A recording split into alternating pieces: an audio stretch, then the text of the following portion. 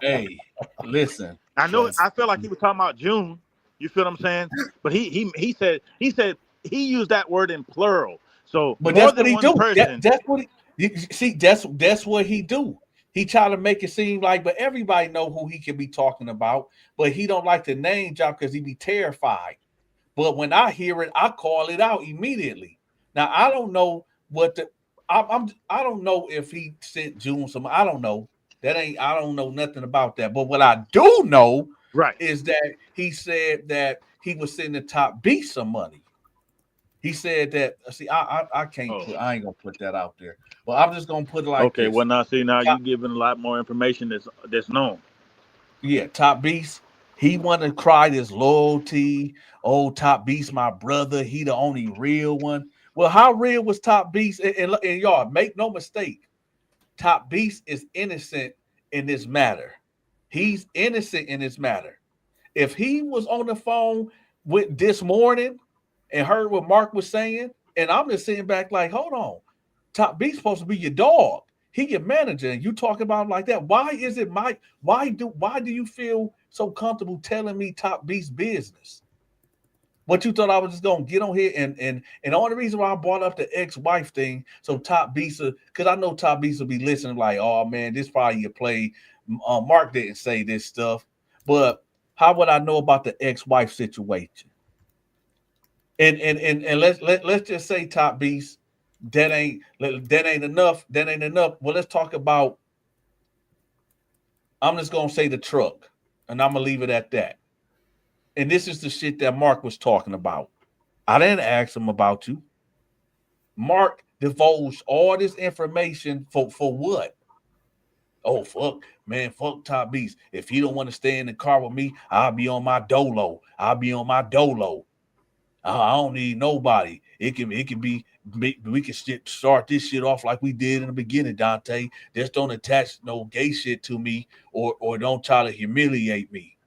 But see, I don't understand that, man. He says, don't attach gay shit to me, but his moderator's a cross dresser, man. What the fuck sense does that make? It's funny you bring that up. And that's a strong point. He sit up there and say, I don't want to be attached to no gay shit, but and this ain't no disrespect to Just Jay. Just Jay, he is what he is. You don't want to be attached to homosexuality, but you got a cross dresser as your moderator. Well, how do that make sense? Make that make sense. Please make that make sense. Hold on, we got one of Mark guys on here. Hold on, All right. Bama boy, you riding with Mark? Hey man, I just want to say my apologies to all y'all. What My you got? apologies What you got to apologize for? for put myself in something that I ain't had nothing to do with. You know what I'm saying? You know what I'm saying? Y'all, just my apologies. Blue Blood helped. You know what I'm saying? He helped me understand a lot of stuff, and YB he helped me understand a lot of stuff, man. Hey man, it is what it is, bro. Okay. So Hey man, so so do you have any gripes with Mark? no, I ain't got no gripe with him. With hey, I just listen to y'all, man. Shit, man. I ain't know he, I ain't know he snaked you like that, and bro. Hey, And no, no, no, Bama boy, forget me. Listen, can't no nigga snake me unless I want to be snaked. Let's get that clear, go ahead, right? okay. So, but here's the thing: for the other guys that Mark did this to, listen, Bama boy, Hmm. I I dare Mark to go live. Tell him show his text messages and don't leave nothing out. Tell him to show, and I'm not gonna show him because that ain't what I do. Tell Mark to show the text messages, but he ain't gonna do it because Top Beast gonna be feeling some type of way. Well, Top Beast gonna feel some type of way anyway, Yeah, off of what I said, what I just said. Because like I said, Mark, you reached out to me this morning.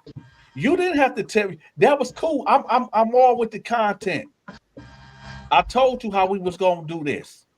Yeah. And then you get up on here and try to make it seem like, oh, well, I wasn't talking about Donta. Yes, you was, man. You had that conversation. See, Mark liked to play games. He liked to throw rocks and try to act like it was towards somebody else. No, put a name on it. Put a name on it. Don't say, well, this person said this. No. Tell me exactly.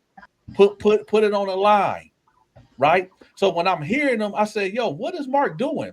You reached out to me. You the one said that you want to be a big YouTuber. You the one said you needed my assistance. You the one threw Top Beast under the road and ran them over 1,000 times. I'm just not gonna put out what you said about Top Beast because I don't have no issue with Top Beast, and Top Beast is just collateral damage to you. And the crazy thing about it is, if you felt like I played you, Mark, which I don't understand why. If you felt like I played you, then why would you tell me Top Beast's personal information and what he's going through? Why would you do that? If you don't trust me, if you got a real issue with me, why would you tell me a man business that I don't know, man? That's just weird. You telling me all his business, but he the one that cried for you online. He the one showed you how to do a lot of things with StreamYard and having your back and taking all these bullets from all these content creators because he your manager, and then you turn around and stab him in the back. That's crazy. I can't believe that Dante, he'd say. that's Hold on, one second. I can't believe that he would say that you did him wrong when the whole reason that he's on the internet is because you accepted him. I talked to you before about this, Dante. I spoke to another prison YouTube guy who mentioned about Mark. He said I wouldn't fucking touch that story with a 10-foot pole around with radiation. He's like, I ain't gonna touch that story. So Mark wouldn't be here today unless you took him up. So how did you do him wrong? No, I guess I did him wrong because here's the thing. He want to be cartoon so bad. He want to be cartoon so bad. This is why he always mentioning cartoon. Well, cartoon this, cartoon that. To be real with you, the only reason cartoon did not want to do them interviews with me dealing with Mark, cartoon said, listen, Dante, I had to listen, man, listen, and y'all know cartoon is serious, dude. I had to damn near pull cartoon teeth out his mouth to get him to do the interview. He was like, man, Dante, I can't do it, man. I don't want to be tied to that dude, man. Hell no, man. I'm not doing it. Me and Cartoon argued for a couple days. And he finally said, all right, Dante, I'm going to do this one time, and that's it. Ain't no more favors when it comes to this type of shit. I'm not doing it no more. I'm going to do this one interview, and that's it. We not doing nothing else when it comes to this LaMark Moore. I fuck with you, Dante, but outside of that, holla at me after this shit die down. So when Mark want to sit up there and try to attach cartoon name and stuff, like, man, hey, Mark guilty as hell. Mark did all that shit. Why y'all think nobody from Alabama has came out and spoke on Mark's behalf? Cartoon just said, yo, I don't remember him. I didn't see him. You know, he was just giving this scenario. But understand, nobody has came out on Mark's behalf. And you want to know why? The guys that was locked up with him, they was probably indulging too. So it's one of them things. It's like a convict code. Don't tell my secret. I won't tell your secret. Yeah, that what Youngblood said to me. But well, yeah, because they've already mentioned the Alabama prison system. Cartoon speaks on it all the time. Alabama prison system is different. So that's kind of like not looked down upon. But in everyday life, that's looked down upon, bro. You get no respect for being a manhumper. And that's it. That's all. Yeah, and then you know the crazy thing, the Nathaniel Gadd dude, he will be the one that get fucked by Mark. Because when I say he's so gullible, Nathaniel Gadd is so gullible. I think Sean Jones too, to be real with you. Nah. Sean Jones know the real. Sean Jones, he Okay, know the real. I think Sean okay, Jones okay. just be trolling. He You just know, troll. Okay, okay, okay, okay. everybody except for Nathaniel Gadd. I think Nathaniel Gadd would go in the cell with Mark like, man, Mark, you ain't do that shit, did you? Mark like, no, I ain't do that shit. I ain't, man, come on, man. That was a documentary. And the game, Nathaniel Gadd would be like, yeah, I know. And then 3 o'clock in the morning, Mark done slid up on top of him and put a knife at his neck and started fucking him. Damn, that's fucked up. Yeah. That's what it is. Anybody can clearly see that Mark did that. Just think about it, man. Come on, man. It's damn near 2,000 inmates in there, and there's no homosexual men like Mark in there, like Big Ox and other cat and Queen Dorothy. Why they didn't go to Big Ox? Why they didn't go to Queen Dorothy? Why they didn't go to all these other known homo Peaches, Reva? Why they didn't go to none of these other people? They went to Mark. They could have went to anybody. And Mark wanted to talk about, oh, they said that when I first was Well, telling my also people, Dante, also, They didn't just go to also Mark. Dante. How did Mark know who YB was, aka BB? We know who BB is. I don't want to say his name. I respect that brother. But how did Mark know who YB was? hey, that's why I said, man, Mark did that. Mark, listen, man, it ain't anybody except for Nathaniel Gadd. Anybody outside of Nathaniel Gadd, like Nathaniel Gadd, got to get ran up in to know the truth. And then Nathaniel Gadd might even be like, oh well, maybe somebody put something in Mark drink, and maybe that's what made Mark did that to me. Mark is the man. Mark ain't no victim. Mark did that shit. Mark did that shit for sure, no Well, doubt. I'm gonna say this, Dante, and I'm gonna get off, man. Respect the blue blood, man. He right. Mark have been talking like if you ain't been to prison, you ain't shit. He been talking like that, and I ain't appreciate that, bro. And I'm like, damn, bro, like just cause motherfucker ain't been to prison now, don't mean he ain't. You know what I'm saying? He ain't no thump down nigga now. You know,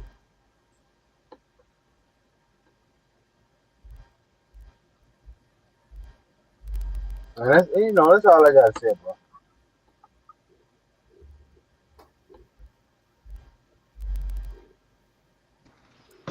Yeah. Who is this observing stuff? Let me see. Let me see. Yo, who is this observing stuff? Oh, you hear me? You talked to me last time. Oh, okay. I just have to make sure you wasn't one of these guys that be doing weird stuff. Yeah, I know what you're talking about. Nah. You talked to me last time. Nah. So, what? I'm sorry, I'm late. What is your situation with LaMark? Man, Mark did that shit, man. Mark booty dog more. Hey man, listen. Mark Mark tried to run the boo game on me, but Mark is so stupid. Mark is probably one of the dumbest criminals in the world. Mark is. I ain't gonna diss the whole Alabama state. I got love for Alabama, but Mark make that state look so bad, so Dante, bad. Dante, I gotta ask you one thing. Yes, sir.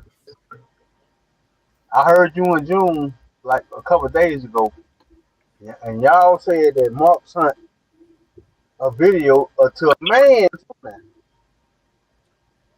Look, I'm gonna put it. I'm not gonna say the dude name because there's somebody in the chat that is tied into it, and I told this person that I'm not gonna, because if I tell y'all the man that he sent the video to, I'll be betraying somebody that I told that I'm not going to say it to, and that person know what I'm talking about. So I'm not going to tell the person name, but he sent it to two females and he sent it to two guys. When I Yeah, asked Mark in private, I asked him in private. I said, Mark, I know about the two females. Was it Did, by mistake, yo? Was it by mistake, yo? I'm about to tell you. I said, I Okay. know about the two females. I said, did you send a video to this person? He said, "Oh no, man, that was a mistake, man. I was trying to send it to this female." I said, "Okay, cool." And then he tried to deflect and go to something else. I said, "Okay, Mark, did you send this to this person?" And he was like, he just instantly got upset. He was like, "Who the f told you that? Who the f you told you that?"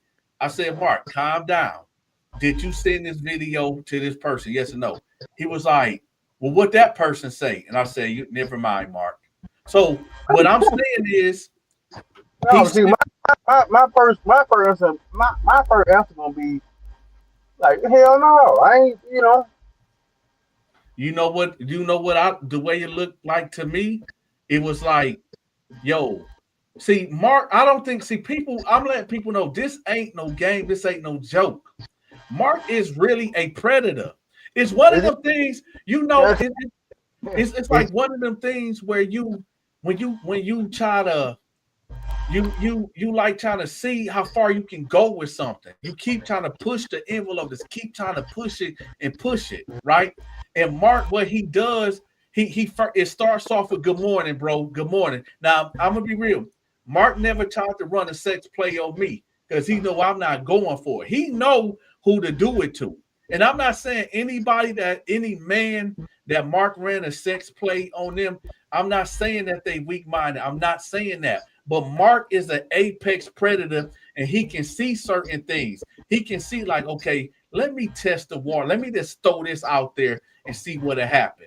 And if you don't check Mark immediately, he's going to keep going a little further, a little further, and a little further. And then, bam, you get a sex video. And well, see then, how you checking, Dante? How you check? huh? How you He check? said, "How you check them?" Is what he said. Well, Mark never tried to run a sex play on me. I don't think Mark just run. I don't think Mark just say bam and hit you with a sex video. He is certain shit that he do. Like I said, with the good morning, bro. I don't ever text him back good morning. I just seen the Wait, I what? just yeah. Well, Mark will be.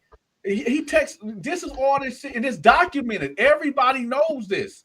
Mark done talked about it. Mark said, "Well, I tell people good morning, bro, all the time." And right, and that's what he does. He tell people like, "Oh, good morning." So if you say good morning back, he'll keep that going, and then he'll call you like at random times.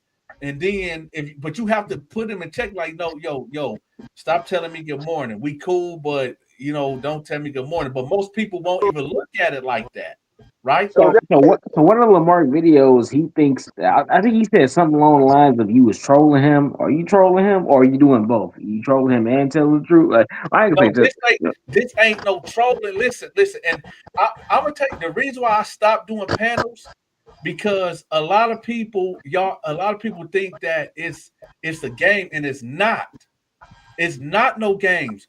And that's why I really stopped doing the panels because I'm like, people think it's a play. No, it ain't no damn play. I'm trying to warn people No, before I think I don't think you run no play. before they end up like Nathaniel Gadd. Nathaniel Gadd is gonna fuck around and find out the hard way. And who like is I Nathaniel? said, Who is Nathaniel Gadd? Nathaniel Gadd is a guy that was rocking with Mark. That don't think fat meat is greasy. He think Mark is innocent of that documentary. He all the evidence and forget the documentary. If y'all go back through all my old videos, look at Mark mannerisms. No straight man got the mannerisms of LaMark Moore. LaMark Moore got the mannerism as a look. I got an auntie that live in Georgia, right? And he just his mannerisms is like my down south auntie that live in Georgia. So He's so like fast, yeah. I'm sorry. So the thing about Mark is like what's weird about that shit is like I've only been in jail. I've never been to prison. Only been in jail, and then only for a short period of time, very short. Like it was like 2 weeks. But could nobody tell me, hey, say you did this to this man, and we'll let you off?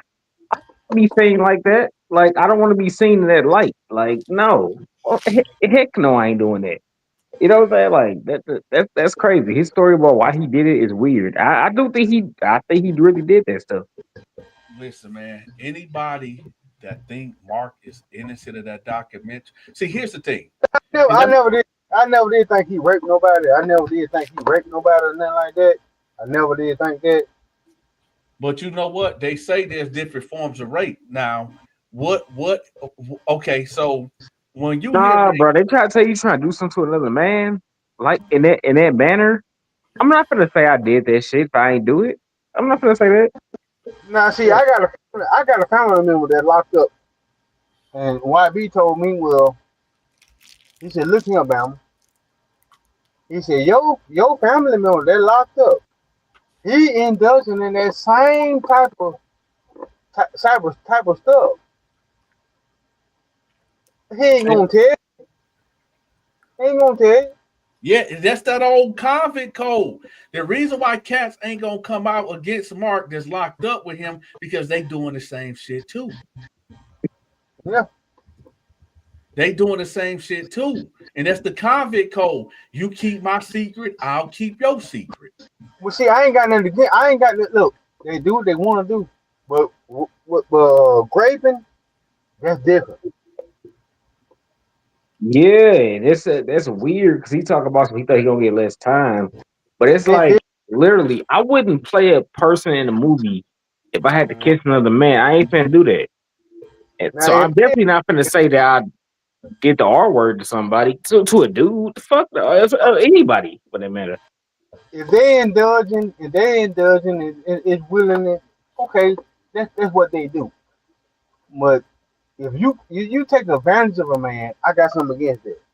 Look, let me tell y'all something. This is what people don't understand is this.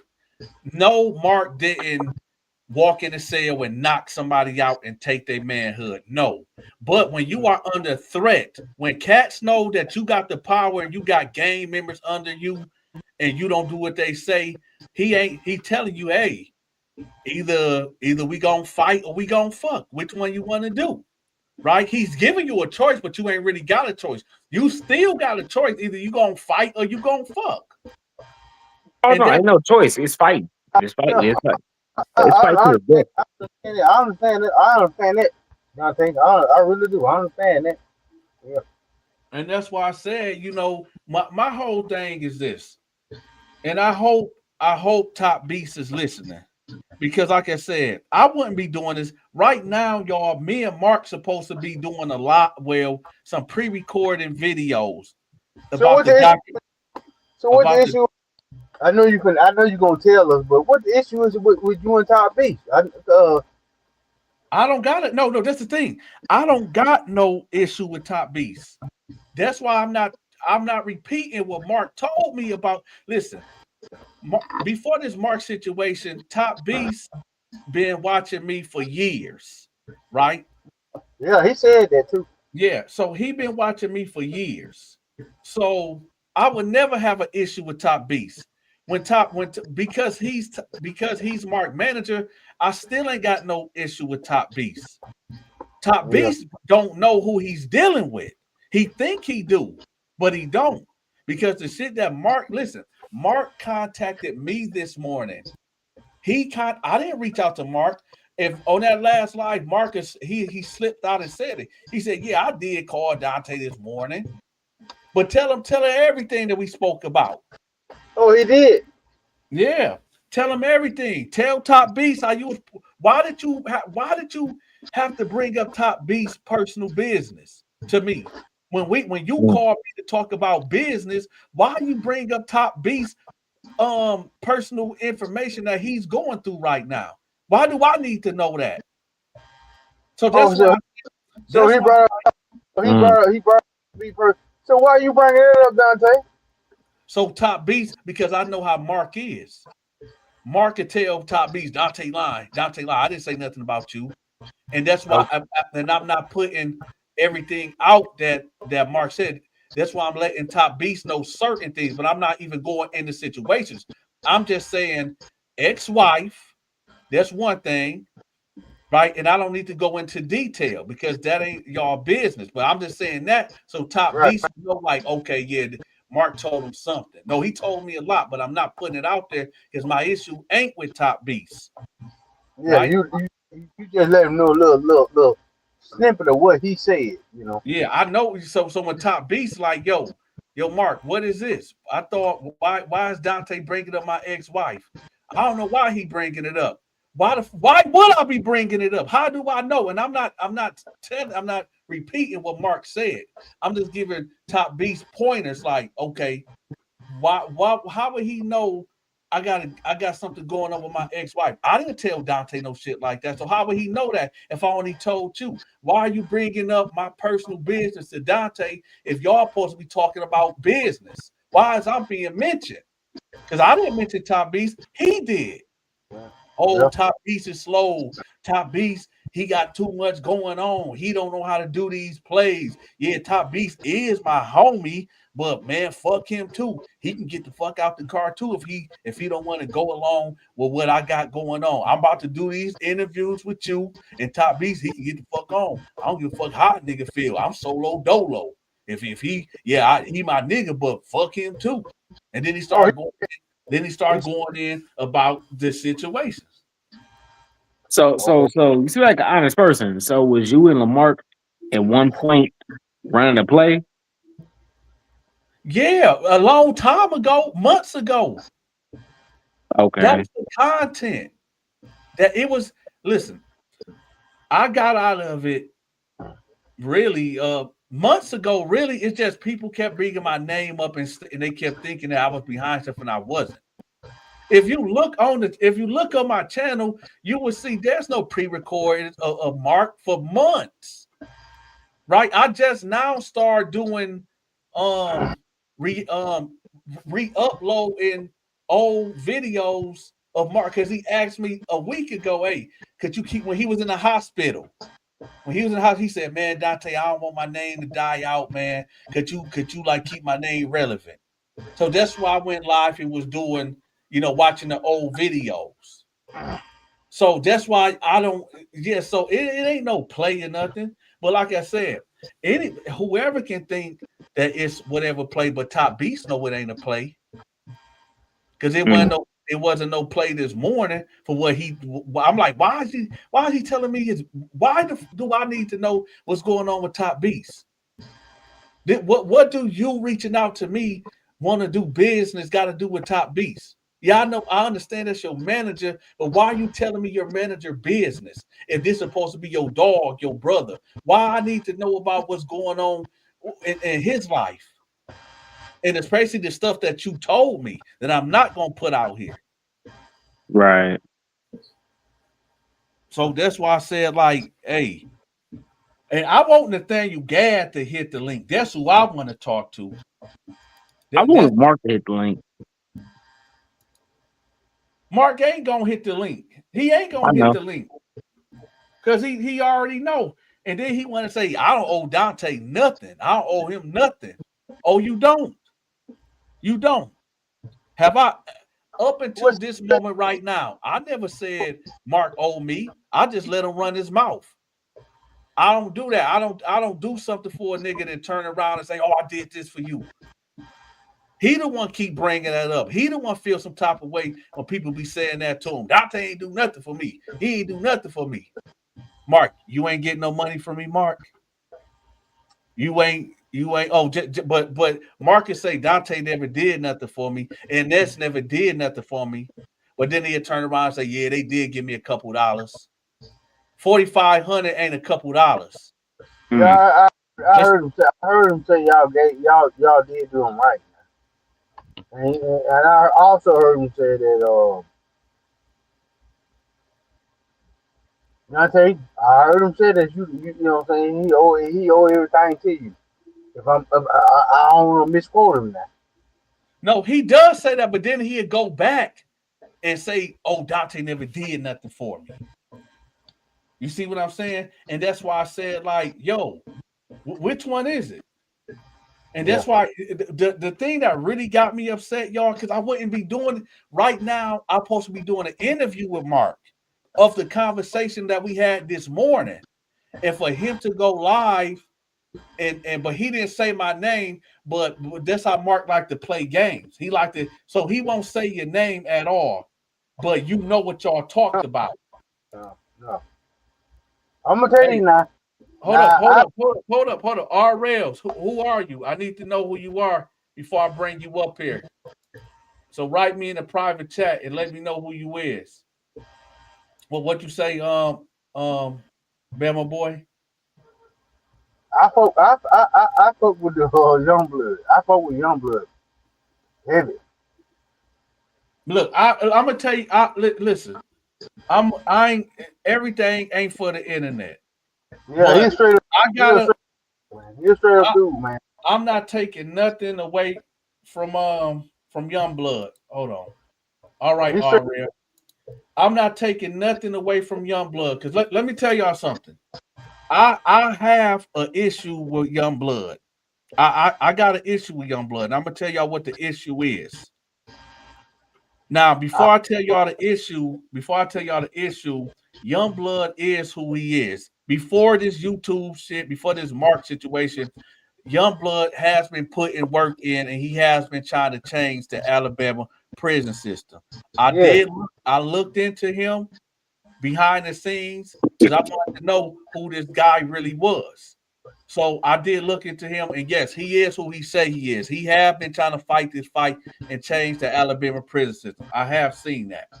But what y'all don't know is that yes, I was beefing with June.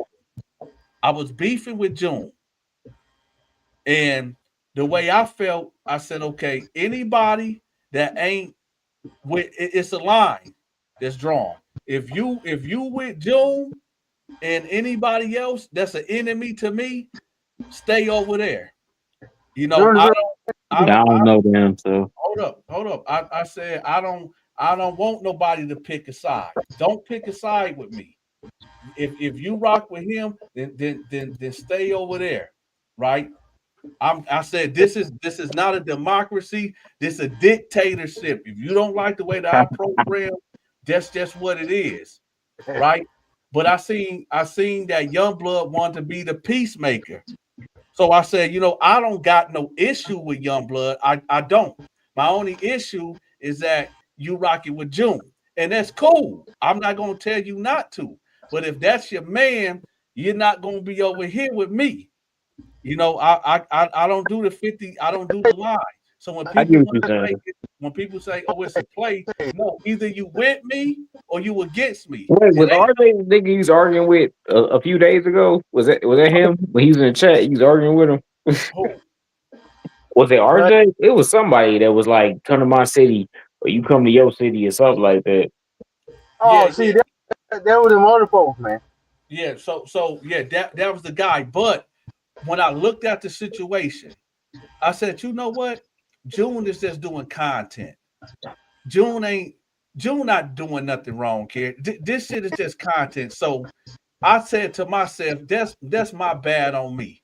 It shouldn't be no sides. June, a content creator, young blood can rock with whoever he want to. But I also felt like when I looked into young blood, I said, okay, he's really who he is. He's really doing a noble thing.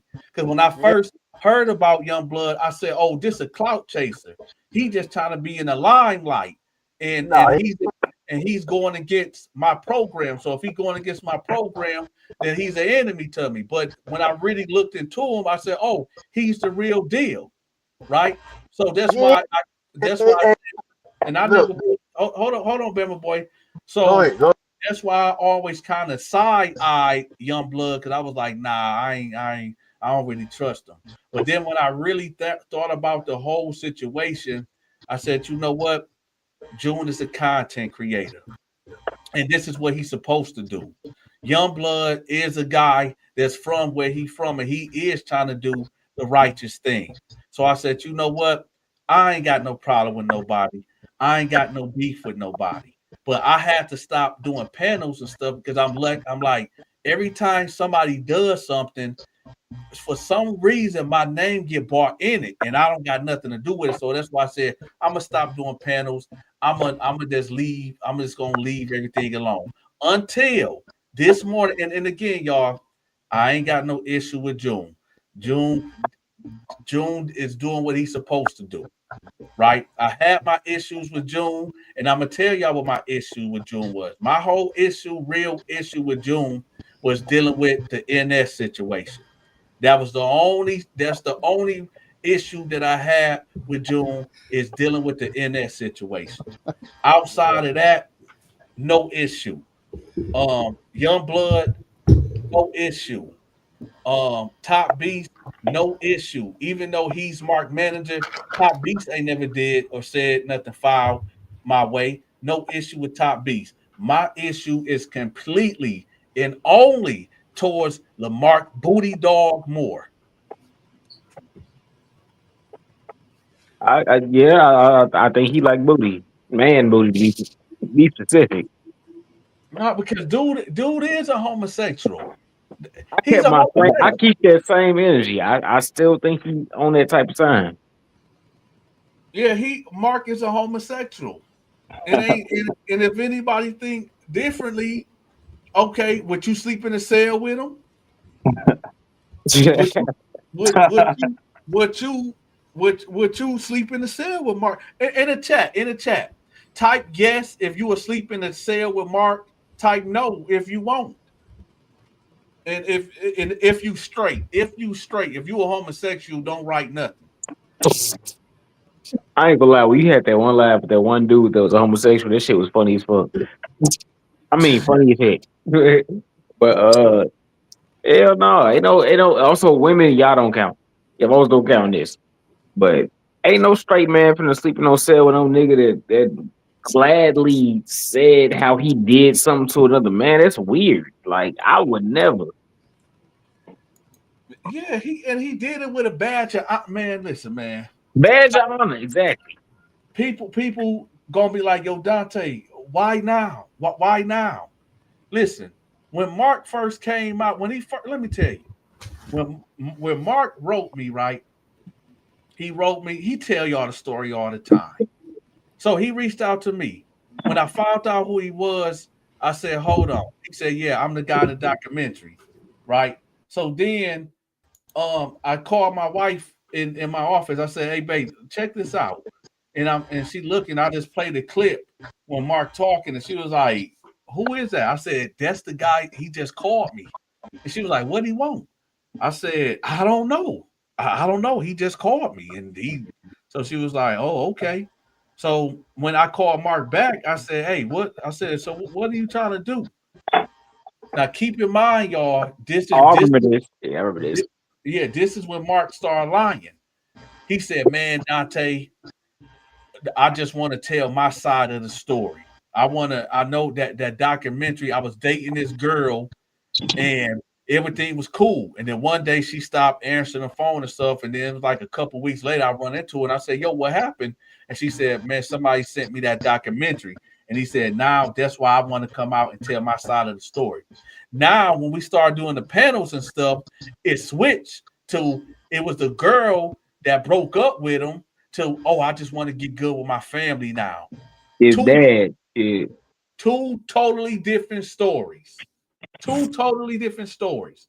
And if you go back to what Mark was talking about, you will see Mark always talking about, oh, I ain't got no friends, I ain't got no family, and all this and that. But all right, man, it's yeah, man, miss me with all that shit, man. Mark is the problem. Mark is the issue. Hey, do you ever figure out what happened with that white family that he was with? Let me tell y'all. Let me tell y'all something. When Mark sent me that, do you remember when I say Mark be trying to run a sex play? He tried to run sex plays on men. Yeah, I remember that.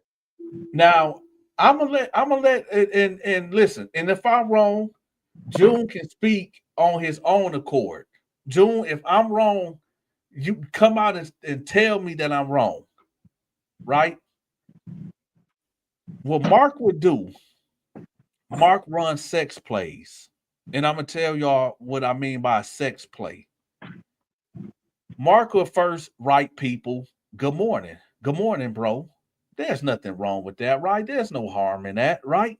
Good morning, bro. Okay, yeah, okay. What's up? Good morning, bro. All right, cool. But every fucking morning, good morning, bro. So cool. Hold up. I'm finna give you the progression. I only text females that. Right. Hold up.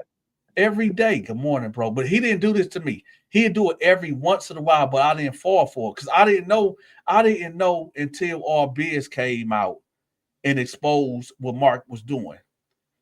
So what Mark could do here, start off with good mornings. And then, man, I want to tell dude name. Man, hey, the other guy, because he in the comment section. The other guy that's here, just in the comment section. I'm not trying to force you to come out. I already promised the mutual person that I'm not gonna put your name out there. But it will be real beneficial if you would just come out. You don't even got to come on my channel. Go on June channel and let the people know how he ran that sex play on you, how he sent you that other video and tried to. I'm gonna put it this way, y'all, without saying who it is. When Mark get cool with you, he start putting these tactics out. This guy helped Mark do his banner. This guy helped Mark do his logo and stuff. So Mark and him was cool behind the scenes, right? Mark, this guy was helping Mark, do his designs and everything. And Mark started sex playing him. So the guy ended up with one of Mark gunning videos. And the dude felt uncomfortable and ran off the damn internet because he didn't know what to do. He confided into somebody else. And this person was like, yo, I don't know why Mark would do that. Maybe it was a mistake. We all want to give Mark the benefit of the doubt to say it was a mistake. But no, come on, man. You sent it to 3 women already, and it wasn't no group text. It was an individual. You sent it to this person. You sent it to that person. You sent it to that person. Then you sent it to this man, and then you sent it to this man. All separate texts. It wasn't no group message. Well, come on, y'all. You don't make no mistake sending no sex tape out to people in a mistake. Come on, man. Man, and then on top of that, like, I ain't gonna lie, like, I've talked to multiple females about that, and I've had that asked from me from multiple females. They don't want that unless they ask for it. Don't be sending your, you know what I'm saying, yo Jack material, Jack videos or whatever to some, which I ain't never made one. But like, don't be sending this to random, like sending this shit out randomly. Like, what the hell? That's man, my man. This is what I call sex play. Because dude. He testing the waters. Tested the waters. That's exactly what he did. All Biz disappeared from the. We all know All Biz was the talk shitter. All Biz will always argue, and All Biz just disappeared. Just disappeared from the scene. Like, where the fuck? People asking me, like, "Hey, is All Biz all right? Where All Biz? I don't know. I don't got his number." And then All Biz finally come out and like, "Yo, my marriage is in jeopardy. My wife feeling some type of way because of this dude, and my wife stumbled across this. I didn't know what the fuck to do." And then I hear from the grapevine, like, yo, and I'm not gonna put out the dude name because I told a certain somebody, like, yo, I'm not gonna put your name out there.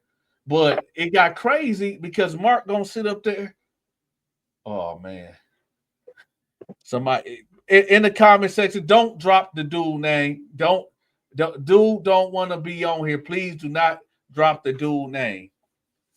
Right. And I don't know how it's somebody in the comment section that's putting it out there, but I don't know how they know.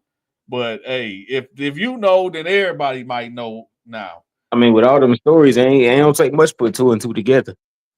Yeah. So I don't know, but I'm just saying. Mark is running sex plays. And that's why I said he should have just left.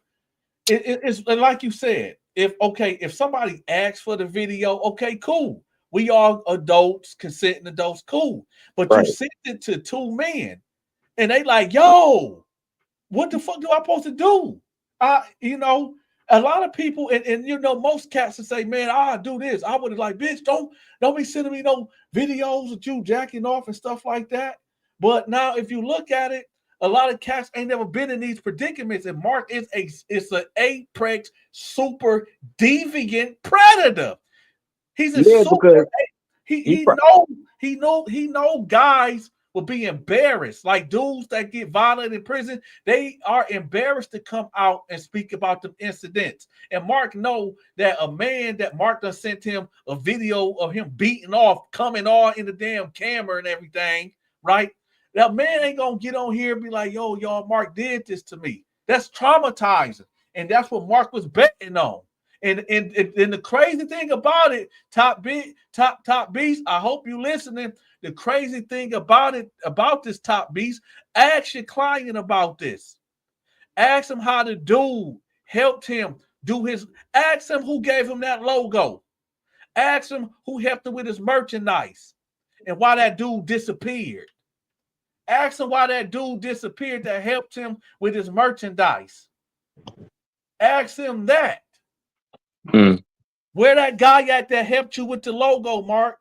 Where's the guy that helped you with your merchandise? Why did he just disappear? Did you tell your manager that? Did you tell him how you sent him the sex video and how he bugged out and had to confide into somebody? And they told me like, yo, Donta, you got to step in. You got to do something. I'm like, I don't know what the fuck to do. I never dealt with this type of nefarious behavior. And I was acting the same thing. I asked the same thing, y'all. I said, Mark, you ain't send that video to A and B, did you? The first person, he said, oh, no, that might was a mistake. But when I brought up the second guy that I'm not naming, he got quiet for a minute. Then he was like, who told you that? Who he said that shit? His whole demeanor changed. so he got vision issues or some shit. I mean, or some stuff like he got vision issues or something. Like I've never accidentally sent a video to nobody. I ain't never accidentally sent a video to nobody. Man, listen, that's the whole point, man. That's the sex. That's him running sex plays, man. That's what he does, man. That imagine, and this just the shit that we know on the internet.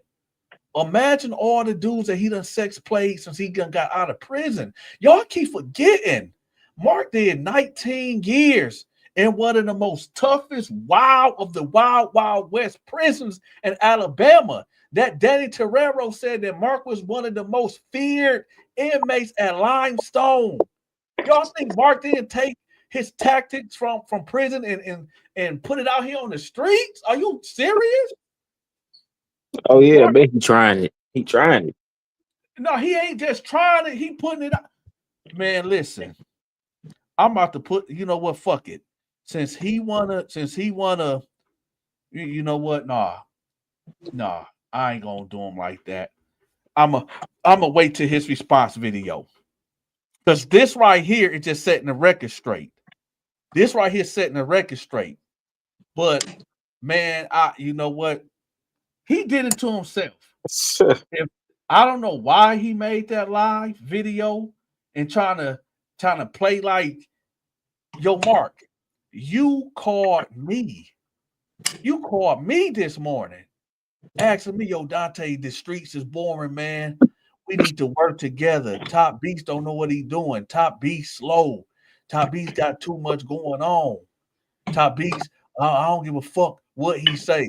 I don't need nobody to sign my permission slip. I do what the fuck Mark Mo want to do. If Top Beast don't want to get with the program, he can get the fuck out the whip.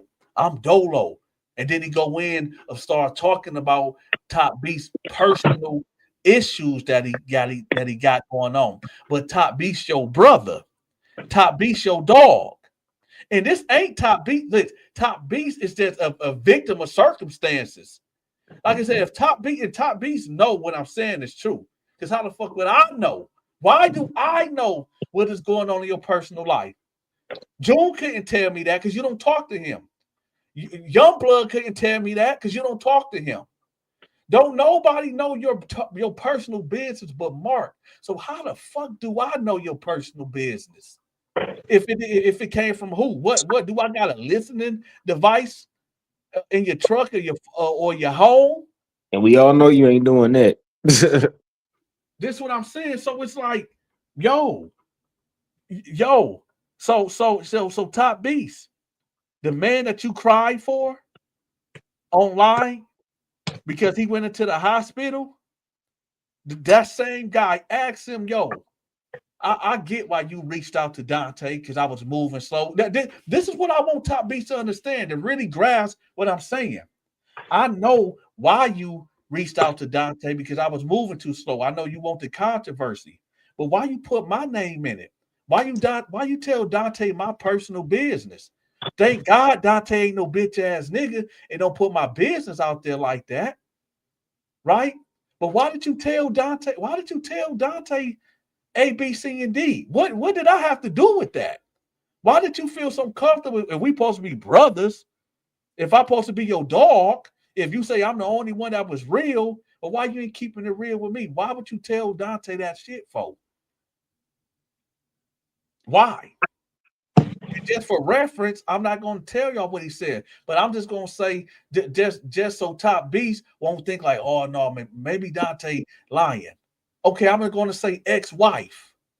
Issues with the ex-wife. Issues with the business. And we're gonna leave it at that.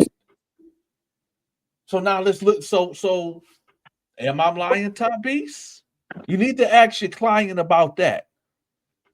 So I don't know what conversation y'all had and what he left out, but ask him about that.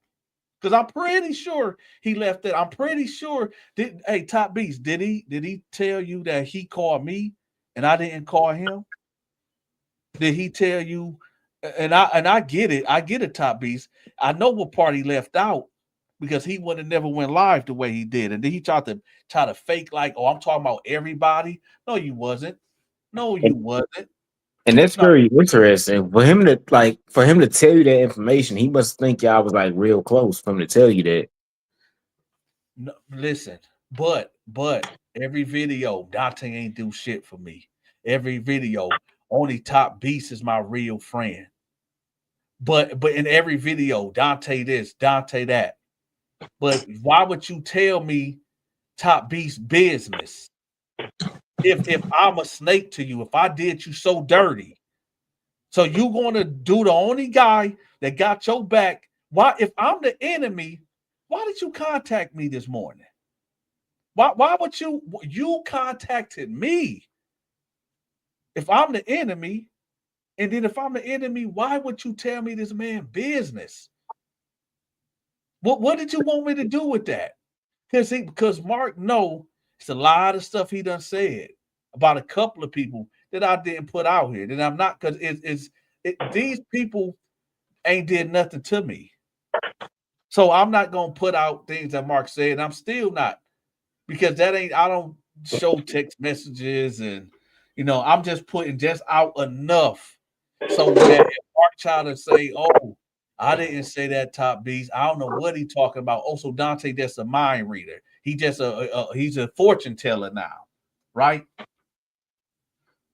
So that's what it is. So, like I said, Lamumu, that's what they call him, Lamumu, the fat pig, right? He just he I don't know, y'all. The dude he's a zest monster. He did all that shit that was said about him in the documentary. He did everything. But the part that y'all keep forgetting. Oh, that was the other dude Who? uh in the documentary. You talking about JG? Yes, I'm talking about the other dude was in the documentary with LaMark. Yeah, that's JG. He not Oh, here. okay. He passed away. And you know what? Now that I think about it, it just really makes sense that why Mark would come out 19 years later, because he waited till all the key players passed away. And he seen and Hips was the last one that could say something, but Hips a drug addict, and nobody believed with Hips a drug addict and he was compromised. Oh Jesus, it's a motherfucker named Hips. Okay. No, that's his real name, Charles Allen Hips. Oh, okay. Yeah, so that's why I said like, yeah, Mark just hold on. Let me see. Turned out sexual assault, and Mark knew what the title and everything was gonna be. At that documentary, he did that shit for cheeseburger. Man, hold on. Let me go to big. You know what? I'm texting Big Lee right now, y'all. Hold up. I'm texting Big Lee Let's go. to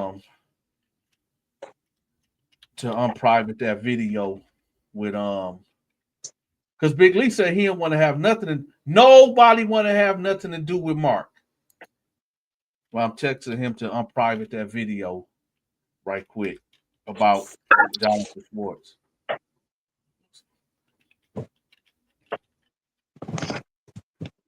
You know. Also, do you because I think like for some reason I don't know why people in prison tell the people who went to prison tell the best stories. So do you ever like interact with any of the white boys who've been to prison on YouTube? Oh, me? Yeah, or Um, anybody else who's been in prison? I'm man, on the real, man. I'm like this. I don't really do business with people that already established. I like to deal with people that's up and coming. Right. Okay. You know what I'm saying? Because I mean, when you establish, you already established. So, and people that know me that have spoke to me on the phone, they know I'm always giving up and helping people. Because, like I said, if you can make money off it, just cutting on the camera, that's to run your mouth. I ain't worked a real job in 5 years, right? Dang. And we Okay. just gonna leave it at that. We just gonna leave it at that. Gotcha. Well, hold on. Let me find the video right quick. All right, he undid it.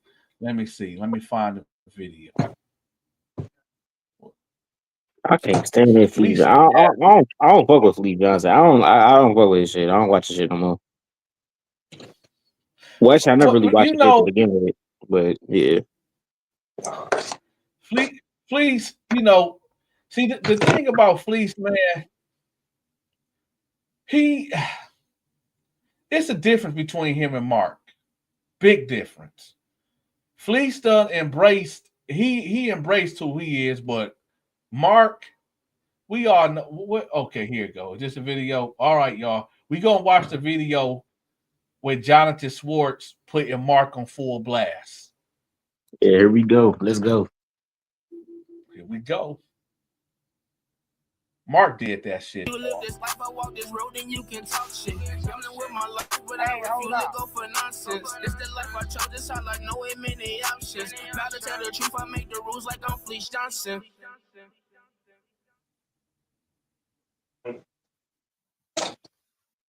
Hey, what's up? This is Big Lee with Hustler Spirit. I got a special guest today.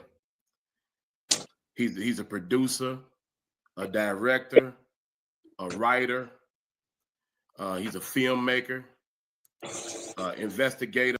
Hey, everybody, mute y'all mics until this video over. Mute your mics. Mute your mics. All right. Journalist. He has projects. Turned out sexual assault behind bars in 2004. He did Faith in the Big House in 2011 and 2015. Was that might have been part 1 and part 2? I don't know.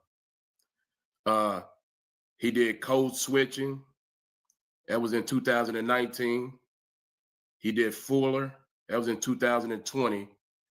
And he actually won an award for Safe Sets in 2024 at the New Hampshire Film Festival. So I'd like to introduce Mr. Jonathan Schwartz. How you doing, Jonathan? I'm doing fine. Good morning to everyone. Appreciate it. Appreciate you sitting down with me. This is a very important interview for not just me, but people that follow your documentary in 2004 because this resurgence due to Mr. Mark Moore being on other networks. So, right.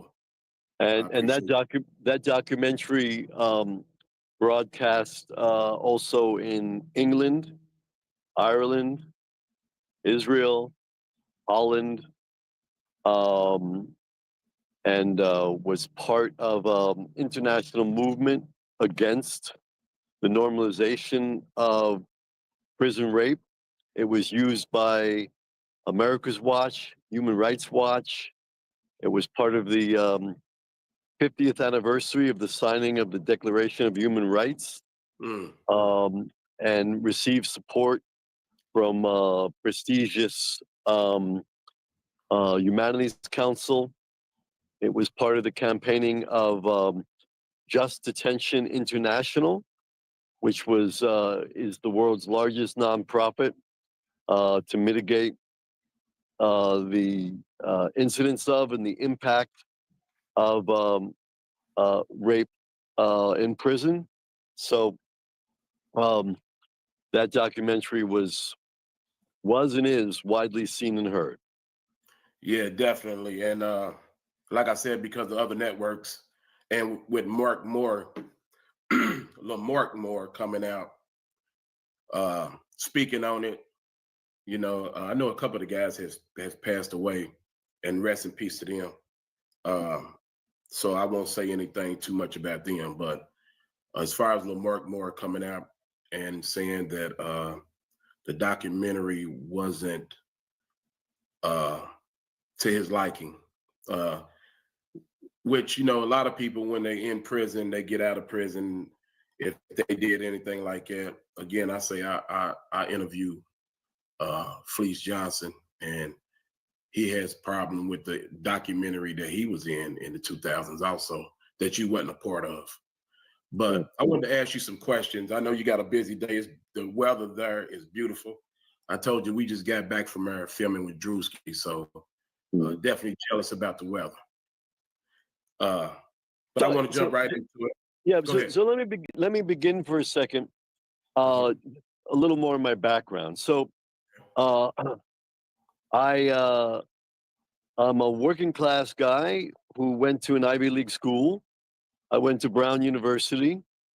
I started my journalism with National Public Radio, with public television, with NBC News. So my background journalistically and academically was in pure nonfiction. So I worked as a union film hand on Hollywood films. Okay. That's the fiction side of my life, right?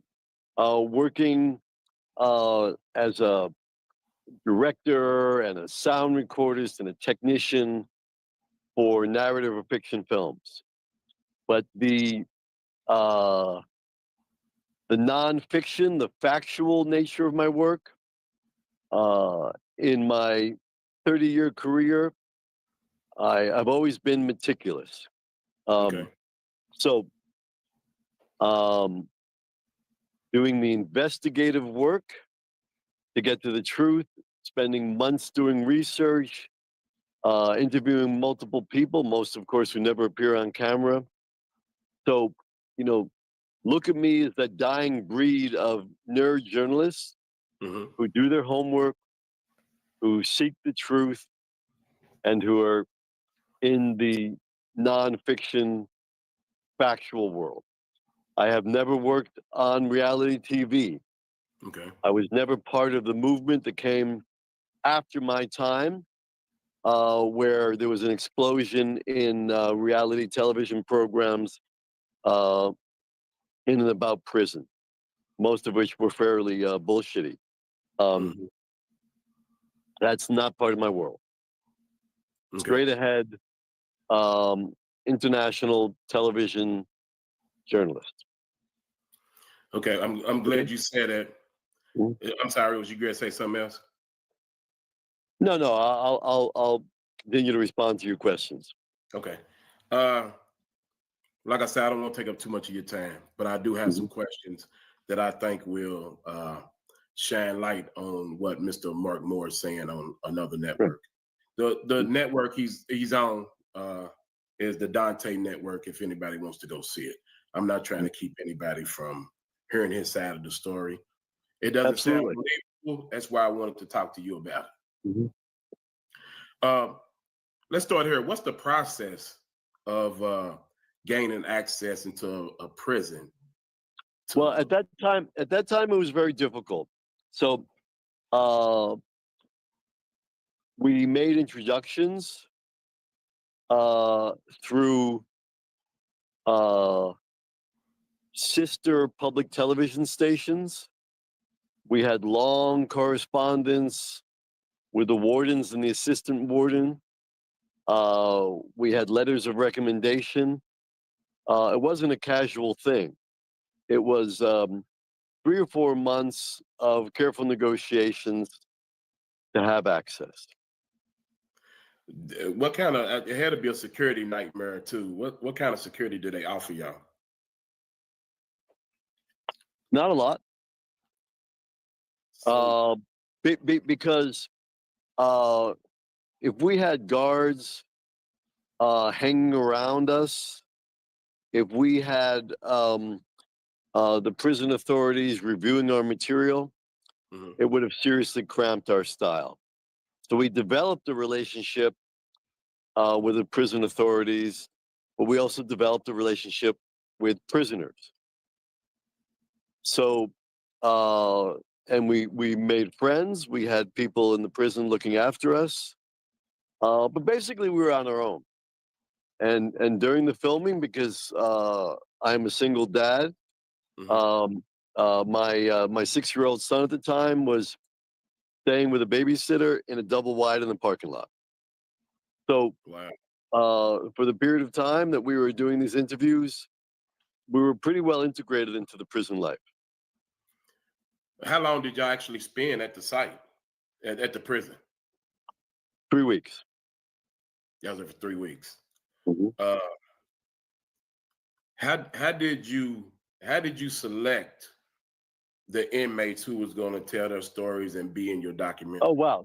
So we were in correspondence and working with a wide network of other journalists and human rights activists and anti-prison rape campaigners. So we were studying incidents in California, Idaho, Nebraska, Mississippi, New York, Massachusetts, mainly about 15 sites. But this particular prison, was in an area where the Ku Klux Klan was powerful, and where the prison had a reputation for being wild. Because on the West Coast, the prisons are very organized. Right. On the East Coast, everyone's changing and shape-shifting and evolving. And there's a lot more mayhem. So we found an opportunity in the prison we selected where the warden was about to retire. And therefore, he gave us an enormous freedom to do our research and conduct the interviews in peace. Occasionally, things got hot.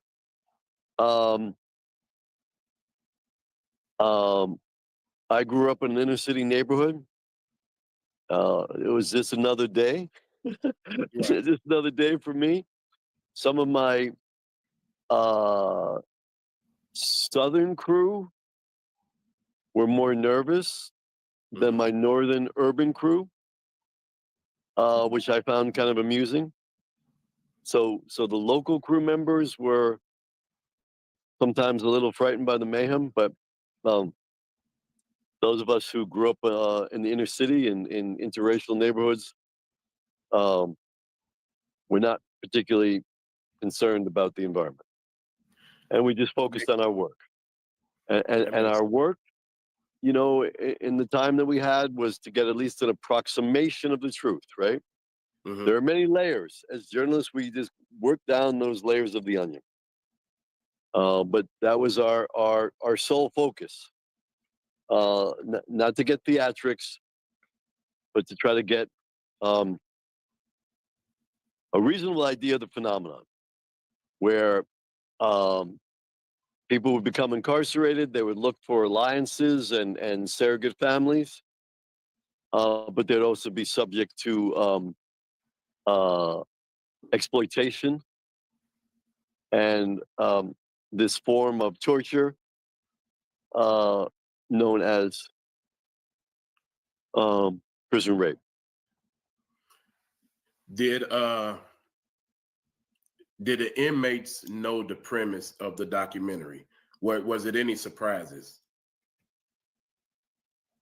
They knew, the inmates that we spoke to, often on camera, knew exactly what we were doing, for exactly what audience, what our backgrounds were, and what our goals were. We were consistent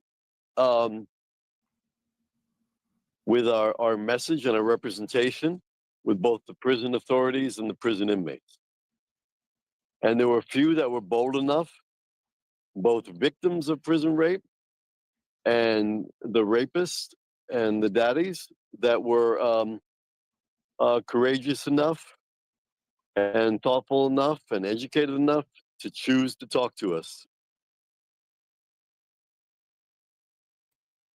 So right there, y'all, for anybody, he said that Mark, which was the daddy, was courageous enough to talk about this. Mark was a daddy. Mark was the rapist. It's clear as day. Mark did that. Why Jonathan Schwartz don't gotta lie? This is what Mark did. This is what Mark did. Mark was courageous to talk about this. Let's keep it going. And Mr. Lamore was one of them. So he knew exactly. He knew exactly the mission in his documentary. He knew it was to exploit exactly what he was doing. He knew and signed the release form. And the release form and the paperwork reflected what the mission of the documentary was accurately. So when Mark tried to say he didn't know what was going on, he knew exactly what he was doing. Mark knew exactly what he was doing. He knew what he was signing, all that. He knew exactly what he was doing. So he wanted to get out here and try to fool y'all and run a boo game. He ran the boo game on all of us. For everybody that thought Mark was innocent, he ran the boo game on all of us, like he did in prison. He entered into it willingly. And we spent a lot of time with him. We got to know him. We spent time with his daily routine. We got to like him. We had a level of friendship and trust.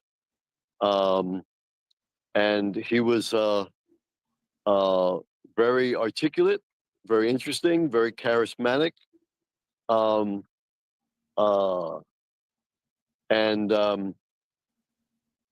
had this dichotomy of being someone who was careful and protective and intelligent and kind, and then had this other side. Now, see, when he say that other side, y'all, what is that other side do y'all think he talking about? That other side of Mark. And it's clear as day. It's clear as day what he's talking about. The accuracy of his tales, to the extent that he dramatized things for dramatic effect, to the extent that he was accurate in his depictions, that's where there's always some schism, right? So people can get on camera and then get carried away and they can embellish. Okay. From our conversations with his victims and from our conversations with the pattern of sexuality, sexual exploitation, and rape in the lockups, that particular lockup, and the lockups in that state. I ascertained that what he said was relatively accurate and true to form. Right there. Right there. Mark got on here and put his business out. Mark got on here and tried to tell us, because JG, rest in peace to JG, rest in peace to Mendenhall, rest in peace to all of Mark other victims. Mark decided to come out just like Michael Myers, like Halloween H2O. 20 years later, right? 20 years later, Mark is worse than Jason Voorhees, Michael Myers, Pinhead, Chucky, Jeeper Creepers. Mark is worse than all of them monsters combined. All of them. Certainly tracking whether he exaggerated, had a bit of a hyperbole. I guess we'll never know. But he was not paid to follow a script. He was never given a script. He was never given a script, y'all. He was never given a script. He just said it. He never paid Mark. Mark was never given a script. So when Mark tried to say, oh, they told me to say this and they told me to say that. No, Mark. They didn't tell you to say this. They ain't tell you to say that. Off the premises, they came in there looking for a booty dog and they found one. And you signed off on it. He said, your victims spoke about it. And that's why everybody was like, yo, Mark, why you can't never answer the question of how was you and JG finishing each other lines? How did Hips, how did Mendenhall, how did Brad Lucas, how they always in cahoots? I don't know, because they transferred me. They already transferred me. We got you, Mark. Don't worry. We got you. My interviews, my questions were direct. They were not leading. I was surprised by what he told me. I asked follow-up questions. I am a qualified and good investigator. I was educated on the topic. I had spent months researching it. We had received grants in order that we had time to do our research. So I had reasonable reliance that his depictions were generally factual. I sympathize with the impact that his revelations may have had in later life. That his father, that his certain women that were dating him. So he was courageous to speak out on a lifestyle and a topic that results in people's the victim's trauma. You see how bold Mark is? Think about it. Do you see how bold Mark is? Like he was bold running sex plays on All Biz. How he was bold running sex plays on other men sending dudes beat off videos. I mean, he does admit to, getting all these writers for gunning, but then he get out here and send beat off videos to grown men. Mark just a bold motherfucker, ain't he? Mark is just a bold motherfucker. He just bold. He don't give a damn.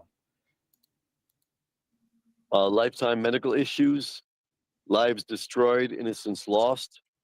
Lives destroyed, innocence lost. Look at the words that he's using. He said there are lives destroyed, innocence, grown man innocence, grown man cookies being taken away from them forcefully by LaMark Booty Dog Moore. Innocence lost. Yo, them are powerful words, y'all. Innocence lost. Innocence lost. Oh, my God. So he was part of a system that tortures and exploits its victims.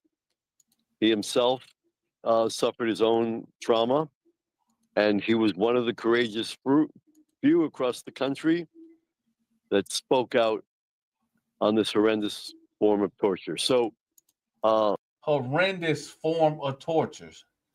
Horrendous form of torture. Hey, I'm telling y'all right now, Mark is an apex super predator. An apex. He's at the top of the charts of being a super apex. He's like a velociraptor mixed with a T-Rex mixed with the Leviathan, right? Mark is like the super ultimate predator, like the ultimate predator. There's none like him.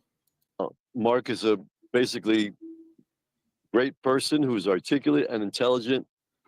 And at that period of his life, 3 decades ago, he found the courage to come forth and talk about the issue. Like Mark just got the courage last November to come forward because he waited till JG passed away. He waited till Mendenhall passed away. He waited till other people passed away. And he said, well, ain't nobody going to listen to the white boy Hips because Hips a drug addict. So let me just go ahead and get out here and get in front of this right quick. He was courageous like a motherfucker. And he used me. He used me to cover up his crimes. He put the bull game down on me. He ran the game on me. I genuinely regret that he has remorse and regrets now at this point in his life, and I sympathize with his struggles. But like a whistleblower in a chemical plant, like a laborer who denounces a corrupt boss, like anybody who speaks out against corruption, or someone that opens our eyes. So clearly, Mark was conflicted.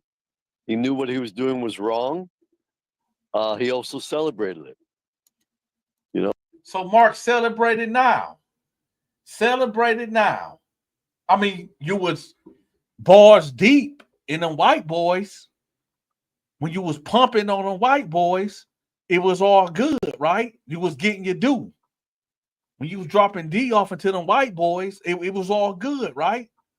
But now you wanna now it's a problem. Now, I don't want to be gay. Like you said to, I don't want to be gay, Mark. I don't want to be gay, Mark. Turn around, bitch. I said turn around before I break your jaw. It was all good when you were dropping hard D off into them white boys, but now you want to act like you ain't do it? Now you want to act like you know what I'm talking about? Now you want to acting like you ain't do it. But when you was balls deep in the white boys, it was all good. You know, after you bust a nut, you just go lay down on your bed and go to sleep. Like ain't nothing happened. Right? You like you bust your nut after you done drop dick off into the white boy, done came up in a white man. Then you go lay down and go rest. Go rest, go regenerate. Motherfuckers sucking his thumb. You know, you spooning with Betty the cook.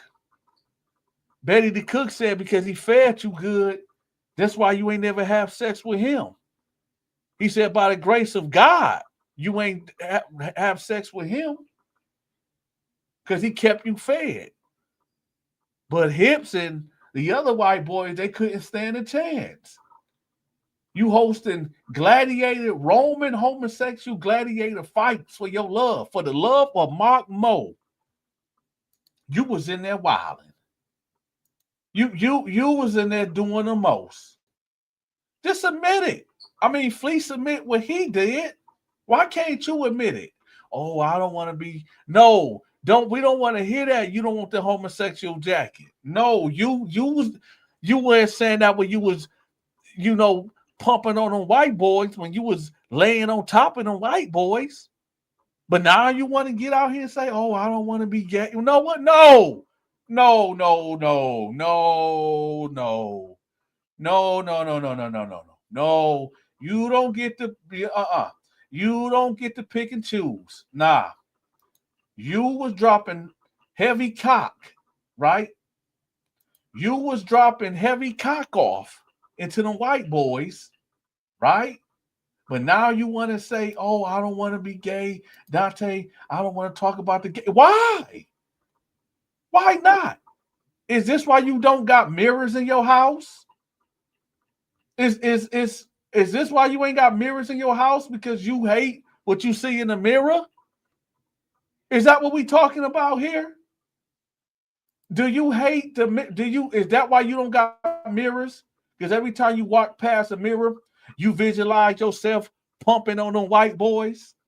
And now you was bold enough to tell Jonathan Swartz how you was dropping crazy D off into them white boys. Right? But then you want to get out here and try to no. No,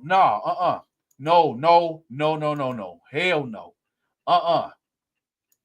I'm not going to allow you. Dante is making this job his duty now. Since you want to get out here and want to run the boo game, and Dante is now your mortal enemy.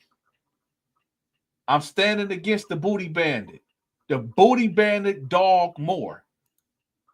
I'm standing against the booty dog of Alabama. No more victims. Hashtag no more hold on. Hashtag no more victims. There you go. Hashtag no more victims. Because y'all listen, he got victims. He out here steady sex playing cats. Hashtag no more victims. Mark Moore is the booty dog Moore. Booty dog Moore. And Jonathan Swartz he put it out there. Mark did that shit. You was courageous back then to talk about it. Listen, y'all. Mark could have easily said, "No, I don't want to do it. I don't want to do it." Right? I don't want to do this. I don't want to do this video. I don't want to talk about this stuff. But he was proud. He was proud when he was telling this story how he was dropping heavy dick off into them white boys. Now he want to get out here because Mendenhall passed away and JG passed away. And he said, well, shit, Hips is a drug addict, so ain't nobody going to listen to the white. Maybe we need to start listening to the white boy. Maybe we need to listen to the white boy and listen to what the white boy got to say. Mark was in there hosting gay gladiator fights. Mark was in there spooning. Mark was in there talking about, bitch, I said, turn around, I'm going to break your jaw. He was the daddy. Jonathan Swartz didn't come up with that lingo. They call Mark daddy. So what? So don't get mad at us, Mark, for your transgressions. We wasn't in there dropping dick off and white boys. That was you. This why Cartoon don't want to be affiliated with you. Cartoon like, hey, I wasn't in there fucking punks.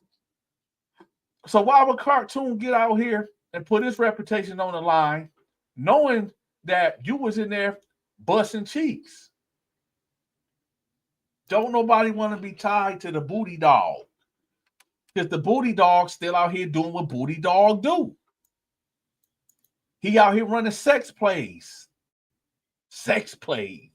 Ain't this, have y'all ever, in the comment section, have y'all ever heard the word sex play? That's crazy how Mark is out here still trying to run sex plays. No, he had a lifestyle that involved promiscuity and eroticism and sexuality and violence. He was protective of his victims. He also exploited them for chores, money, snacks, and sexual favors. Y'all hear that? Mark was very protective of his victims with money, sex, house chores. Come on, man.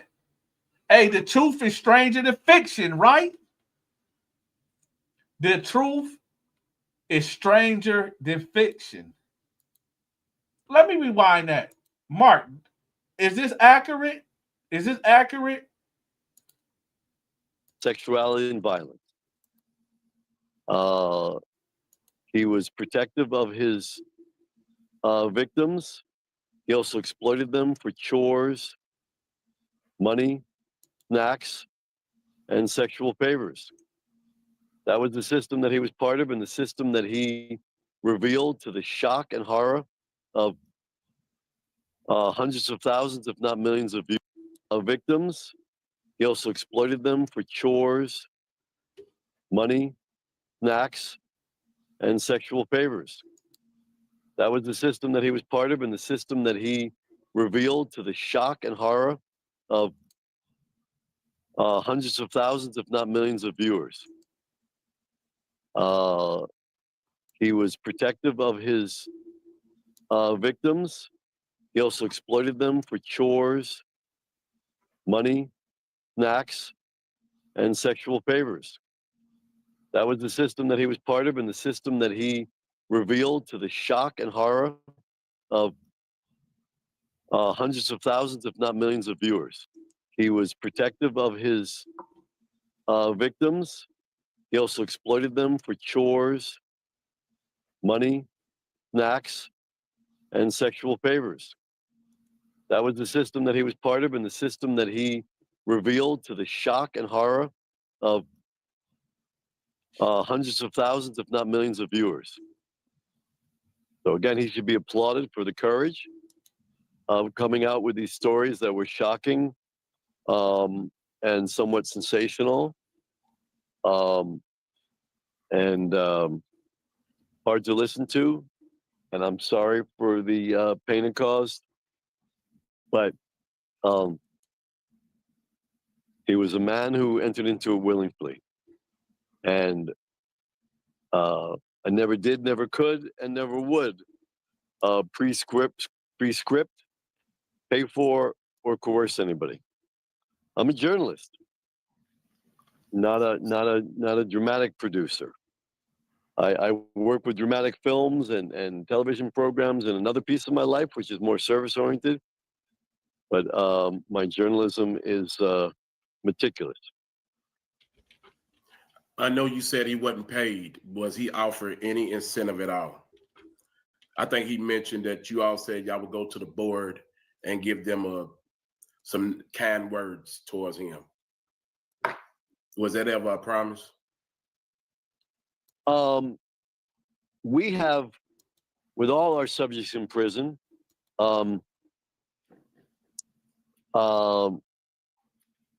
when asked for a reference by any prisoner who we interviewed that went before the parole board, we would have been willing to share our accurate assessment of their progress. It never came up. In Mark's case, had he asked for a certain intervention, if we were available, we would have given him a recommendation, just like employees or interns of ours. He just said that Mark never asked, and Mark, it never happened. So Mark lied, y'all. They never promised Mark to speak on his behalf. Mark was just doing what he was doing. Mark Booty Dog Moore did what he did. I'm about to show y'all something on this video. This is how y'all know Mark is guilty. Hold on. I'm about to play this video for y'all right quick. This how y'all know Mark is guilty. Hold on 1 second. This y'all finna see how Mark is guilty. I'm about to play this video with Fleece. Y'all know exactly what I'm about to go straight to. Hold on. The video when Fleece asks Mark, when Fleece asks Mark, did he get some booty, right? And what did Mark say? If when you look how Mark looked, is this the video?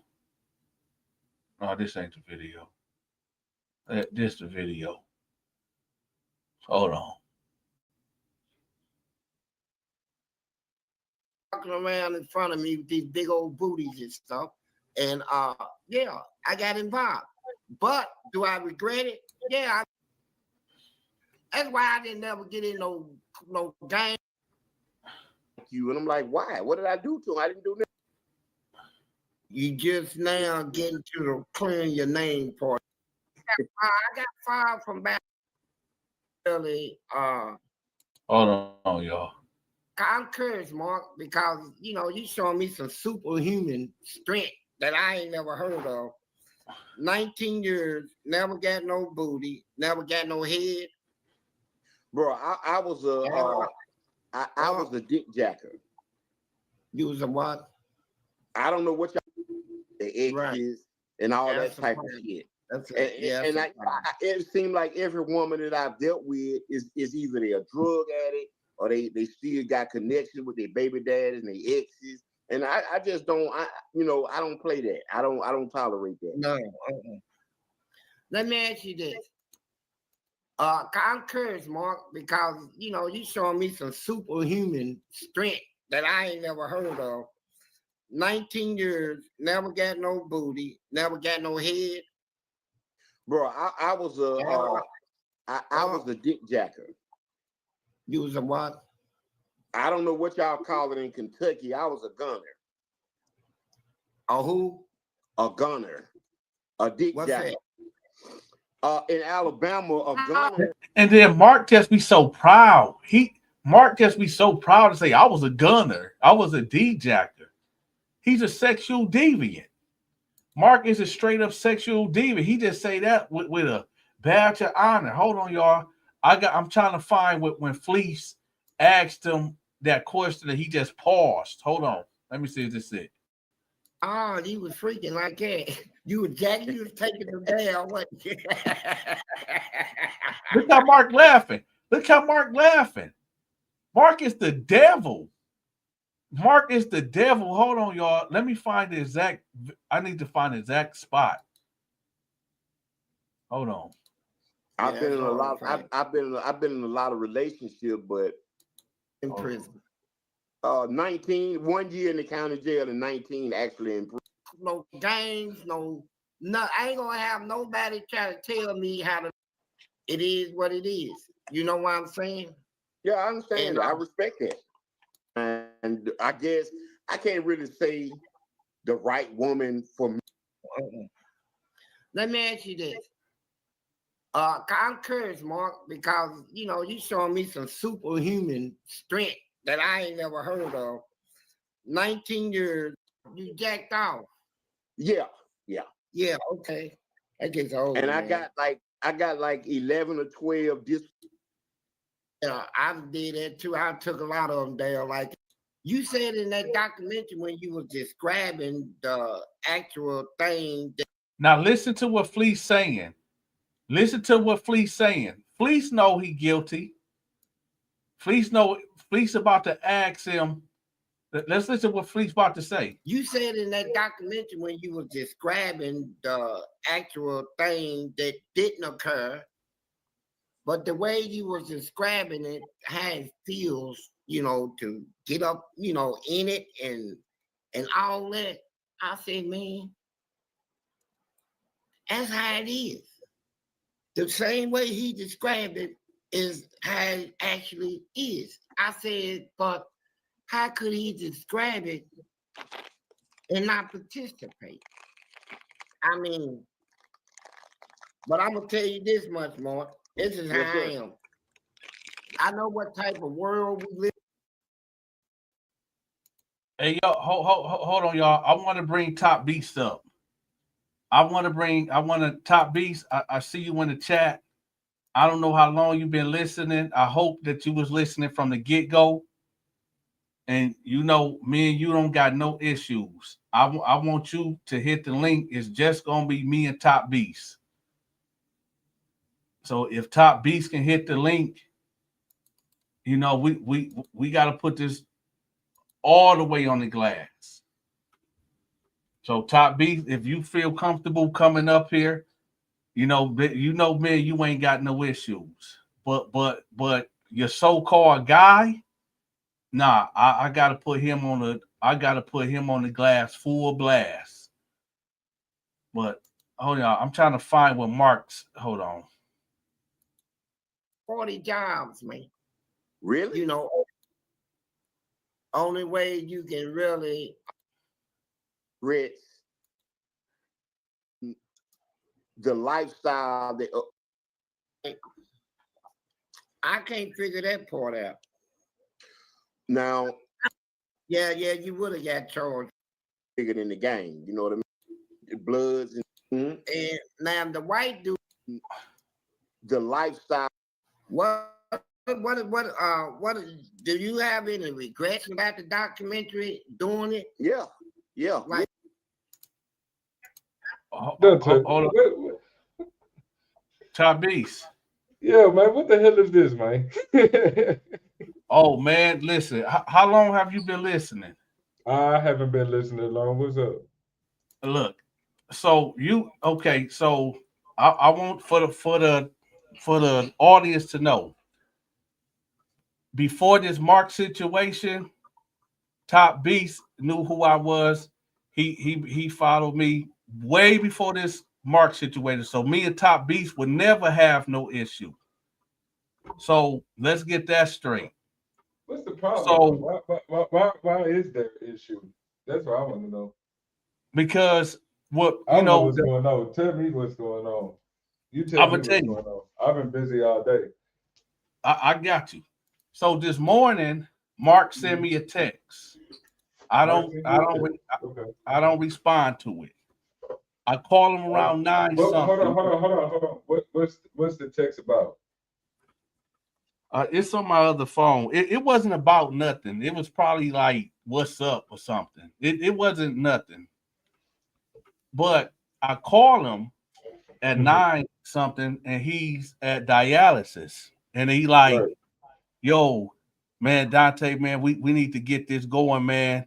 Top Beast. He don't know how to run these plays. I'm tired of sitting back in the background.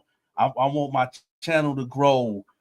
We need to get back together, all this and that. So I'm like, all right, well, cool, we can do that. He say, but I don't want to do no gay shit. I don't want you to humiliate me, and I don't want nobody coming. I said, okay, this is what we gonna do. I said, what we gonna do is we gonna start from the beginning. We gonna talk about Mendenhall and how Mendenhall got with you.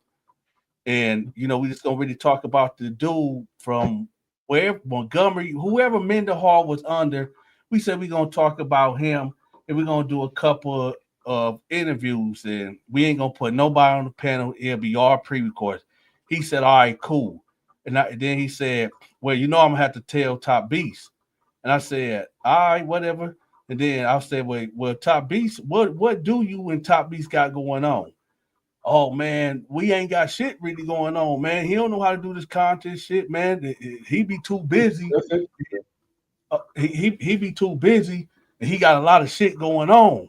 Plus, like I said, if I'm a grown man, he can get the fuck out the whip, and I don't give a fuck. I'm solo dolo anyway. So I'm like, all right, well, just we'll see. We'll get it going. So then he went off and start. Now, like I said earlier, I'm not gonna go into detail, but then he started telling me your business. And I'm like, I'm sitting here like, why the fuck is he? We talking about doing content because We supposed to been doing some videos like 3 hours ago. So he's telling me this, and he like, well, Top Beast this, Top Beast going through this, Top Beast going through that. And then he said some other shit, and I'm like, why the fuck is so if I'm the enemy and I'm against you, and we it's clear as day. I was talking about this earlier. I said so that was real tears that Top Beast had when he did the video when Mark was in the hospital. That was real. When Top Beast pulled up on him in Alabama, that was real. So in Top Beast's mind, oh, this my dog, and you telling everybody Top Beast your brother. But if Donta the enemy, why are you telling me Top Beast business? Why do we talking about doing content about getting you views and shit? Why are you telling me Top Beast business? I'm not asking for this information. So I'm like, okay, whatever. So then I said, all right, well, call me around 6 or whatever, because he said when I get out of here, I'm gonna go eat, take a nap, and and then we'll get to doing it. So I said, all right, bet, whatever. So next thing you know, I get a text message, Mark talking about you. So I'm like, all right. So I go over there and look, and I'm hearing what he's saying, and I'm like, he's not putting a name on it, but I know what he's talking about. But I'm confused, and I'm like, wait a minute, where did it go wrong at? What you reached out to me? You the one said that you want to do content. You the one, and now he talking about, oh, I don't want to take the easy way out. I don't gotta kiss nobody ass, and y'all set me up. But he wouldn't never say. But I know that he's talking about me because he keeps saying it, but he won't put a name on it. And just like you called me out when that one guy, when Jihad lied and said that I was talking about you, and you put me, you straight told me like, hey, did you say this? And we got that settled.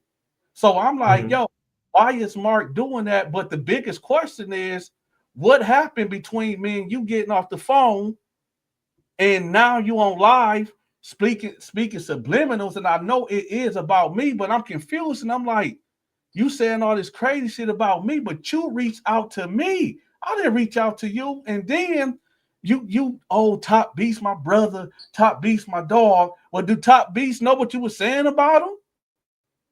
Did Top Beast know how? But this my brother. Yeah, but this the crazy thing. Top Beast, he's telling me, yeah, Top Beast looked out for me. Top Beast, he don't want to be in my corner, but fuck him too. He can get out the whip too. If he ain't going along with what I'm doing, cause fuck all that. I'm trying to get paid. Shit. But then he get on here and say, I'll just get on here to vent. That ain't the conversation we had. That's not the conversation we had, Mark. Top Beast moving too slow. Top Beast don't want to do that. I tell Top Beast we need to do the controversy. So if Top Beast don't want to get down, he can get the fuck out the whip. I'm dolo anyway. Don't nobody give a fuck about me. So yeah, I'm gonna tell him because yeah, he my manager and all, but man, fuck that. So let's talk about that. And the reason why, and like I said, like I told all this, I'm not repeating the personal shit that he said. I was just saying things of touching on the top of a subject so that if he try to call you, oh, Donta bugging out. Let's see why Donta bugging out.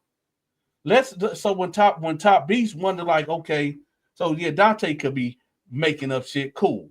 But how do Donta know about and I never go into the detail. I see what Blue Blood. I see what Blue Blood is saying, and um, I will address it. No, but I don't want you to do that. I don't want. No. I'm gonna address it on my own terms, and okay. But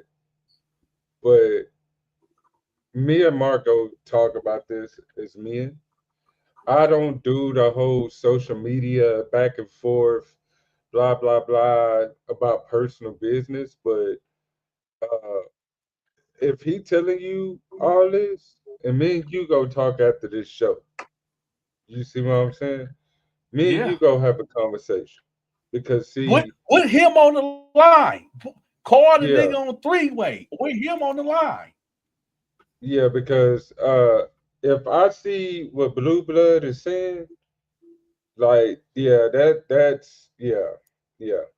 Anyways, And look, I'm not here to talk about my business and what's going on, because at the end of the day, you know what I mean? That's something to do with my business. You know what I mean? That's not for everybody, and if you know what I mean? I'm not on here to, like that's crazy. You know what I mean? Top Like beast, that's crazy. top beast. I promise you. Like I told I the people. I I told the people like me and Top Beast ain't gonna beef because like I ain't this got no Top Beast listen, I ain't ain't got got no beef with you, but I just, like I said, it was some things that I peeped, but at the same time, it's just like, yeah, yeah.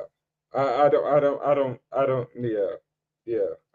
Top I Beast. wouldn't put Listen, out listen. nobody Top else. Beast. If he called, listen. If I called him, this will be different.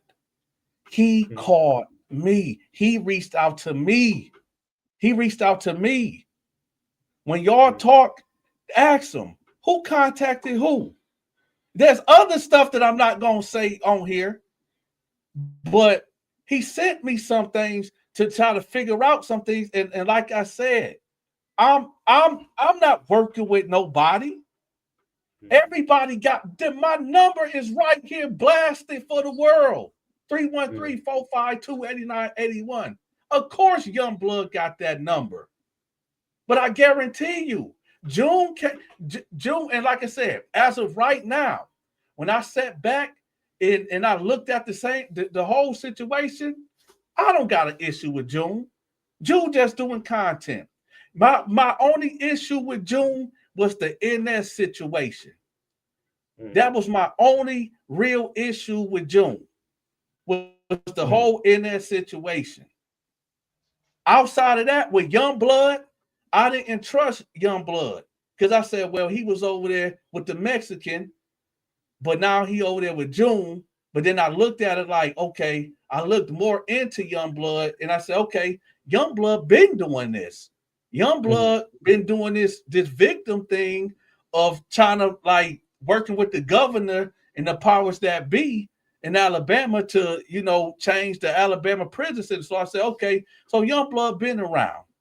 So when mhm, I realized, okay, well, Youngblood ain't no threat. Youngblood, he been doing this shit before this LaMark Moore show on here. So I said, okay, all right, whatever. I ain't got an issue with Youngblood. I ain't got an issue with June. My only issue with June was with the in that situation. So I said, okay, I'll just leave it alone. Mark mhm, reached out to me. Mark said he was bored. Mark said he wanted to get monetized faster. Mark the one, he said all these things. So when he mhm, went live, the last live he did, and he talking crazy, and I'm like, yo, what? You're talking about me because we had a conversation. What happened between this hour and this hour for you to do that? And I know he gonna try to weasel out and say, I wasn't talking. Yes, you was. Yes, you was. Everything you was, I don't, because nobody, you didn't have that conversation with nobody else but me. And mhm, that's why I said, like, yo, nah, I'm not letting Mark get away with that. Mark ain't getting away with that. Because, like I said, what confused me, Top Beast, is that he gave you praises. I mhm, know the shit was real with the hospital thing. Man, you talked behind this. I know how you felt about this dude. But for him to do that, I'm confused. Like, what dude is I missing something here? What am I missing? It's but yeah, Top Beast is my brother. He the one that kept it real with me. He the one really showed me how to do. This is what he's telling me. But then you turn mhm, around and tell me it's business, and I'm like, okay, we're talking about doing fucking interviews later on, pre-recordings. Fucking Top Beast got to do with this. I'm not mhm, asking you, oh, what's going on with Top Beast, or why Top. No, you brought him up. And that's why I said, if I was being malicious, I would have said, oh, well, Top Beast. What about A, B, C, and D? But my beef ain't with you. it's I only even brought up when I just said ex-wife, and I'm gonna leave it at that, so you would know what the fuck is Donta talking about? No. I know what. Like I said again, we gonna have a conversation. I just don't like the fact that. Wow. Okay. And you know what, Top Beast? I know what you're saying. You said, Donta, why bring it to the internet? He bought it. He the one. He had the crowd over there. He had the crowd. He brought it to the internet. Mm-hmm. It wasn't no. And then why he keep on saying this is what I don't like what he do. And I'm kind of disappointed in you, Top Beast, because you hold niggas accountable. You don't hold the nigga accountable. Just like when the nigga kept saying, oh, it was only 2 people that knew my password, but he won't clear it up and say, oh, June did it. He keep playing games of trying to lead to, well, maybe Donta did it. No, just say how you feel, and that's what it is. And that's why I said, like, I know you said, Donta, why bring this on here? Because he did it first. I was listen, Top Beast, when me and Mark got off the phone this morning, I had the understanding that at 9 o'clock my time, 8 o'clock his time, I'm sending him a StreamYard link. We're going to talk about how he acquired Mendenhall. We're going to talk about what he's seen and why will Mendenhall get with him and how he had to protect Mendenhall, and that he possibly could have had to go to war with this dude because this dude had dudes with him too. That's what we supposed to did. And then I see he on live talk about niggas ain't real and they fucked me and all this and that, and I'm putting A, B, C, D together, and it's just a whole big play and plot. Why you just didn't call me, Mark, and say, hey, Donta, I know I reached out to you this morning. I know what we talked about, but I don't want to do it. I don't want to do it. That's all. It would have been no harm, no foul. I don't want to do it.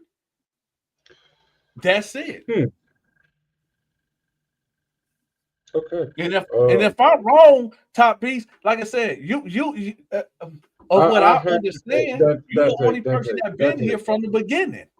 Donta, I heard everything you said, and I'm gonna say this, and I hope this don't disrespect you or anybody else who feels some type of way about me, because I feel it's a couple of people in the chat that feels the type of way about me, which is cool.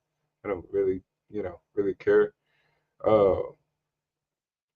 This conversation need to be off the internet.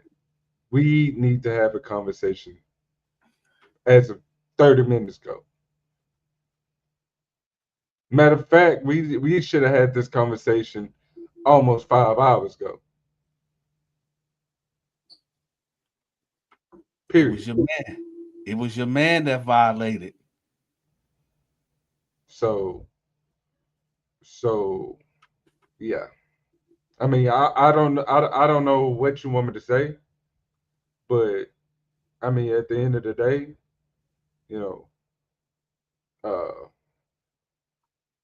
my life is my life, my personal life is my personal life, and yeah. I'm not even gonna lie, I'm upset about it, but it is what it is. Yeah, and that's why I said. But I can tell you this: it's up between me and Mark. That's because what he pulled. Because I know if he gonna keep it real, he'll keep it real with you. Because what he pulled, it caught me out of the blue. I'm like, what? What is he? Why would he? If you felt that way, why didn't you call me right back and just say, hey, Donta, I don't want to do it. I don't want to do it. But that's what he did. That's what he did. But I'm just letting you know. Oh, it's so let me get this straight. You saying that he texted you this morning saying that I'm not doing anything on my end. He didn't text that. He spoke that to me. Okay. He spoke it. Hold on. Matter of fact, hold on. I got you, bro. I got you. I'm gonna show you. I'm gonna show you something. Today Friday. Yesterday. Like last night, right? Matter of fact, here you go. So yesterday, 7:41 p.m. Do you know this, manager? So I said, you about ready, Mark? He texts me back. Bad weather here, bro. Power glitching, thunder and siren. I hold on. Let me ask you something. I asked you a question yesterday during his live, and I was like, "Why Donta ain't answer me?" I said, "What interview are you talking about?" I brought it to Mark's attention. That's it. That's it. He told me don't worry about it. So top beast. Yeah, and I asked him, I'm like, you changed your number. But how did Donta get your number? Top beast. All right. I'll give you one. I'll give you one better. I'll give you one better. Donta. Hey, I'll give you. Hold on. I'm gonna say this. 222. That's the last three. I'm gonna leave it at that. 222. Okay. That's the last three. I'm gonna just put it like this, Donta. That's between you and him. I'm done with it. I'm completely done with it. Period. Hey, I'm beyond tired. All right. I'm beyond tired.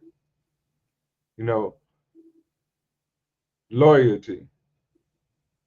That's all I'm gonna say. Loyalty. Cool. Top. All right. I'm good, bro. You know, I didn't, because like I said, me and your history is before this Mark shit. When you told me who you was, and you said like, yeah, nigga, I was there. I follow your gaming page. Like, what the fuck? Like, not too many people know your gaming page that you trying to bring up as a different nigga. Like, yeah, it's all good, bro. Like I said, I got many of things to worry about than this internet shit. You know what I mean? And really and truly, you know, I've been feeling like something off, and yeah. Top Beast, I'm about to tell you something that's about to blow you away. It's funny. It's funny that you bring up yesterday with the text when you said interview. You remember that? Yeah. And he said, now how would I, man? Oh, I thought, put it this way, Top Beast. And you know I'm not making this up unless I was on that phone with y'all. I ain't fucking with the nigga. I ain't giving the nigga my number. I'm changing numbers. So when I say 222, the last three, you know what that is. I already know. So how the fuck did Donta get that? Yeah. But I don't fuck with Donta. No. And like I said, I would never repeat the shit that he was saying. And I didn't understand it because I'm like, hold on. I know how you look at me. You think I snaked you, Mark, for putting you with June, for putting you with All Biz, for taking the original channel. And I tell people I had to take that channel for Mark. The very first channel, I had to take it from him because he kept cussing. He kept showing knives. He kept showing the weapons. Oh, fuck that, Donta. My bad, Donta. I'm not going to do it again, but I got to do this. All yellow dollar signs. That account was a part of my brand account. If that account got compromised, the whole channel get compromised. So I had to cut him off that. The second channel had nothing to do with me. his second channel, him and June had they issues or whatever it was. Whatever it was. And then he got he whatever he did. I'm not even 100% sure what he did. It's rumors that he put a porn on there and YouTube shut it down. I don't know. But Mark know who did that. But like I said, I don't know the angle of why he put you in that conversation this morning. Because he was praising you at first, but then it just went to somewhere else, and I'm just confused. I'm like, okay, well, maybe it's something I don't know what's going on. Or maybe I don't know what's going on. Whatever Top Beast to him is one first. Top Beast my dog. Top Beast my brother. Top Beast the only one. This is what he's telling me this morning. Top Beast was the one that showed me how to do this StreamYard shit. I'm gonna be real, Donta. I felt some type of way that you didn't teach me how to do all the shit that I needed to learn. But Top Beast, he did look out for me. You know, Top Beast a real one. But then if Top Beast don't want to get with the program, he can get the fuck out the whip. I'm solo dolo anyway. Top Beast got a lot of shit going on and he moving too slow. I need to grow this page. And if he don't want to get out, if he don't want to get with the program, I ain't gotta listen to no nigga. I run my own shit. But and then and Top Beast A, B, C, and D. And I'm like, okay, well, let's get back to what we doing tonight. And then he go live talking his other shit. I'm like, what happened between here to there? And then he want to try to act like, oh, I didn't put no name. Come on, man. We just had a conversation. Is it somebody else that you're talking to that had the exact same conversation that me and you just had?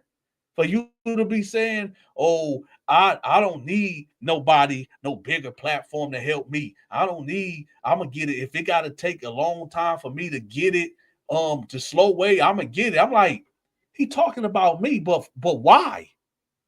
That ain't the conversation we had.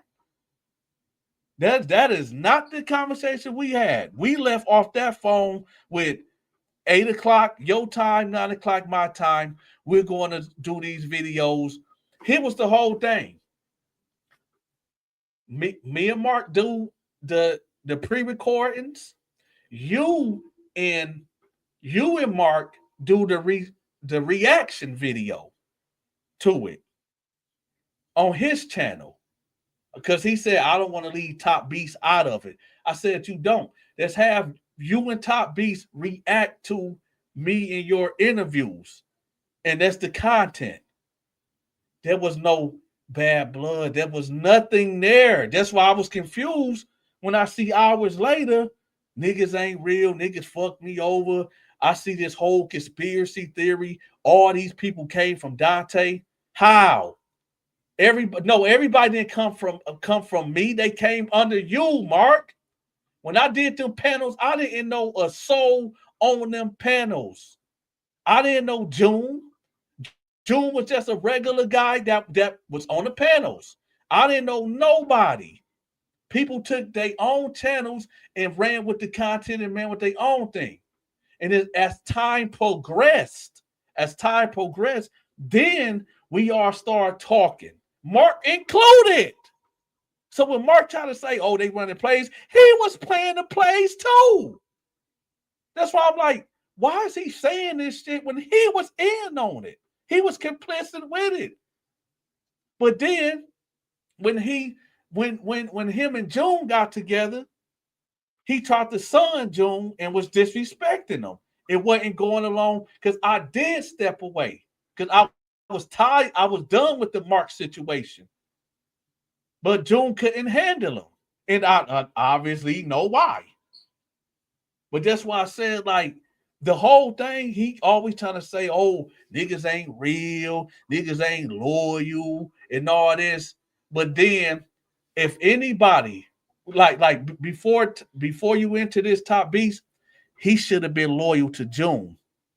Despite what's going on with him and June now and what has been going on, the nigga should have been loyal to June because June was the one he was the only one that was riding for Mark. When I came into this, I was Mark's lawyer, right? I knew Mark was guilty, but even my bosses, right?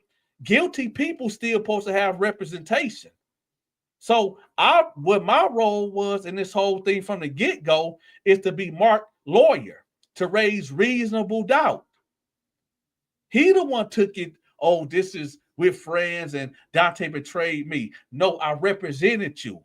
I don't want to raise the reasonable doubt. Why everybody, oh, Donta, you fouled. Why is you rocking with this dude? Why is you defending him? I don't take none of that back. I was defending him because I was his lawyer, right? So it is what it is. But for him to try to play like, oh, I'm innocent. Donta screwed me. Dude, no, I didn't. You knew the plays. Every last one of them. It's just when it went a different way when you backstabbed June, when you didn't go along with June program. That's the truth. That's when everything started going left and right. Oh, Top Beast don't know how to do this. Top Beast, like I said, he was giving you praises, and then in the same breath, man, fuck him. If he don't want to get in the whip, he can get the fuck out. I'm dolo anyway. Niggas ain't real. How the fuck Top Beast wasn't real? Top Beast, as soon as he was made known to be your damn manager, he getting hit from every way. Getting disrespected. Brittany getting disrespected just because you is damn manager. But niggas ain't real. But you wanna, if Donta the enemy, right? According to Mark, if I'm the enemy, why did you reach out to the enemy? Why did you put the guy that cried real tears for your ass because he felt sorry for your ass in the hospital? Top Beast, we had them conversations behind closed doors. I knew how you felt about him, and you did have real, genuine love for this dude. If you would have heard what the nigga was saying to me, you like, yo, what are you? If Donta the enemy, why are you telling me these things for? Was it to tell Donta this stuff so Donta can blurt it out? No, because if that was the play, Mark, me and Top Beast, it's certain people that I would do content on and certain people not. Top Beast is one of them that I wouldn't do it on because I didn't know that he was involved way before this Mark. So if I had a true subscriber from years ago, why the hell would now that's loyalty right there. Anybody that been rocking with me from years ago, that's something different. Yeah, we don't talk every day on the phone, but he would sit there, he would tell me like, damn, that nigga really been around. So when ain't nothing nobody can tell me about this guy, right? So when he telling me certain shit, I'm like, but I'm the enemy. And so what the fuck is Top Beast then? Top Beast wasn't bullshitting when the nigga pulled up on you, kicking it with you. When a nigga went live, shedding tears because he had a real genuine love and friendship for you because they don't know if you're gonna make it or not, checking in on you. And then oh man, fuck the nigga. If the nigga ain't want to get with the program, did you tell Top Beast that? About the program? Should I drop? So now that I'm really looking at it, yeah, let's put it on the floor, Mark Mo. Let's talk about that gun with the drum, right? Power off. But I don't know, Top Beast. Maybe you got the same message. I don't know. Bad weather here, bro. Wow. power glitching, thunder and sirens going off, trying to figure out I'm probably finna go in the storm shelter underground. And then I write, wow, all right, man, be safe. Be safe. And he write, power off, but I'm never alone. Did he send you a picture of that? I don't know if that's a AR with a drum. Did he send you that? Yeah. Yo, I got something else for you, Top. Did you get something sent to you of Ola Health waterproof shower protector, easy application, some Amazon shit? Probably not. I don't know. Yeah, but this is what I'm saying, man. If I and look. You know what I'm saying right here. I'm just saying the last three. How do I got this number if we ain't fucking with Dante no more? 222. Dante the enemy. Dante got this whole thing. This Dante's fuck with June. That's just a play. Dante fuck with Youngblood. That's just a play. When Dante say he don't fuck with somebody, that's just a play. But how the fuck did Dante got the new number? Did June give me the number? Did Youngblood give me the number? How did Dante get the number? How do Dante know about the gun? I don't. Maybe I got you, bro. I got you. Listen, whenever you're done with this, yeah, we need to have a conversation. Because see, I wasn't gonna get on here that long because I had other things to do. But the way I feel right now, man, I'm a little hot. I'm a little tight. I'm not even gonna fold you, bro. Top, I was confused my damn self. I was confused. I It's was all good. confused.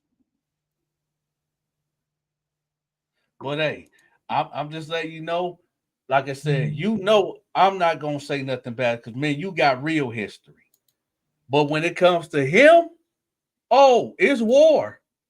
It's 100% war. And for the record, hey y'all, when I do these panels, if you bring Top Beast in the mix, you getting put down immediately. Even though he's Mark manager. But we keeping it on Mark, and that's just how it's gonna be. So when I do the panels, it ain't no mentioning Top Beast. It's all on a booty dog more. From here on out. So yeah, Top, hit me up at that number right there. That number right there. You got the number. You want? Like I got you. I didn't want to do it, but I had to. I had to.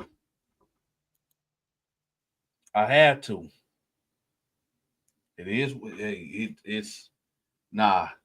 Like I said, I don't know that. I don't know the issue. No, you can't say if I wouldn't trust Top Beast. I don't. That's funny because I didn't know nothing about this. Like y'all like this is shocking to me.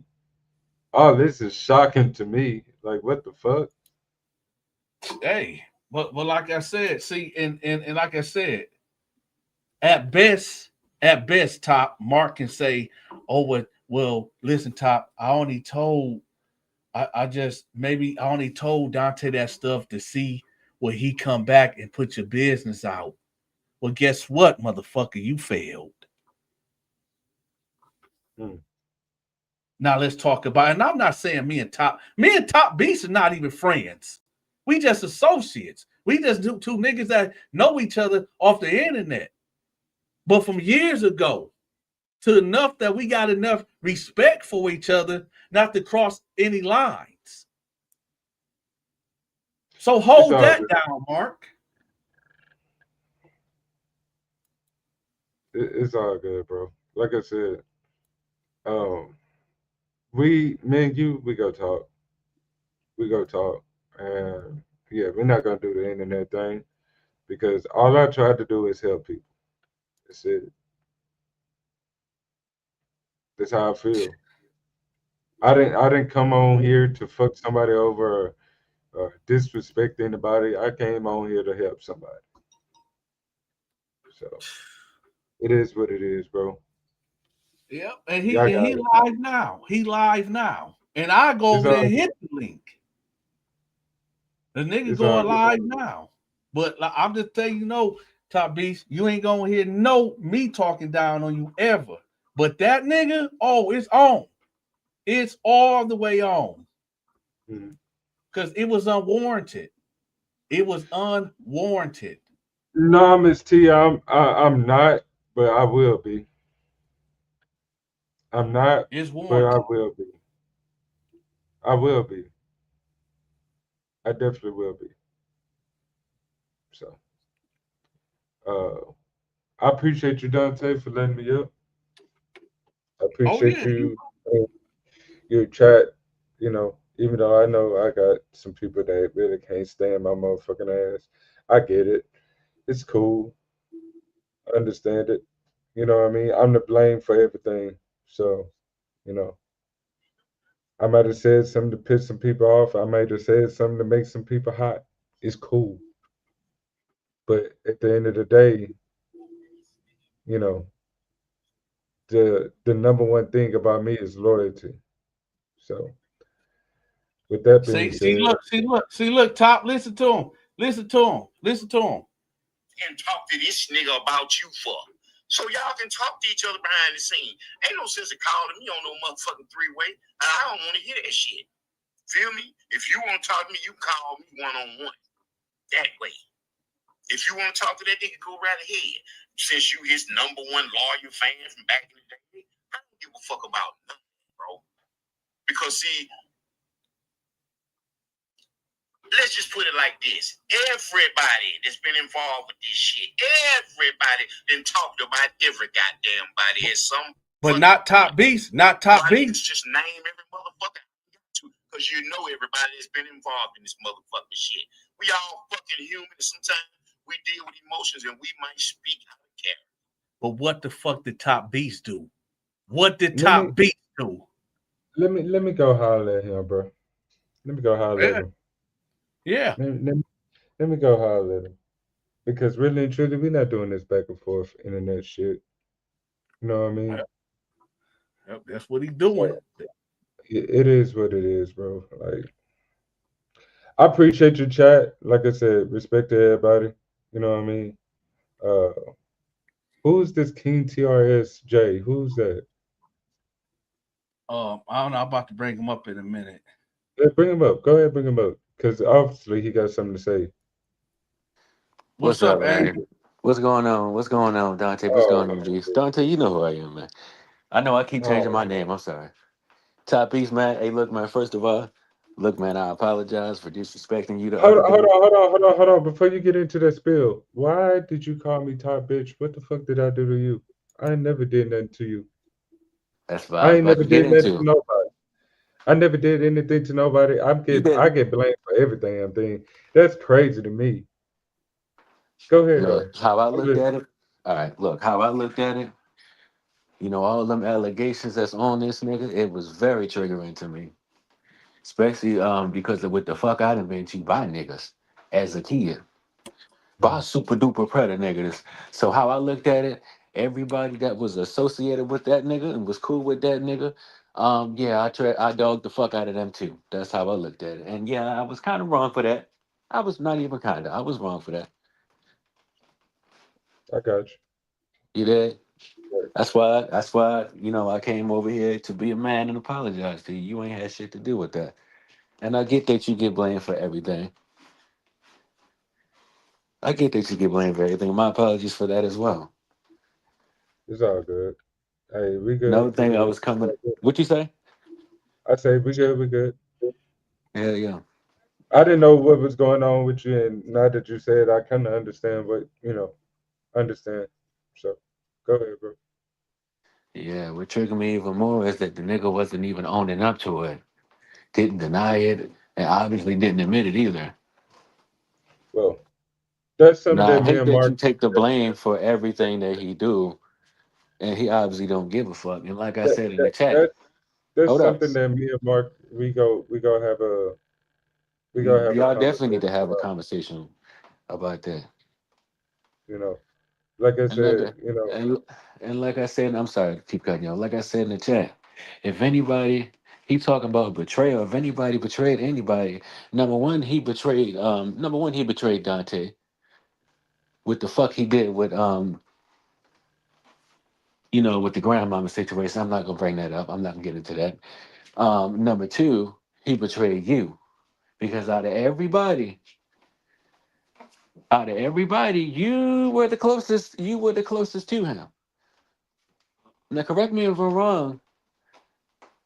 Didn't Dante? Didn't you just say that you know you didn't like he? Nobody knew if he was going to make it or not due to his medical issues. And isn't Listen, that shedding tears for him?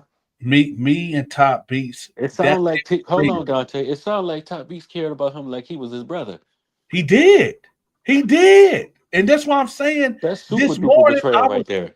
I was confused like hell. I'm like, yo, why is you I was confused. And that's why I was like, nah. I was listen. Me and Mark was talking about just simply doing videos of him telling me how he acquired Mendenhall and what was the character of the guy that turned Mendenhall out. We posted their videos about that. Mark in one breath would say, "Yeah, he my dog. He Top Beast, he a rider, but fuck him too. If he don't want to get into the program of doing these reaction videos with me, fuck him. He can get out the whip too. I'm solo dolo anyway." And I'm thinking like, okay, all right, whatever. And then he just go in to start telling his business, and I'm like, why the fuck is you? I'm like, all right, Mark. Well, listen, I'll see you at 8 o'clock your time, 9 o'clock my time. Let's get it. Then I get a text message, Mark talking about you. So I go and looking. He's not saying my name, but he's saying things that we spoke about. And he talking about, oh, I don't want to, I don't need no help. If my channel got to go slow and all this weird shit. I'm like, where the fuck is this coming from? And so I'm listening. I'm like, oh hell no. What happened from here to there? Because do Top Beast know this conversation that you talking about? Do Top Beast know you was putting his business out? And for what reason again? Like what are you doing? So it's like, hey, that's why I say, you know what? I would have put it. I didn't want to bring it to the internet, but he already did it. Did he side blind? He side blind. I was blindsided because I'm like, yo, we didn't have no issue, and you talking about niggas did you wrong. Why you if you felt all this about me, why didn't you just fuck it after the conversation that you reached out to me about? Why didn't hours later you just say, hey, Dante, I'm just going to decline, man. I know I reached out to you. I know all the shit that I said about how I want to blow up and everything, but you know what? I'm going to do it my way. And Let me we let me good. let me go holler. Let me go holler.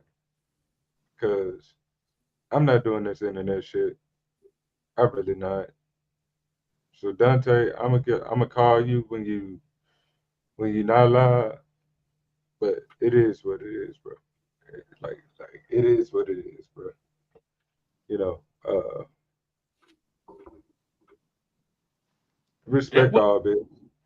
Respect. So let me go holler at this nigga, man. All right, Cause man. like I said, Yeah, he got some explaining to do. A He lot of definitely explaining. you I because ask questions for a reason, and like I said, it is what it is, bro. Like, respect to both of y'all. No disrespect, but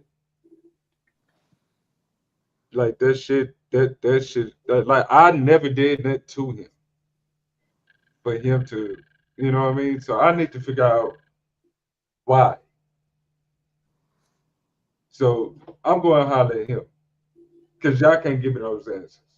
No disrespect. Y'all can't give me those answers. No, Only you're he not can. wrong. He the only one that can give you them answers, and So, he needs to. Fuck that. He's so going to. yeah, I need to talk to bro. So if y'all excuse me, I appreciate y'all, both of y'all.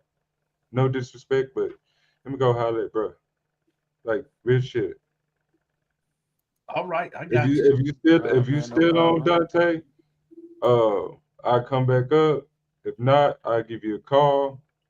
Cause yeah, it is what it is. All right, call that 313 number. I'm gonna be done at 12 because I'm not done with his ass. You want me to call this number or the other number?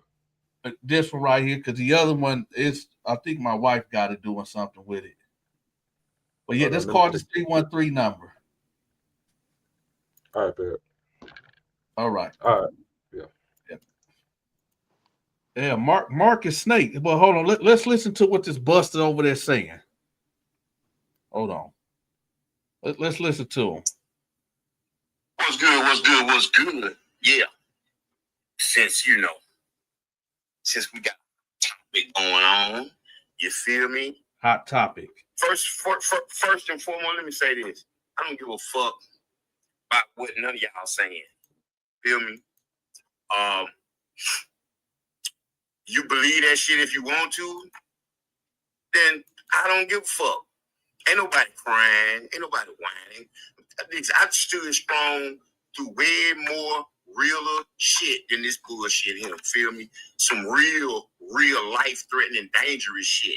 So if there's some big shit to you motherfuckers, some of y'all, I see y'all in the comments. Oh, Mark, Snake, Bees. Mark ain't snake no motherfucking, but I didn't snake June. I didn't snake this nigga here, the king. I didn't snake Beast. So I don't know what the fuck.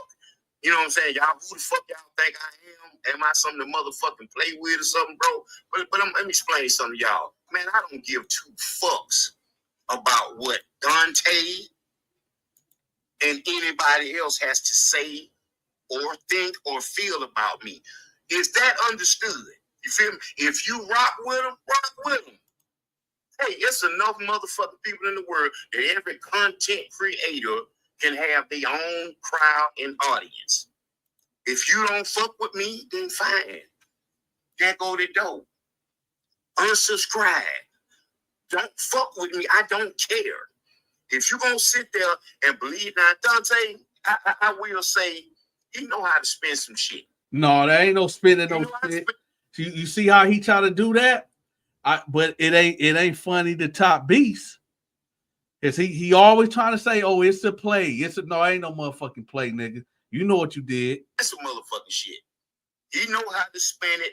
And Top Beast, if you believe that shit, nigga, I ain't never said a motherfucking thing about you, nigga. What the fuck I'm gonna go and talk to this nigga about you for?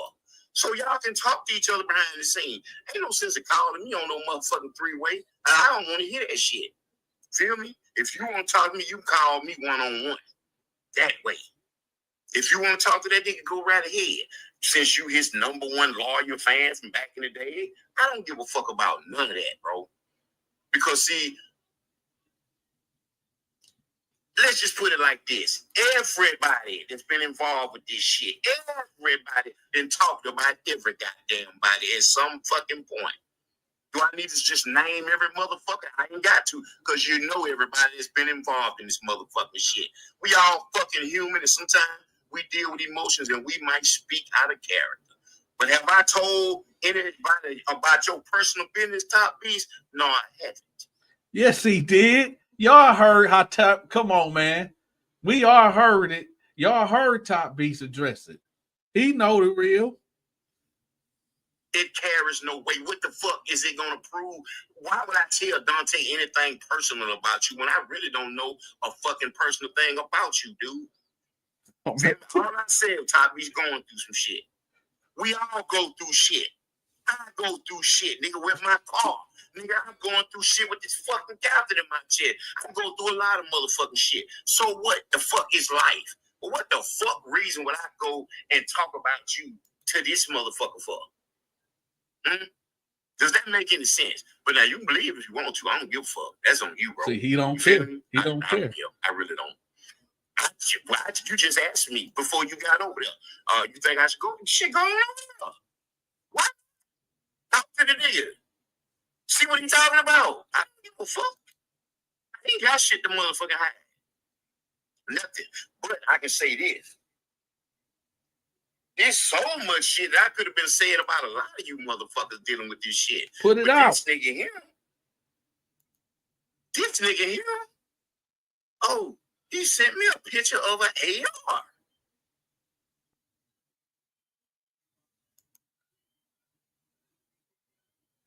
Damn, my nigga, like,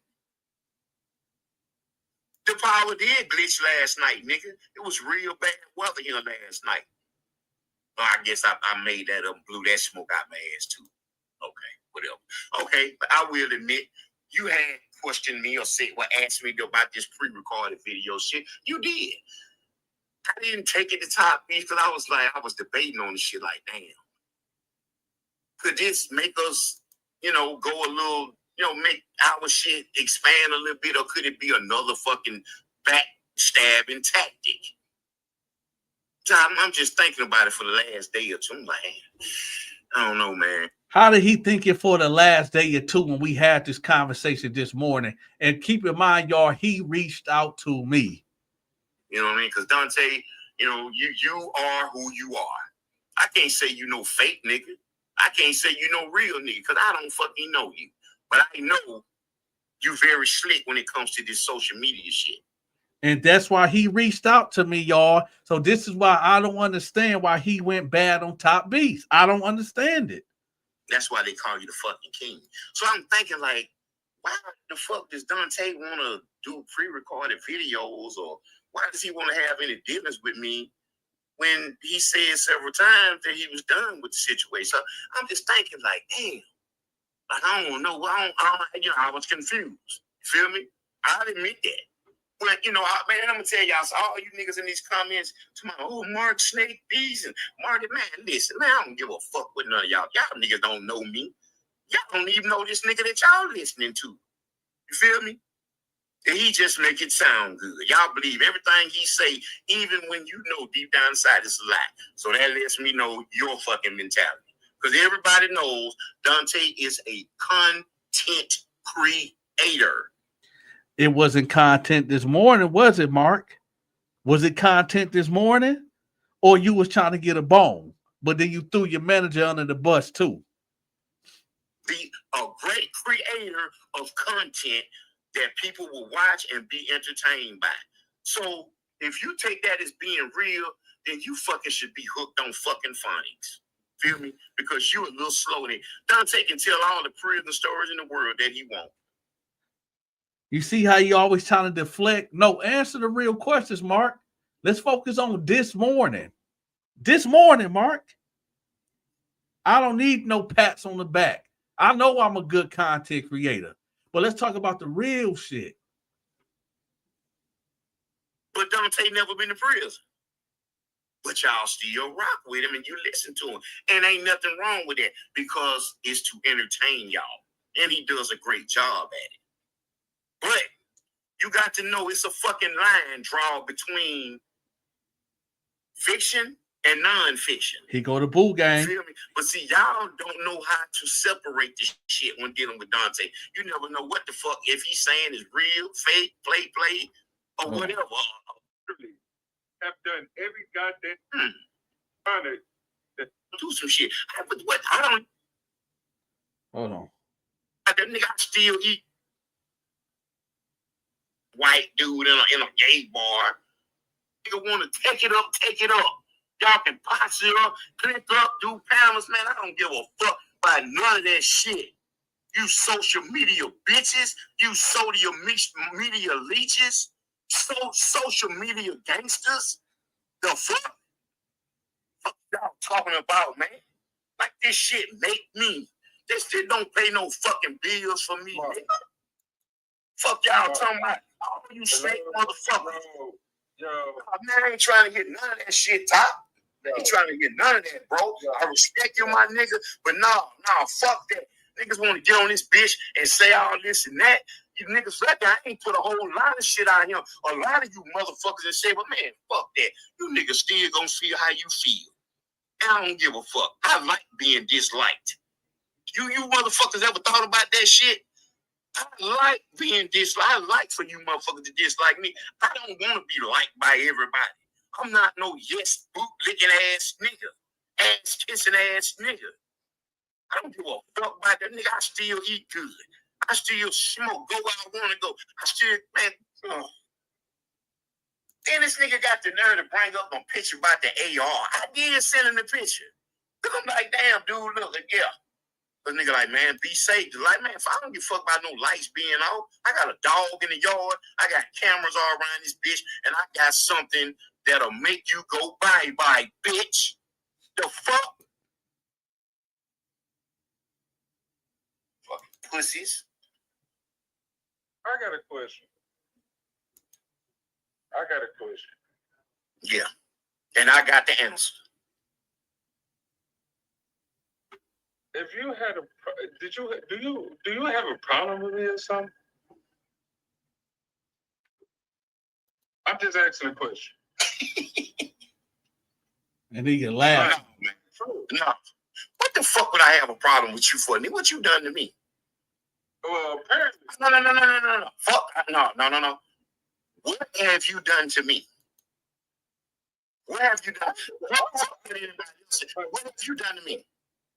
I haven't done that, but a lot of motherfuckers know my personal business that I didn't put out. And what personal business? What? I didn't put shit out, nigga. I don't know. All I said was you, but my homeboy going through some shit. I don't even know anything about your personal business. Something about my ex-wife. What ex-wife, nigga? You ain't got but one wife. I have two. Like, fuck what I know that, nigga. You ain't never even fucking told me that, nigga. I only know about one. That's it. He said that you basically went on a whole rampage and basically said, told him some stuff about what was going on with me.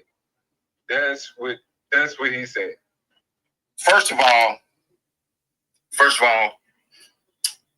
before we get to that, have you ask your own self this? Have you ever told me you've been married before? Yes or no? No, but okay. So why would you come and ask me that when you know I didn't even know that? Do that make sense, Top Beast? So, but we talking about the current. Let me. No. But that's the first thing you asked me.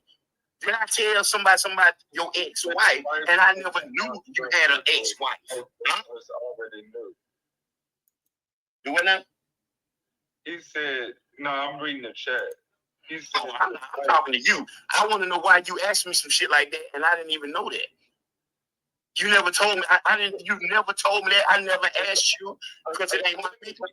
According to Donta is basically saying that you went on the rant about me because your channel is not growing fast enough for your life. Now hold on. What the fuck that got to do with you? So you can go out there and make motherfuckers subscribe. You went on a rant about me and what's going on in my personal life, and the fact that he said a lot of stuff that nobody should know. But it's ironic that one person in the chat over there is saying that Donta betrayed her and that she's upset with him, and this, that, and third. So I gotta ask this question again, Mark. What the fuck is going on? Like, I got a long ass text message from you today. I didn't understand why. I didn't understand what was that about. Okay. I've been loyal to you, bro. Like, let me get that out. It out. If I don't, it just goes. I've been loyal to you. Everybody around me been loyal to you. even the people that wasn't loyal to me was loyal to you. You get what I'm saying? I literally have done every goddamn thing to make sure that you have everything you need for this fucking channel. I've literally done every fucking thing in my power to actually make sure that your channel is successful. I told you earlier. Didn't I not tell you?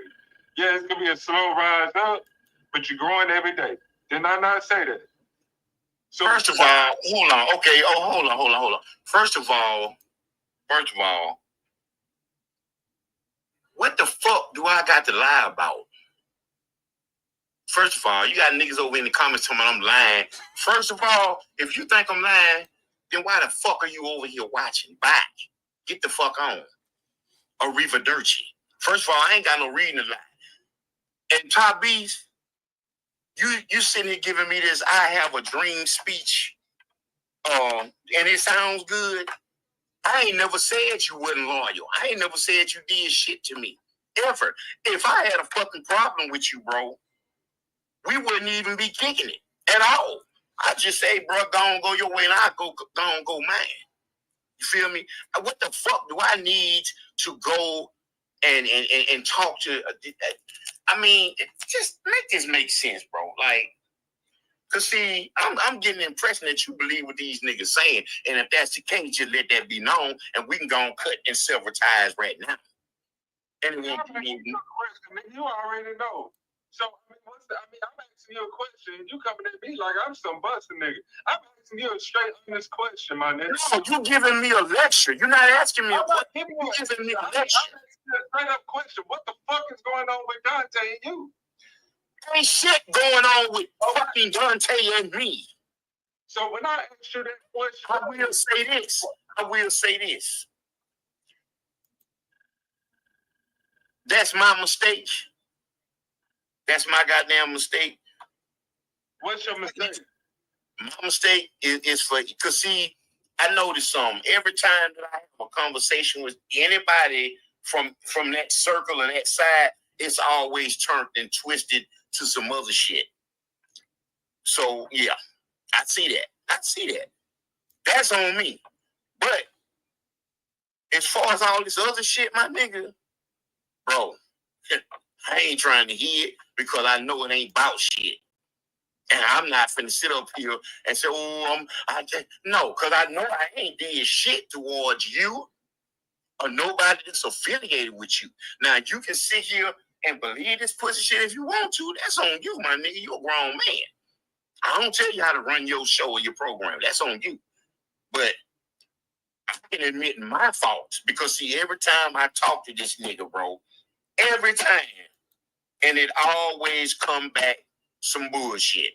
Niggas want to get mad because I got on live today expressing how the fuck I feel about a lot of this fake ass shit that's been going on since day one. I started this social media shit. If niggas want to feel the type of way about it, then hey, cry me a motherfucking river. I don't give a fuck. I said what I said and I meant what the fuck I said. Motherfuckers don't want to rock with me. All right? If you do, cool. I'm not tripping. This shit is not that fucking important to me, bro. It is, but it ain't. It is, but it ain't. But it don't pay no bills for me, dude. It don't pay no bills for me. Then nigga, you gotta deal with too much disrespect from niggas dealing with this shit, bro. Too much that I'm not used to. I'm not used to dealing with shit like this, young bro. I'm not. I've said this before over and over, man. Don't leave the net, Mark. Don't leave the net, bro. Whoa, whoa, whoa. Niggas say that shit, but they go right on somebody else's platform and talk about me. I don't get this fake ass back and forth shit. Ain't nobody trying to make nobody pick no side of you, but goddamn, where some of you motherfuckers loyalty? Like, you can watch whoever the fuck you want to watch. You can support whoever the fuck you want to. But you motherfuckers fuck with me and then go and bash me with somebody else. I don't get that. I don't respect that. I don't respect that shit. Now, as far as me and you, bro, if you want to continue and move and go forward, cool. If not, cool. Feel me? Life go on, my nigga. Shit, my mom and my grandmama left me. And so if they left me and I can still live on, then ain't nobody else to that extent don't really matter. Feel me? You know, I told you to go over there. You asked me, nigga. You say, you think I can go over there and then see? They go on over there. Go over there and see what this nigga talking about. That's just how I told bro, go over there. See what he talking about. Because I ain't got shit to motherfucking hide. Since everybody told Mark lying, what the fuck am I lying? If I'm lying, then why the fuck do you watch me? Stay off my shit. Matter of fact, if you don't want to deal with this no more, it's cool. I'm gonna figure it out on myself if I somebody else or pay them to teach me how to set all this shit up and do the subscribe. Like, I don't even want a motherfucker on my shit if they ain't subscribed. Fuck that shit, bro. Because you know what?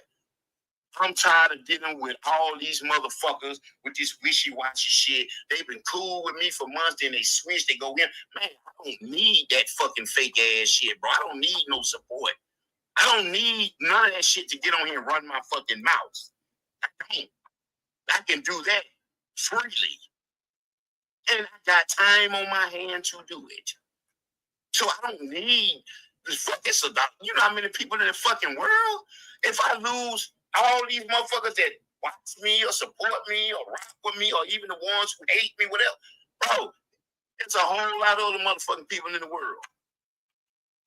So I'm not caught up on that shit, my nigga.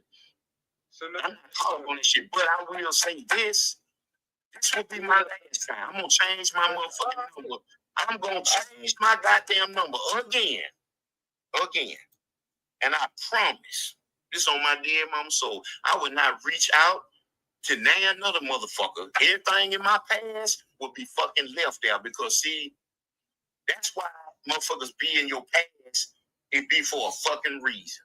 For me, I never get that. Even in real life, I always tend to sometimes ease back because I got a heart and I feel like, damn, you know what I'm saying? Maybe it should never be fucking different. It never be fucking different. So from now on, you know what? Moving full speed ahead, what was left back there, fuck it. Because motherfuckers ain't right, bro. They're not right. They don't mean me no good. You know that. Other motherfuckers have said that. You done said it. You know he said, and I know it. And even though I know it, my weak ass will still try to go back and be like, because I wanted us to be cool or be somewhat on a decent level, which, man, fuck decency. Fuck respect. Fuck that shit, bro. Once you cross me off with your motherfucking head, bitch, and, you know, fuck you. That go for everybody. You see, he won't let Top Beast talk. He won't let Top Beast talk. Gotta be, bro, because every fucking time it always be some backbiting bullshit that comes from behind talking to certain motherfuckers on this YouTube, on this social media shit. Every goddamn time, bro. And I can take full responsibility for that fucking shit. I can take full responsibility for that shit. No. I'm bro. I can admit when I'm wrong. Now, as far as all this other shit, hey, you know. I just got a question. Who hit who up? You hit or let me see. Hold on. Because see, this ain't the first time that we had talked. It's just been a little while. I'm not gonna sit here and say that he hit me up. No, I don't know. Honestly, let me look. He know damn well. Listen, here's the thing, y'all. Mark changed his number, and he said, "I ain't fucking with Donta." This is what he telling Top Beast, right? He calls me. Been calling me. That's why Top Beast is asking him like, "Who hit who up?" Because from my understanding, you said that you don't fuck with Donta. So how did Donta got your number? How was y'all talking? So Mark asked his court. He just won't man up. You talking about as far as? Hold on, wait a minute. Oh, that's when was that?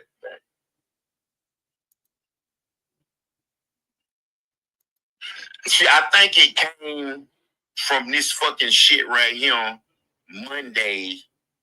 No, yeah, Monday, 8:05 a.m. LaMark Moore, he sold a white boy for 2 packs of ramen, of 2 packs of noodles in prison. This. That's it. I think that's where that came from. I think that's the main reason. Because I'm like, God damn, you know, even you didn't say that before, like, damn, bro. Yeah, niggas keep using your fucking picture. Yeah, my girl done said it. I got homeboys that said it. They're like, bro, goddamn, why niggas keep using your name and your photo and shit, bro? But they don't ask your permission. They don't break you off no money. Niggas don't even offer me nothing, bro. You see how Mark keep on deflecting, y'all?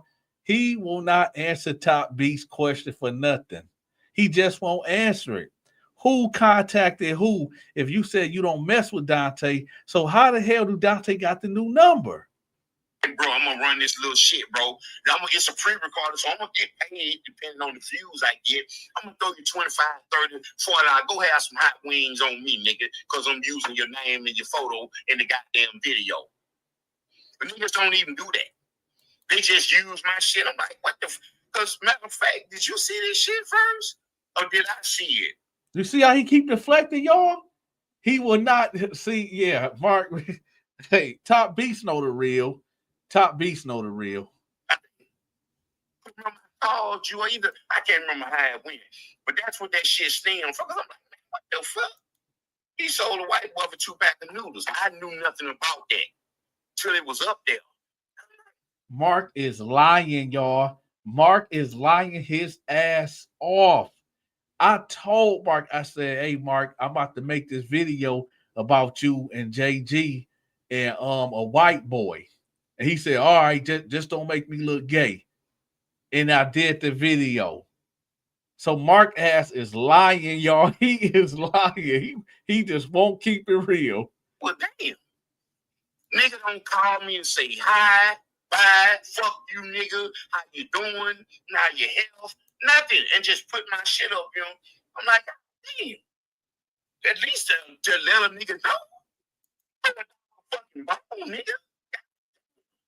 That's where all this shit stems from.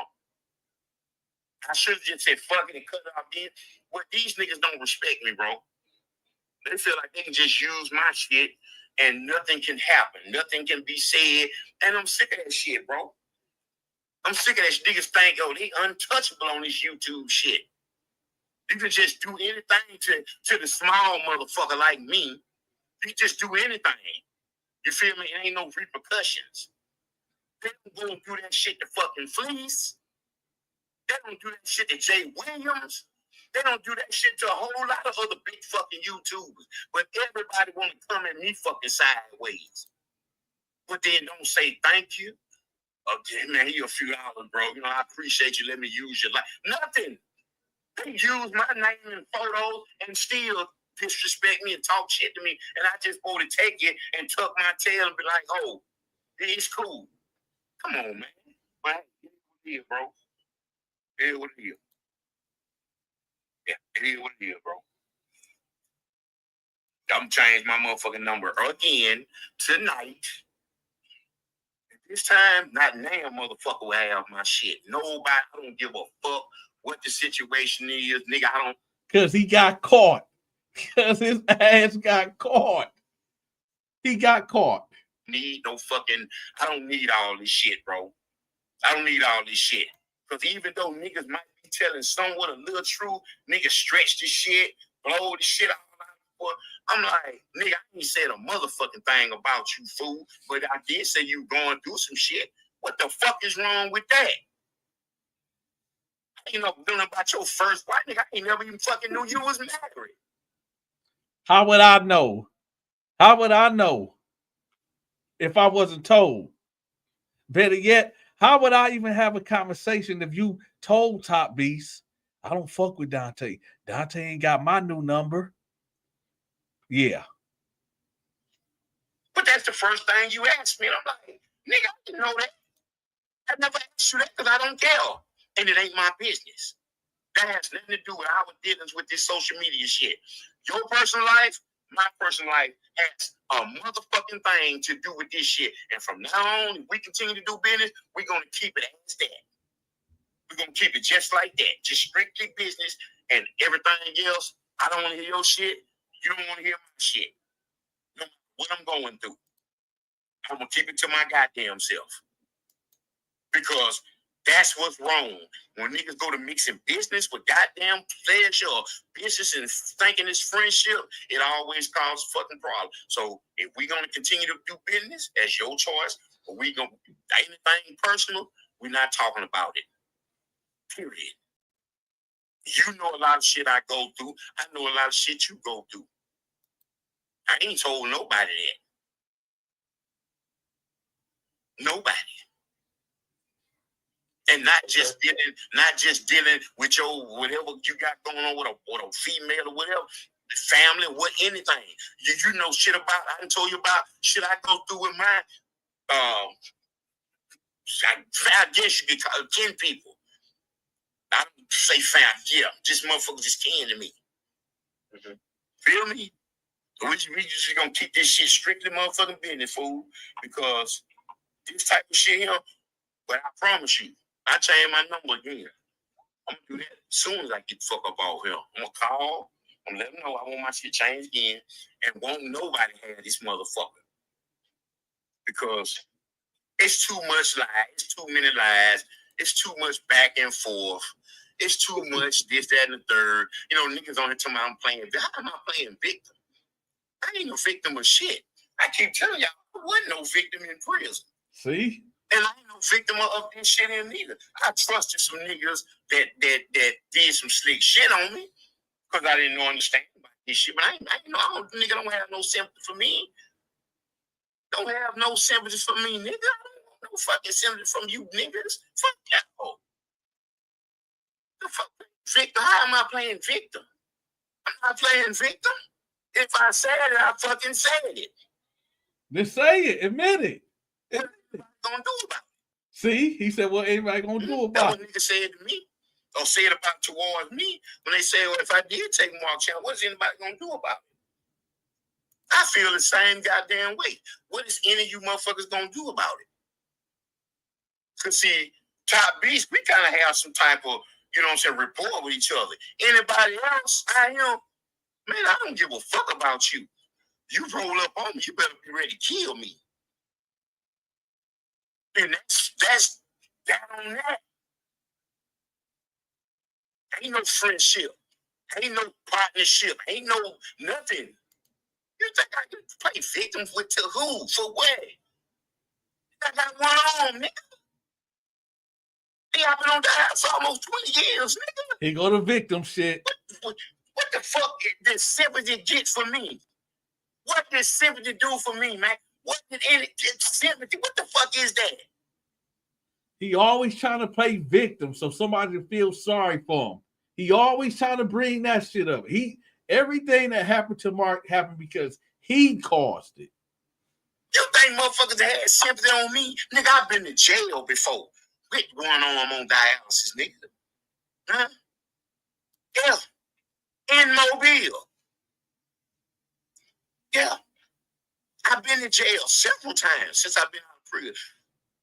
And after that, I say, you know what? It's over with. I'm playing around too much. You think they had sympathy on me? Sympathy? If I'm playing a victim, like what? For who? For y'all?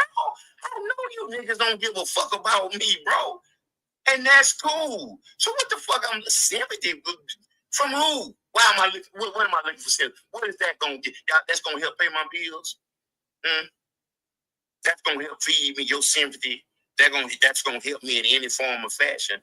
I think not. Sympathy. Mark is a fuck. Yeah, these niggas wild, bro. These niggas want to have anything to say about a nigga, bro. These niggas think that. Oh man, listen, bro. I don't give a fuck. Michael, he got my new number because I hit him up because of that fucking video. I meant to call him star 67, Michael, but I was so mad. It was 8:05 fucking morning. Do I need to show it to you again, Michael? When I seen this fucking video on YouTube at 8 o'clock in the goddamn or 8:05, and I was like, damn, what the fuck? Y'all, he is lying. I told him I was going to do that video. I sent him the video to his phone. See, he won't answer Top question. He won't answer none of he won't let Top Beast even speak. How did Donta get the number? If Donta snaked you, if Donta is the evil empire, I thought Donta, you don't fuck with Donta. So how did Donta get the number? How? And once I didn't text him or call him. Yeah, I texted him. And I said, damn, laugh out loud. He texted me back, Mark Mo. And that's all he said. And I did tell him, fuck, I'm going to put it out on him. I said, you know what, bro? I ain't really got no problem with the little shit, bro. But damn, at least run it by a nigga first and stay away from that fucking gay bullshit. I did. See, now now he want to tell the truth, y'all. But he might want to tell the whole truth. I told y'all, Mark said, just don't put no gay stuff on me. Just don't put no gay stuff on me. Tell him that. Yeah, fuck it. Why not? What the fuck can he say or put up there that ain't already been said? Motherfuckers have said all kind of fuck shit about me. So what the fuck can Donta or anybody else on social media say that ain't already been fucking said? Think about that. What can he say or anybody else say that's any worse that than already been said? Nothing. You mentioned the Top Beast for no reason. Okay.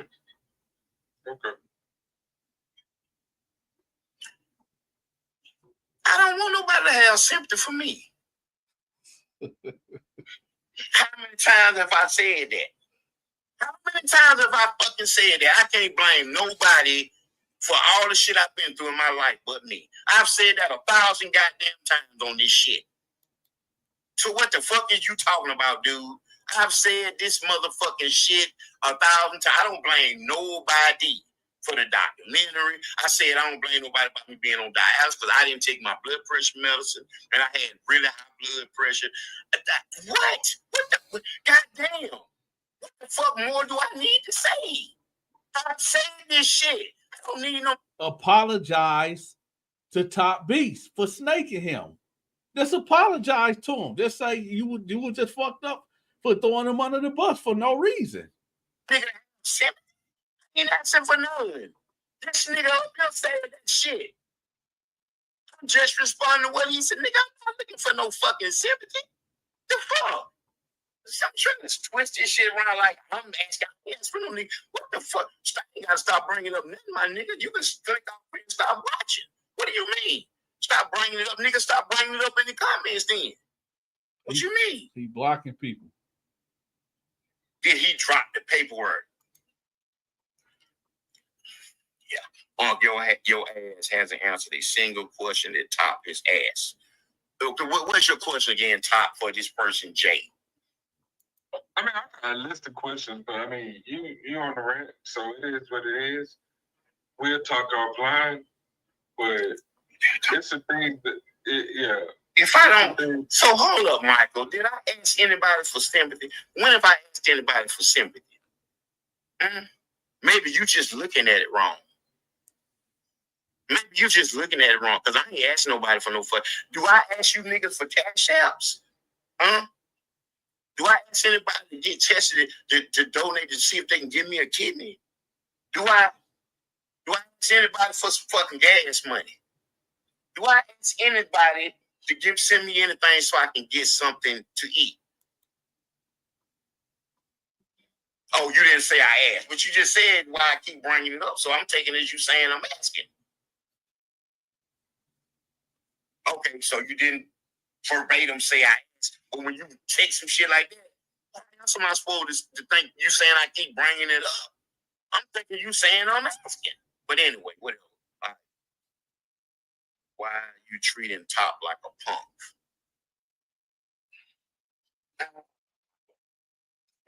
Motherfucker, bro. This shit hilarious. Top, let me ask you this. Do I treat you like you are a punk, my nigga? I don't even know how to answer that shit. Hell no. You are a motherfucking 40-year-old Hoover. Hold on, my nigga. Hold on. I'm goddamn tired of y'all motherfuckers calling me 40. That's number one. Nigga, I ain't 40 or close to 40. I thought you were 41. Nigga. You was 40, 41. How old are you?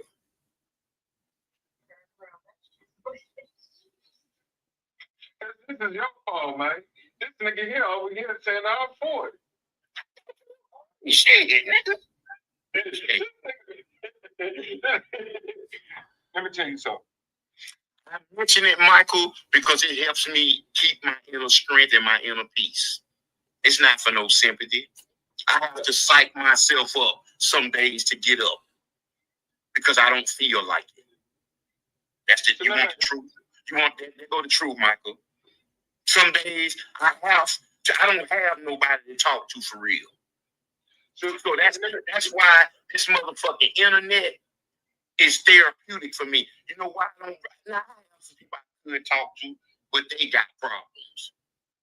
And I'm not the type of man to just brush my problems and shit off on other people that got problems and I can't help them with theirs. I'm not like that. So I use this internet shit sometimes to tell myself, bro, you all you fucking got and you got to keep fucking going. Not for sympathy, because sympathy ain't never got me then, bro. But that since you want to know, there it is. And I know somebody gonna have something stupid to say about it. Well, let me be crazy then. I gotta do whatever works for me to keep me sane. Because niggas don't know what it's like. You don't know what it's like. You could not ever imagine what it's fucking like. The shit that a nigga have to go through. But it's my fault.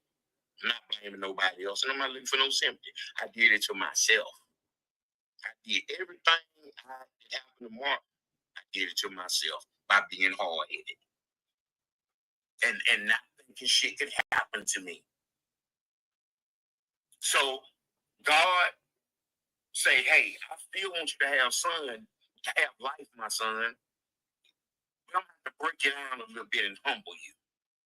I'm going to break you down so that you will see who's the boss, who you need to give respect and love to, who you need to give acknowledgement and recognition to. He keeps spinning. But I still want you to be here on this earth. He won't answer the question. So he broke me down. I was mad for a long time. I was depressed for a long time. But then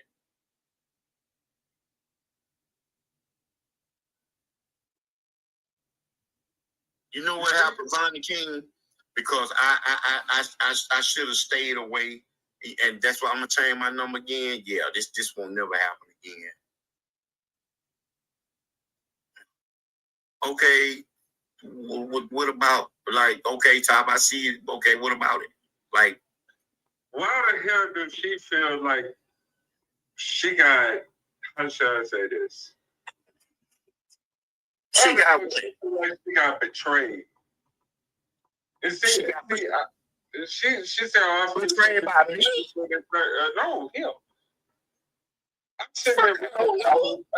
I'm sitting there like, what the fuck? Like, I ain't never did nothing to this person, but said one thing, and this motherfucker say that she got a problem with me because I checked her about Hispanic lady basically disrespecting a black man, and all of a sudden I get fucking talked about by this chick, and now all of a sudden she feel betrayed by Donta. So here's my thing. Here's what I'm thinking. What the fuck that got to do with me? Let me get to it. Can I get to it? Let me get to it. Donta saying all this stuff, saying that you text him, you had a conversation. I was planning on doing the interview, and all of a sudden you start going off about me not pushing your content and this, that, and third. How long you was in the hospital, Mark? 2 weeks. But hold up, wait a minute. Hold up. Hold. Pushing my content.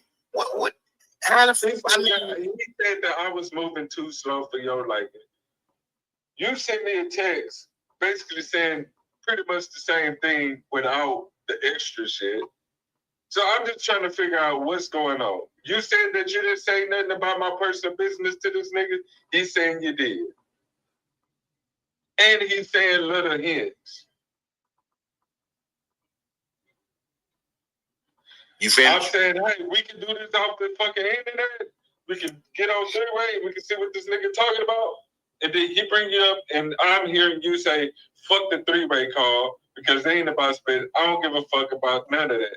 You can call me one-on-one if you got a fucking problem with it. I don't give a fuck about it. I don't. I admit that. You can talk to him all you want to. I'm done with that shit, bro. I'm changing my fucking number, and I will never make that mistake again. I reached out to that nigga because that fucking shit he put up, but I tell you what, this is what we gonna go back to doing. I'm gonna change my number again. I'm gonna let this shit be known and be clear. Put my fucking name up, and I don't give a fuck who do it. Put my fucking name title up. I promise to God, I'm gonna copyright strike. I don't give a fuck if I gotta pay somebody to do it for me. Mark is such a dummy. Mark is the biggest bozo in the world. You can't copyright nobody, stupid, unless somebody is using your video, stupid. Feel me? So we just gonna let it go and leave it alone, and everybody can feel how they want to feel. I'm not gonna sit up here and keep going over and over and over this shit, bro. Don't use my fucking name on my picture. If you do, you will be copyright strike. And now this applies to anybody and everybody. And I'm not fucking playing. I don't give a fuck about who you is on social media. None of that fucking shit. Feel me? If you use my motherfucking name or my picture without my fucking permission, bitch, you will be copyright strike. And that goes for anybody that's on social media. And I'm done with that. And I'm going to change my number. Matter of fact, we're going to do that right now. Change my number. And I'm going to be done with that shit. And I promise, I don't give a fuck what nobody say, what they got going on. If you over there on that other side talking shit about me, and I've seen a couple people do that. You say they cool with me. Nobody. I'm cutting off all fucking contact, bro. Say what now? Hold on. That's what kills me, because I never did that to anybody, especially you. Did what? I don't go over there and talk shit about somebody. I ain't saying shit about you. Let me finish. Why the fuck is my name always coming up in shit? Bro, why it's just like that nigga. It's just like that nigga just told you, bro. Anybody associated with me is gonna get fucked with. That's why I say, if you want to go your own separate way, I understand, bro, because it's a lot of bullshit that you're gonna get when dealing with me. I understand it, and I see that now. That's why he said he had to part ways the first time, because there's too much bullshit around me. But I got a lot of ops. I got a lot of people hate me. It is what it is. Feel me? And because you ain't decent, none of these niggas don't know you. How the fuck do they know you to say anything about you, bro? The only connection is because you are my motherfucking manager. Let's just be real. It ain't nothing fucking else. Now, you may have said a couple of little loose little things in a little video, and they picked up on it and ran with it. But for the most part, they don't know you enough or well enough to none of that. It's just because of me. And I understand that, bro. So, ain't no love lost, ain't no friend lost, bro. If you feel like you need to go away and focus on, because you got, y'all know Top B's got a channel, YouTube channel, Facebook channel, and some other shit. You work on your own shit, bro. You feel me? I appreciate everything you've done for me, bro. But this shit ain't that serious for me. This ain't that serious to me, bro. To have to go through this. You feel me? This is all what motherfuckers been wanting anyway for the longest, was to cause separation and division between us. I've been told that. They said, bro, they and you know, it seems to be it came to the point where it's working. And the reason why I know it's working, because you said it earlier over on that nigga shit. Man, you know, I've been sensing something a little weird lately and this and that. So that lets me know that you sensing it, or it's starting to rub off on you too. It's all good, my brother. I appreciate everything you've done for me. I appreciate everything because you've done more for me than any fucking body else. And I'll admit that. You have done more for me than anybody else. Hello. Go ahead, man. I speak for me. Period. Like I said, it's shocking when I get called up on another nigga's channel and got a whole fucking list of spill coming at me. And like I told them, I need to holler at you. Like I said, this is social media. I'm not about to fucking do all this shit on this shit. So, I mean, if that's what you want to do, if you want to go separate, hey, that's on you, bro. Like I told you earlier, I ain't got time for this shit. You know, and I can copyright whoever the fuck I want to copyright. Use my motherfucking name and my likeness. Shit. And I let the professional people tell me what I can't do. Fuck, I ain't listening to nobody on tomorrow. I can't copyright since they use your video. And fuck, let them tell me that. They don't listen to nobody on here. You motherfuckers don't know what the fuck y'all talking about. The fuck? To me, what I can and what I can't do. It is, bro. I don't, you know. Hey, it is what it is, man. It seems like you're more focused on the comments than our conversation. So I'm listening to you. I'm listening to you, bro. I hear what you're saying. You saying you ain't got time for this shit. I feel that. But if I'm not gonna be fucking with niggas, that's ops and all that shit, then I don't need to be affiliated with somebody else. If they gonna be fucking with motherfuckers who see, that's what a lot of these problems come from. Hold on, what you trying to say? I'm gonna be affiliated with the ops? That's what you're trying to tell me? That go for you and anybody else that's gonna be my manager. That can't be like that. That can't be like that. Just like so let me ask you something, Mark. Like real shit. Real shit. You think I'm gonna be affiliated with the ops because of what? What makes you think that, bro? Listen, I didn't say you was. I said that's what you deal. I said whoever deals with me, that's how it should be. Because and it hasn't been? To us, as far as I know, I mean, you say y'all talk to certain people in there. Wow. But for the most part, yeah. What you mean? Wow, nigga, I ain't lying. My thing is, you say for the most part, man, nigga, let me put it like this. I don't associate with nobody else off of YouTube except you. You mean to tell me that you ain't had no conversation with nobody over the phone, even if it was for a short period of time? That's all I'm talking about. That's all I'm talking about, bro. I'm not saying you got no feelings with LaMark Moore's business. That's what I'm saying. It wasn't about, oh, well, let's run a play of this, day, and third. No. I didn't say that. Bro. That's what it sounds like. Okay, well, if that's what it sounds like, that's not how I mean it. All right. I'm trying to clear it up. I'm trying. That's not what I meant. What I meant, whoever I deal with, bro, I think it's gonna be it's just gonna be a conflict of interest if who I'm dealing with is fucking with motherfuckers who hate me, bro, or who got it out for. Because I mean, it is what it is. Motherfucker just said earlier, it's up there, it's war. Okay, what? I mean, what you gonna hold some panels? Y'all gonna roll some and talk? Yeah, okay. Whoop de doo. What ain't new? What you gonna come up with some old in a hotel room with Perry and peanut shit? Or I mean, okay. Whoop-de-doo. I don't, you feel me? He put himself in this shit. When I did that live this morning, I didn't say nobody's motherfucking name.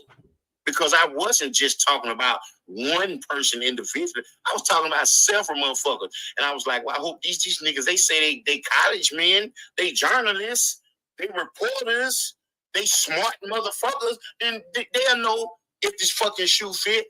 He just took it upon himself and throwed himself in the head of the lion. So it is what it is. Niggas, you talking about I'm wrong, bro. If that's what niggas think, that's it's fine. You don't, you can go whatever way you want to go.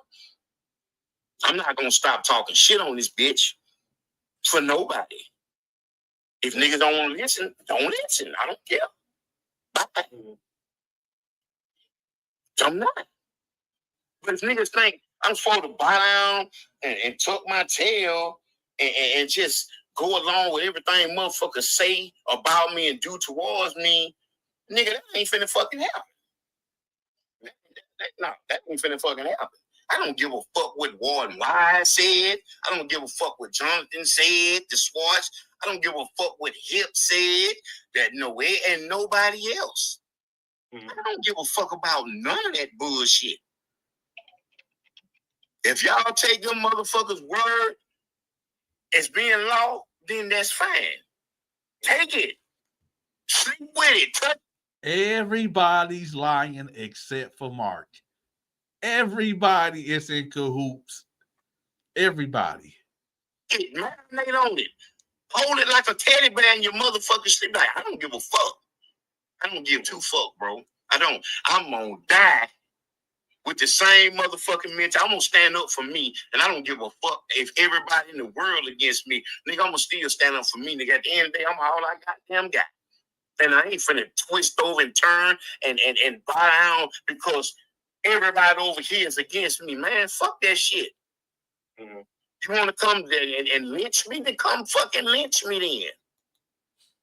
That's the only way I'm going to agree with you, or I'm not going to defend myself or stand up for me. Man, fuck that. Bro. No fucking pussy. Man, bro, what? No. That ain't finna happen. I don't give a damn about none of that shit.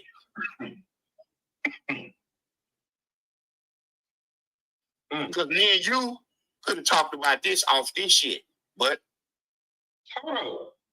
You jumped on him. I'm not. You could have called my phone. You could have called my phone indirectly. You didn't have to go live. That's my problem. When I went live, my nigga, it had nothing to do with you. I'm talking about the lies. I just heard this motherfucker over there saying, you came up here. You did. I came up here because the nigga basically said you was bad mouth. I came up here to ask you what was up. You said you didn't. So you could have, why you didn't text me that? What do you mean text you? I was on the phone with you. You were going to go. If you had nigga, because you asked me, you think I should go over there and talk to the nigga? I said go over there. Hold on. You was on the phone with me when I went over there. You heard the bullshit. Why the fuck you didn't say, hey, talk? Man, you need to talk behind the scenes. Man. Fuck what he talking about. He was just on the phone with me. And I hung up. Yeah, you hung up. But at the same time, and 5 minutes later, you back live. And I went live. So what that had to do with you? What do you mean? What it has to do with me? If I'm finna do a live and respond to what the fuck he said, then what does that got to do with you? Is my point. You don't see what I'm saying? If I'm going live to respond to what the fuck he said, then why would you come up here? You going live to respond to a nigga that basically just said that you was bad, mom, and telling my business to the whole world. You went live instead of calling me, like, hey, nigga, shit, don't believe that, nigga. Going live. You at time I telling yo, but nigga, what the fuck do I know about you for real? Do I even know your real name? Do I know your real name? I don't know shit about you but Top fucking Beast. That's it. I don't even know your real name, bro. I know Brittany's first name because that's what you call I don't even know your real. I'm telling all your business. Okay. Yeah. All right. Have I ever asked you your real name? Never. Because I don't need to know it. Have I ever asked you? I just thought you was 40. Fuck, nigga, you say you ain't. I thought you was that old. You know what's funny about Mark? Mark sitting up there talking about, I don't know you, Top Beast, but Top Beast was one of Mark's contacts at the hospital. You see how he trying to downplay it? Because I never asked you, because it ain't my business. Mark, I done told you my real name, bro. And I forgot that shit, nigga. Yeah. See, now Mark gonna admit, like, oh yeah, you did tell me your real name. See, Mark always lying, always getting caught. Yeah. I know that from the guy, from the cash app. But nigga, I don't even that shit go in and out my fucking head, nigga. I don't even think about that shit other than that. I don't even call you that, nigga. I call you what the fuck you was introduced to me at Top Beast, and that's as far as it's gonna go.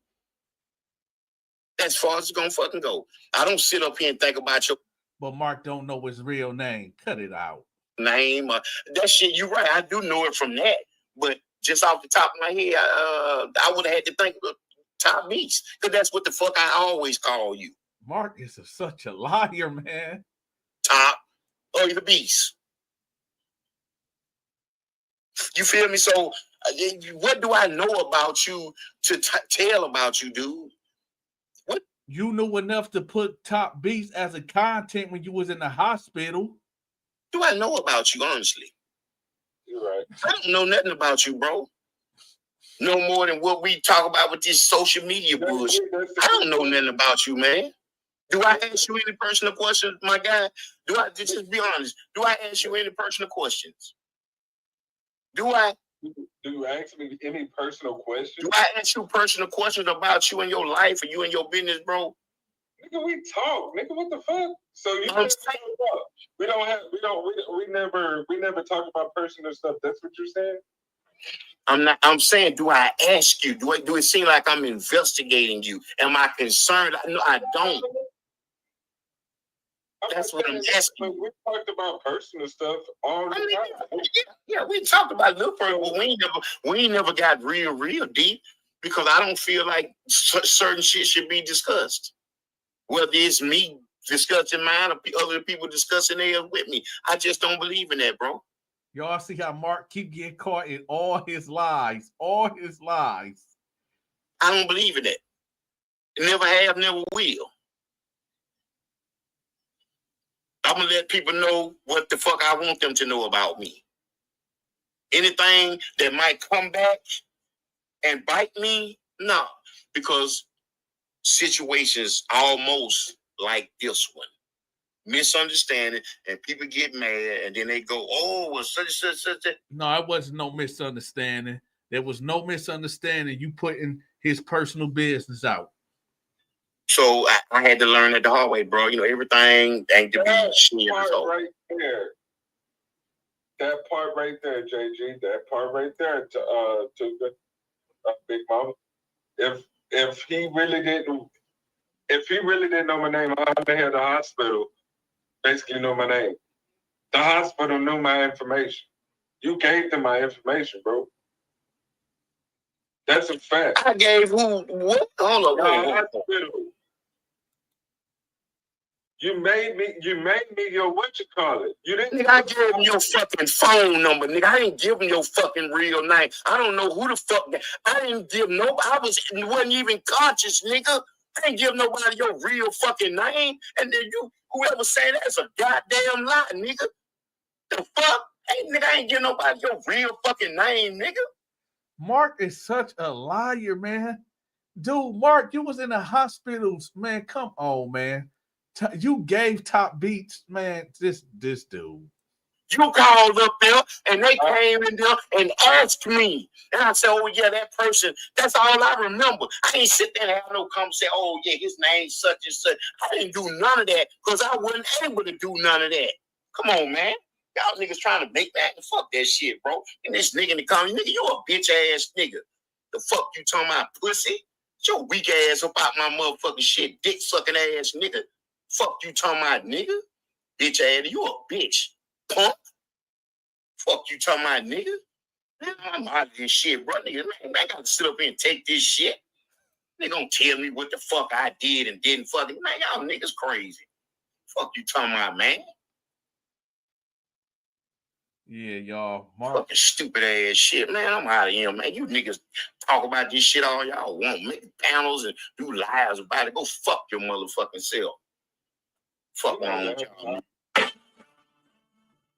Yep, y'all. See, he done got busted. He done got busted. Oh, I don't know. I don't know Top Beast's name. We don't talk about nothing personal. Yeah. Y'all don't, huh? Y'all don't talk about nothing personal. So yeah, he just got put on the glass so he can try to say. So the question is, Mark, I thought how did Donta get the number? I was on his ass. Yeah. How did I get the number, Mark? If you don't mess with me, and that's why Top Beast like, yo, wait a minute. How the heck did Donta get the number? If you don't mess with him. And I don't know your real name. I don't know your real name. You do know my real name. Oh, well, come on, man. Mark, Top Beast know what it is. He know what he did. Exactly. Man, let me find out my words got that much power. All I did was ask a nigga a question and he ended the fucking live. Obviously I can't ask him on my real account because he still got me blocked. Yeah, that's what he do. He, like I said, if he should have just kept it like, listen, the whole thing, the whole thing is this, man. He didn't have to bring Top Beast up in our conversation this morning. He brought it up. When me and Mark got off that phone, it was nothing. I didn't. It was no issue. And then he go live, and then he wanted. I knew he was gonna lie and say that wasn't about Donta. Yes, it was. I heard everything you said. He just like to throw other people in there in a mix to try to do a distraction. No, I know what we talked about. And I'm like, yo, what's the issue? You reached out to me. And then he wanted to lie and say, oh, the only reason why I contacted Donta is because of the video. Check this out, y'all. Mark, I don't know when he told Top Beast that he don't mess with me no more and changed his number. But how was I able? Mark called me. This was like 2 weeks ago. 2 weeks ago, and said, "Hey Donta, hey man, could you do like get me back in the algorithm or whatever?" I said, "All right, I'm about to do this." Matter of fact, y'all, when Mark got out the hospital, he went live the very next day. He called me and said, "Hey Donta, could you do a video to keep me in the algorithm?" And he said, "Just don't make me look gay, right? Don't make me look gay or anything." I said, "All right, bet." So then I text him, right? I text him the video, and he was laughing at it.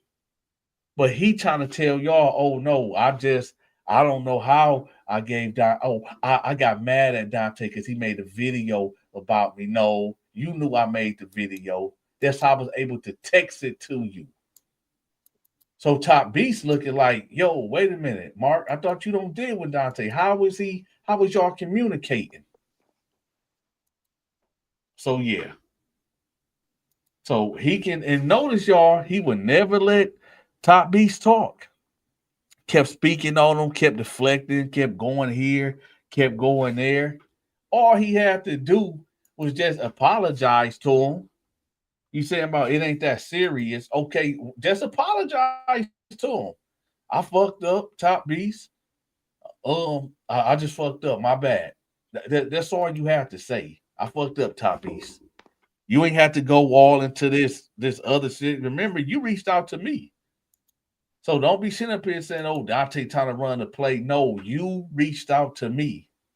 You the one, for whatever reason. I don't know. Like I said, From here on out, it's on. It's on. Cause Mark, he just nah. Nope. He talking about I'm gonna change my number. For what? For what? I'm not gonna make that mistake again. Yeah, you shouldn't be talking about your so-called friend's personal business. They talking about I don't know nothing personal about you. And then what the top be? Yes, we do. We talk all the time. We just don't be talking about no business. You do know my personal business. Okay. Well, I don't know your name. I don't know your name, Top Beast. I just know you as Top Beast. Mark, that's a lie. You put me down as your contact in the hospital. No, I didn't. No, I didn't. See, and that's what he went off on me about and ended that fucking live because I brought that up as soon as you said something about it over here. Hey, that's what I'm saying, man. Mark got all this started. I don't know why Mark. Cause see, look, Mark, he like to do videos and don't put a name on it. That way he can try to play like, oh, I didn't say nothing. I didn't say your name. Nah, I knew exactly, but I just didn't understand it because I'm like, why are you saying all this when you reached out to me? You the one said you wanted to do videos and me to promote you and Top Beast moving too slow and he don't know how to do content. So why then would you wait a couple hours later and start talking crazy? And then you go on and then like I said, Top know what he know the real. He know what was said. Because like I said, how the heck would I know? How would I know the conversation?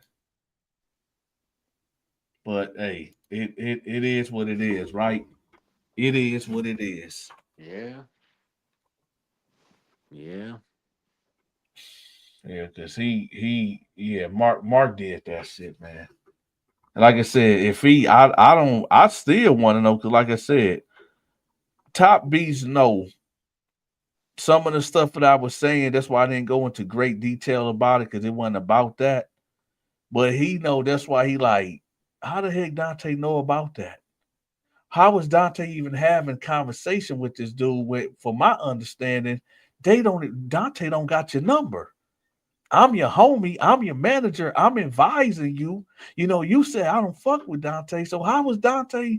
How did he got the new number? Why didn't you tell me since you got out the hospital that you and Dante have been in contact?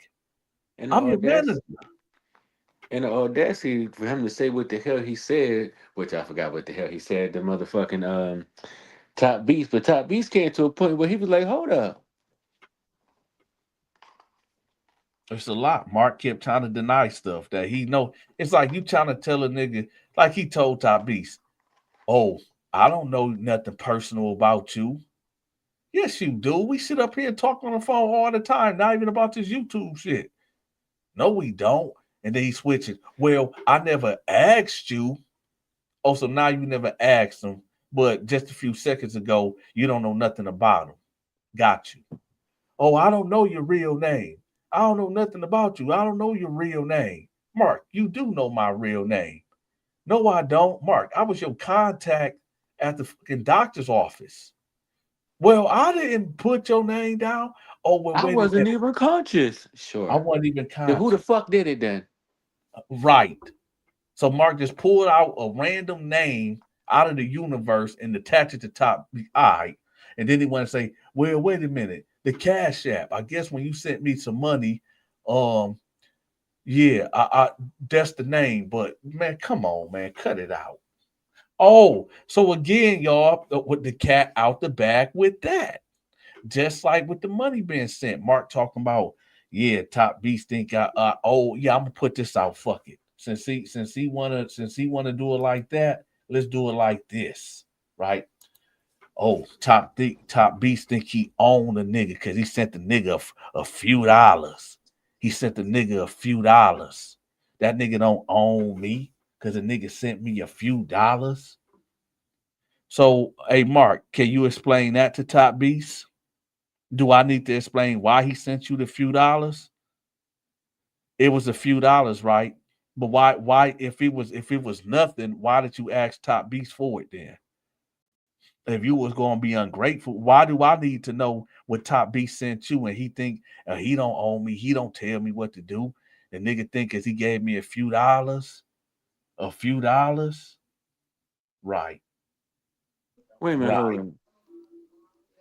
They say when he was up there, they say that that's his bad and he apologized.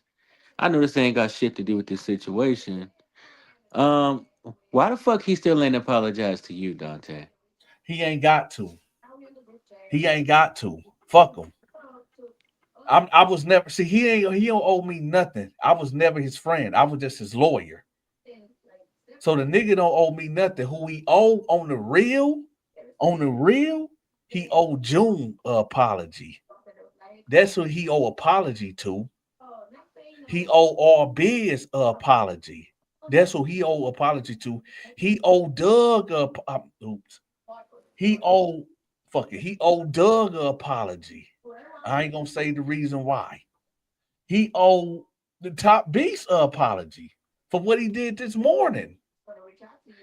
He For what? owes a lot of people a lot of apologies for a lot of different reasons.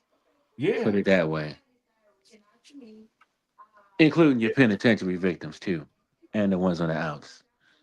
Hey, all Mark had to do, he know he fucked up. Cause listen, he wanted to sit up to say, I would never do it again. Do what again?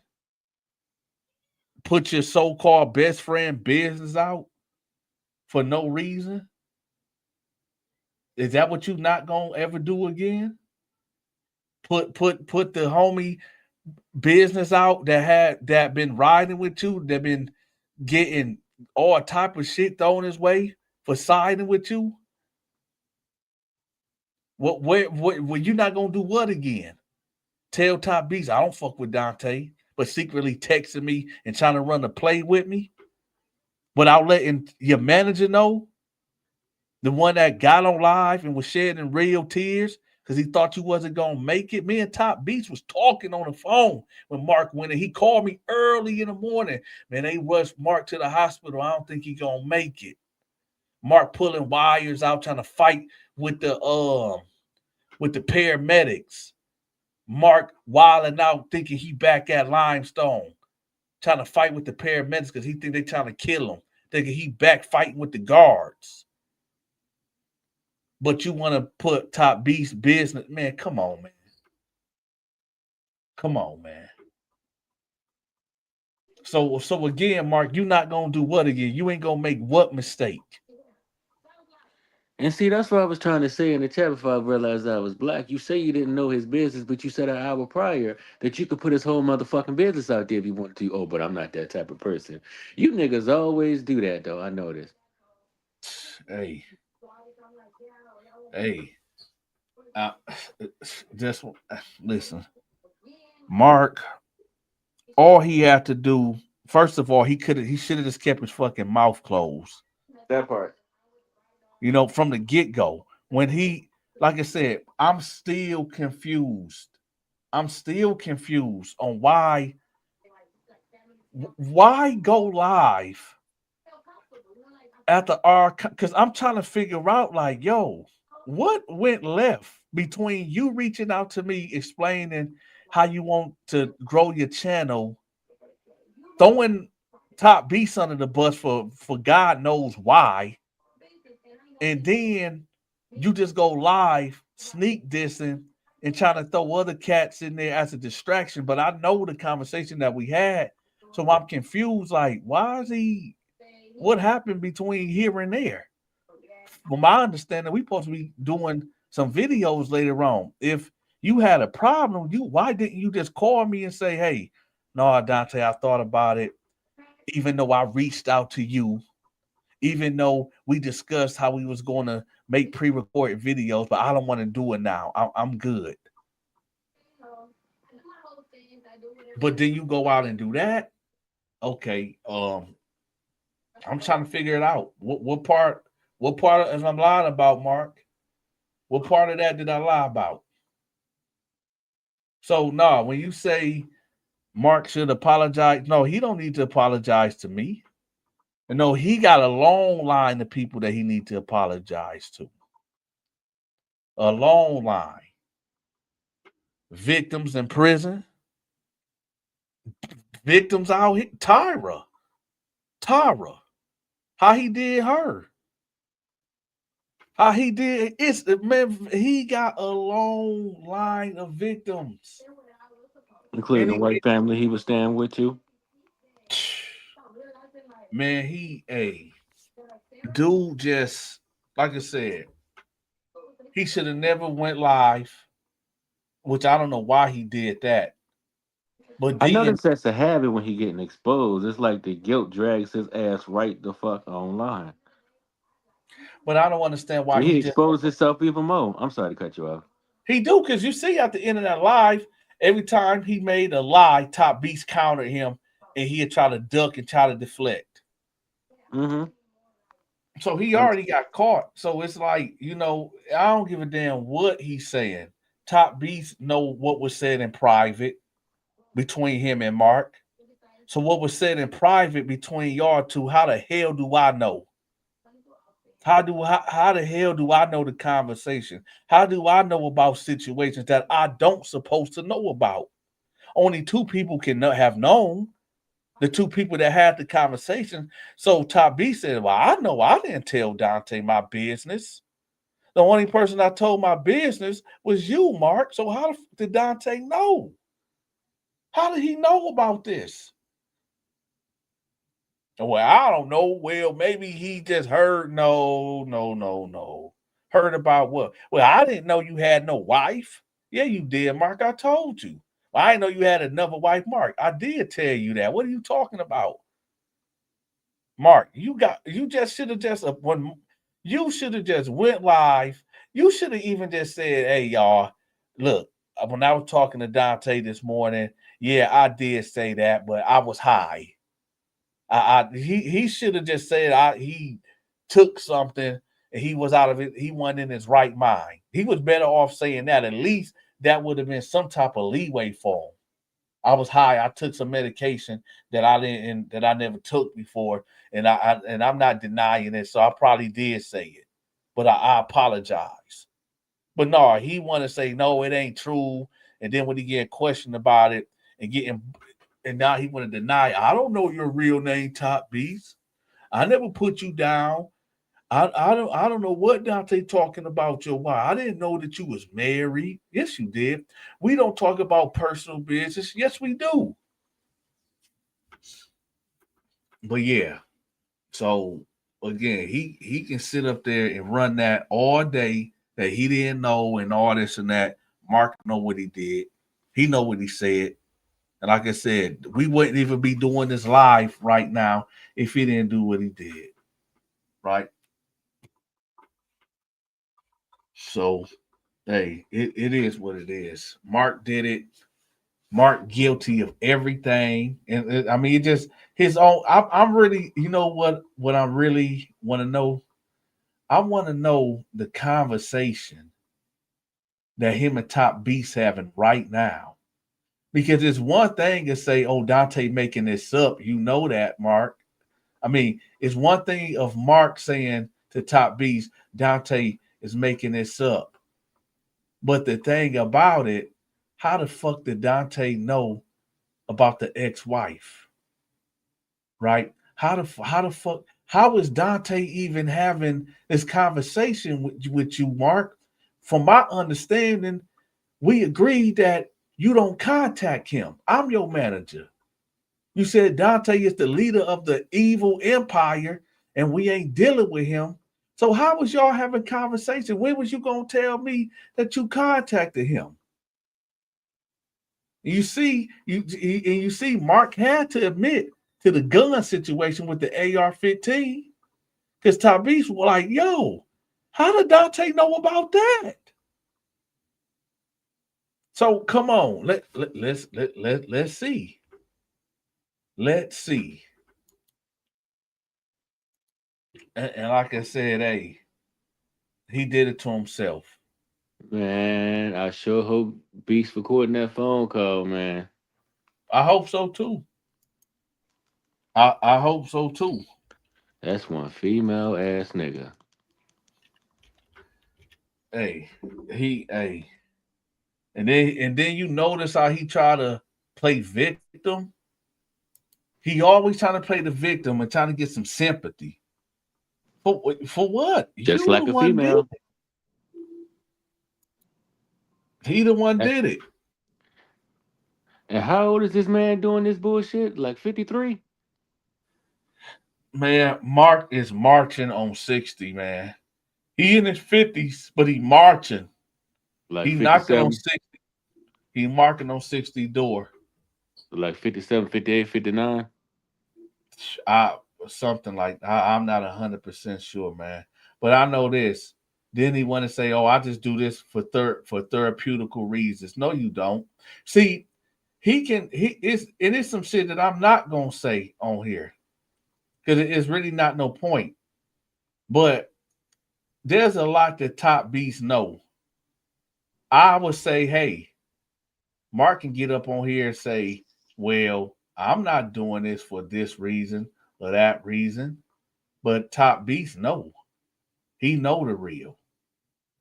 So it ain't so Mark cannot get up here and sit up there and say, "Oh, I'm not doing this for money." But top beast to sit back and be like, "Well, nigga, yes you is, because you did say, yeah, I ain't gotta do all that. Mark know what it is. Mark know exactly what. Matter of fact, I'm about to play this video. And maybe I should have been on Mark ass. Pause. I should have been on Mark ass the way this interviewer was on Mark ass, not giving him no leeway. Hold on. Let me put this out there right quick. Maybe I should have been on Mark ass the way this interviewer was on him.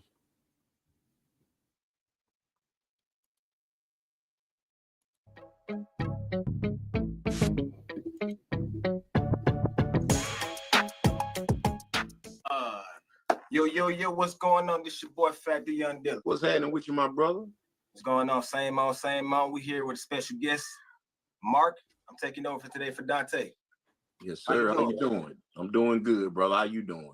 I'm doing all right. And we here today. We're gonna speak on a topic that's been going on about your name. I heard you want to clear your name, so let's get straight to it.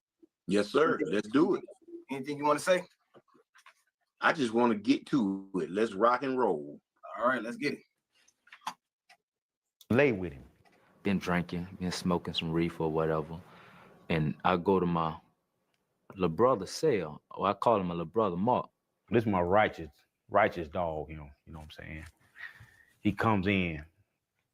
So I asked him, I said, man, you know what you did could have got a lot of people messed up. So he like, yeah. He doesn't make it any better. He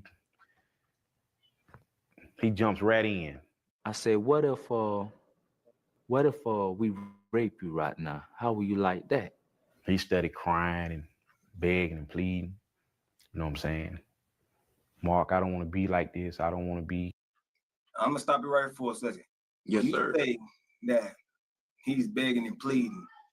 What made you say that? That's what the cast. That's what they wanted. They wanted you to say. Why did they want you to specifically say that? They wanted me to reiterate like real things that go on in prison. This was supposed to be an educational documentary for the youth. Oh, I see. I'm about to go on and play it. Gay, I don't want to. But at this time, you know what I'm saying, I'm out of control. I don't want to hear nothing, no talk. My little brother, he jump up and he slap him real hard. And he done got serious because he really wanted to be with this person all alone. I tell him to turn around. So he turns, he moves slightly. I tell him to turn around again. He still doesn't want to turn all the way around. So I said, bitch, if I have to tell you to turn around one more time, I'll break your jaw. So he turns around. like put his hands against the wall, like spread them like the police will make you spread them. I tell him to take his pants off. What made you tell that man to take his pants off? That's you right there on the video, right? Yeah, that's me. Yes, it's definitely me. But none of that happened. None of that happened. Bro, I wouldn't even be out of prison if things like that, if I did things like that. I say it that way. I wouldn't be sitting here now out in the country on my porch enjoying a cigarette in the cool air. I would still be behind that concrete gate. Shit, that's what it is, a concrete jungle. I'm for that. He doesn't want to do it. I punch him in the face. You know what I'm saying? I squeeze his ass cheeks. All right, let's get to that point there. Yes, sir. Was that right there rehearsed, or that's how you were really in your mind thinking? Like you really want to squeeze this man's? That's what they wanted me to say. It took them 2 weeks to finish this documentary because they had to coach me basically through the whole thing of what they wanted. So with a little imagination and from what I heard, from other, people or whatever, that's how they got to it. So you were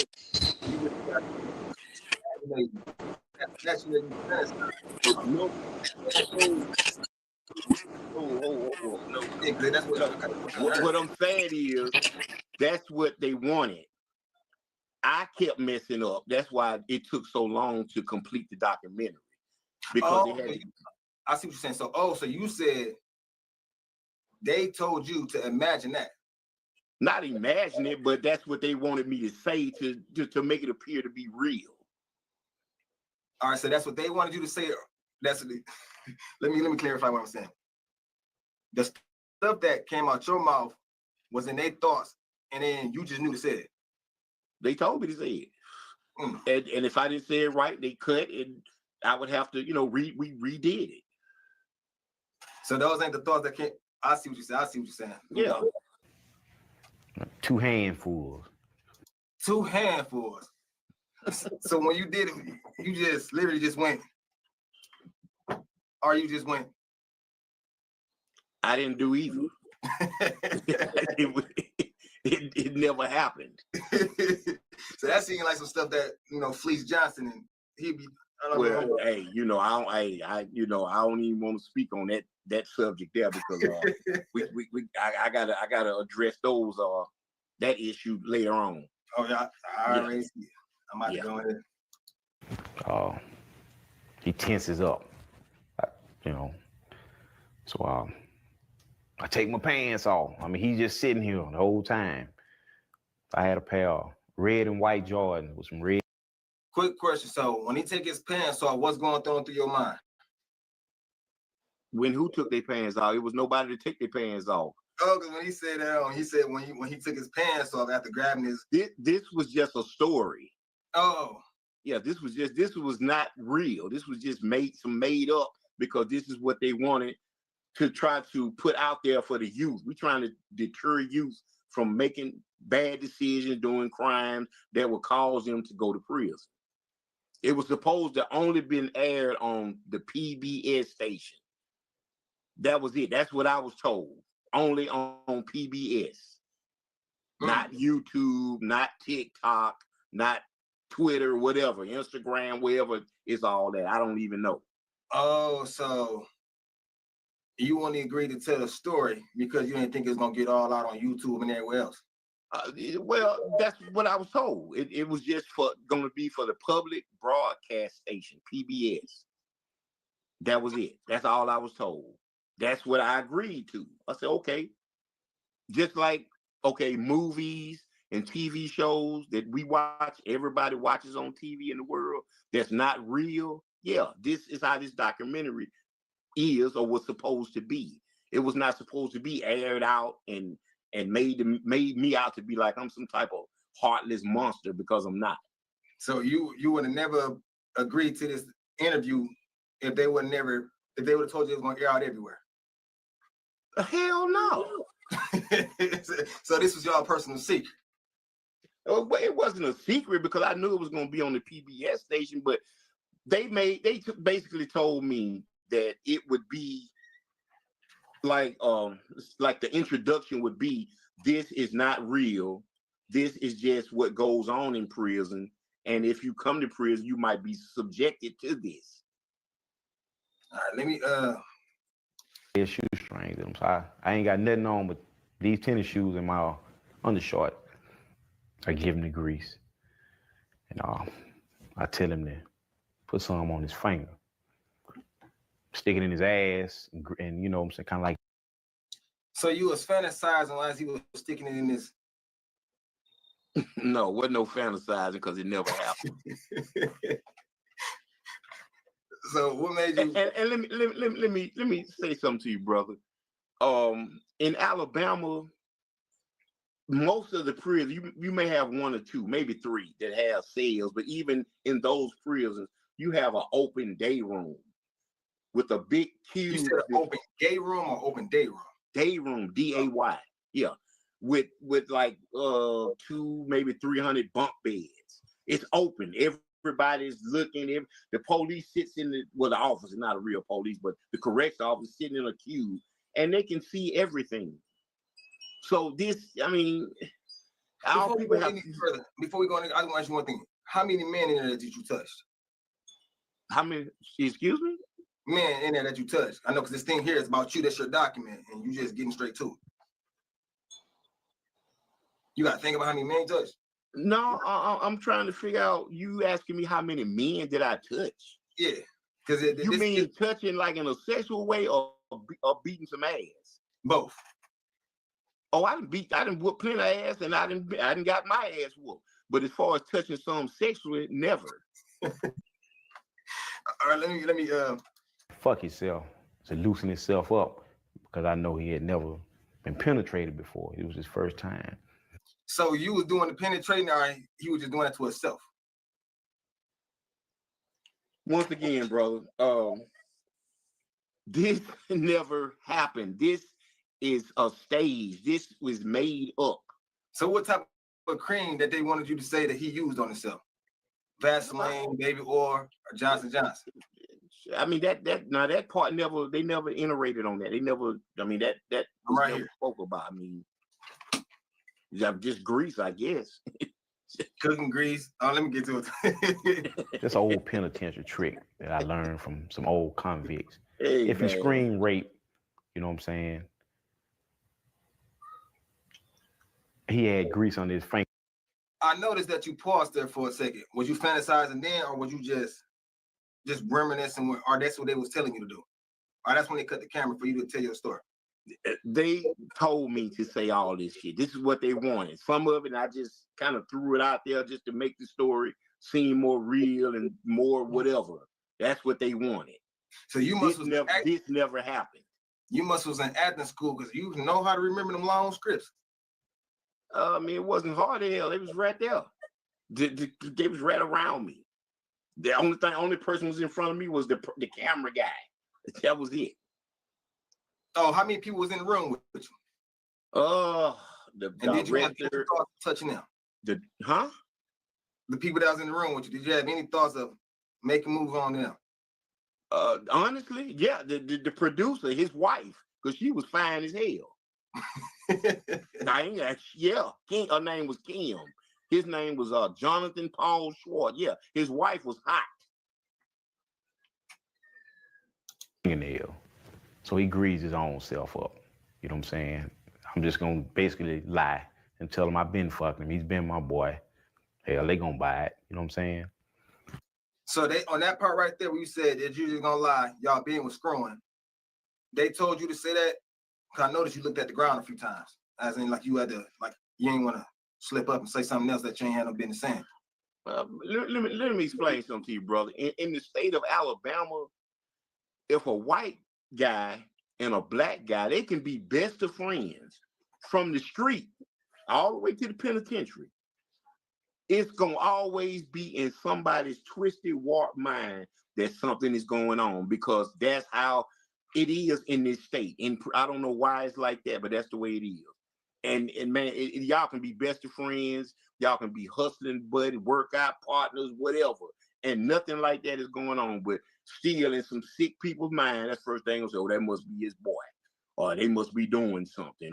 And it don't, man, come on, man. I mean, let's get on with it, bro. All right. Hell, I'm gonna go to the extreme and get 4 or 5 other guys that lie and say I've been fucking him too, been taking care of him. He's been my boy. But I said, what if I take this knife and stab it right through your face? I said, will you like that? So he's scared now when he see this knife. You know what I'm saying? They had a knife to my eye. That's the guy they're talking about right there, right? This guy here, I don't know who he is, but the voice, I know who that voice is. His name is Bradley Lucas, but that's not his face. I don't know. That's just somebody I don't know who that guy is. So just to clarify, you said that y'all ain't had nothing going on. So just for everybody that's out there. Hell no, man. And one in my throat right here, my jugular. And I'm telling you, I can just feel them, sticking me. It's like if they put any pressure on, it's gonna cut me wide open, So that's him describing. Was you done to him or y'all done to him? I don't know who he was. I don't know. But like I say, I had got transferred. Oh, so it's after y'all got transferred. Yeah, I wasn't even there when these people did. I had got transferred, and I'm gonna tell you why. Because a dude owed me some money. It was store day, so like everybody else, when people owe me, I go down to the store line and I sweat and I watch to make sure if you catch that store, I'm getting my money. Because guys would get their bags and pass it off to somebody else, and then they'll come back and say, "Oh man, my money wasn't posted. I wasn't able to catch store." So this particular day was store day, and this guy owed me like probably about $120, $30 worth of prison stores, which in prison. That's a lot. It may not seem like a lot out here, but in prison, somebody owe you $100 and some worth of stuff. That's a lot. So, and this guy, he played me. He played me.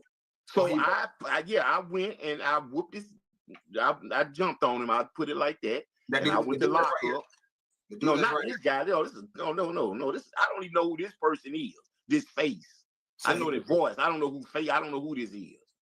The voice the voice that you heard talking, the one that's accusing you of taking it from him. That was his consequences for not having their store. No, I'm talking about the reason why I got transferred, and I didn't even know that they had interviewed this person or anybody else besides Jerry, the black guy. I was gone when they did all these other interviews. I got transferred from Limestone to Easterland Prison in Clio, Alabama. Let me get to the rest of it real quick. I go to fucking him. You know what I'm saying? Slowly at first, So you was messing around with him slowly at first. That's why he felt, I see, now I'm wrapping it up. He turned around. As you was raping him, after you left, that's when he turned around and felt comfortable speaking out on you. Brother, hold on, brother. This did not happen. I ain't raped nobody. You said you did it slow. Brother, are you listening? Have you listened to anything that I said during this interview? A little bit. Okay, well, you need to listen to all of it. The only part that I heard was the grease, you doing it slow, the knife going in his throat. Oh my God, knife. Man, listen. Whatever it is. Listen, hold on. Let me explain something to you. Bro, you never try to loosen him up.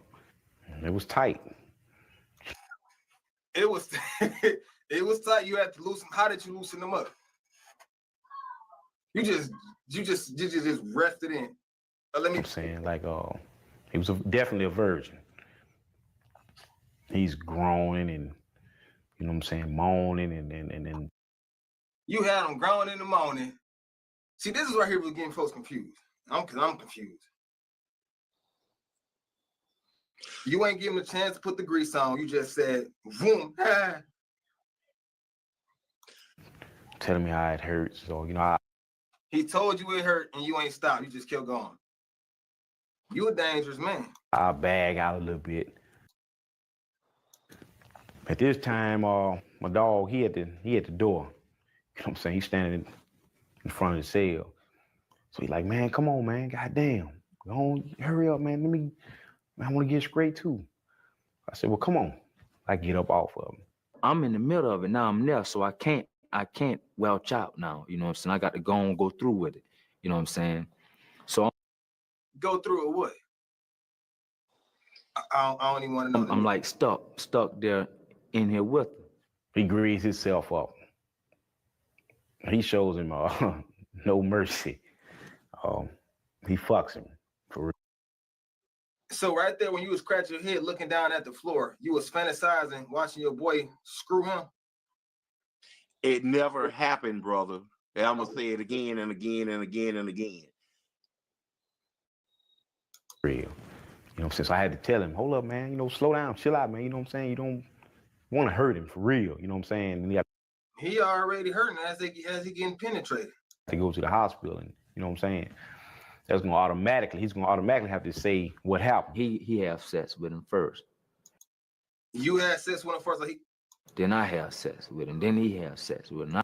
Right there, it sounds like you admitted it. I have sex with him. Then he have sex with him. And then that was the end of it. So I didn't finish it first. You know what I'm saying? So I brother, let me ask you a question. Let me ask you. One second. Let me just let him out.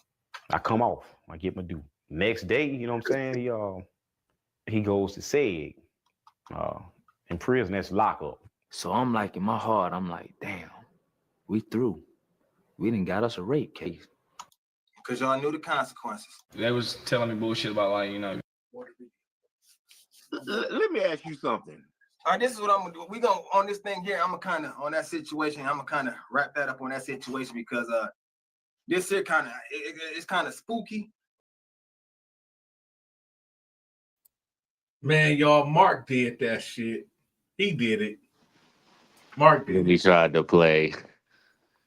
Yeah, he did it. Man, your brother was on his neck, man. Yeah, Mark did it. He said he fantasized about it. Yeah, Mark did this. He did it.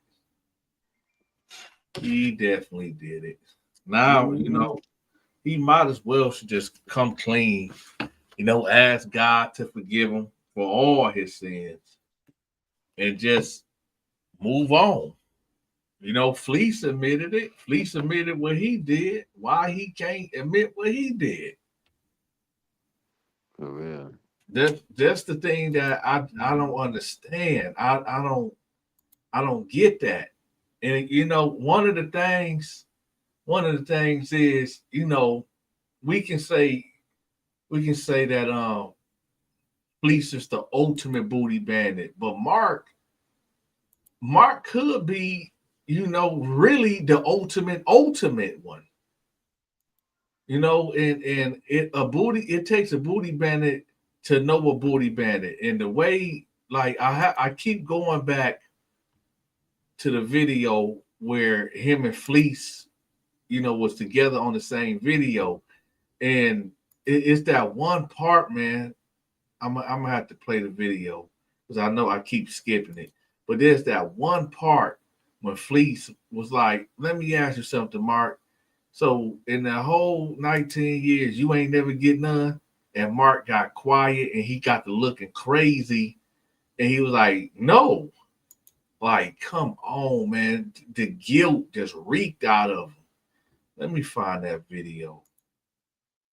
Let me find it. Where is that video? Is this it?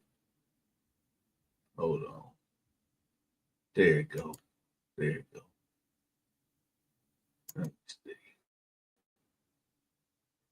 Let me go. Hold on 1 second.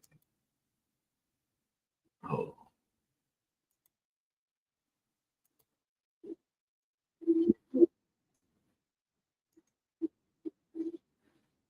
Hold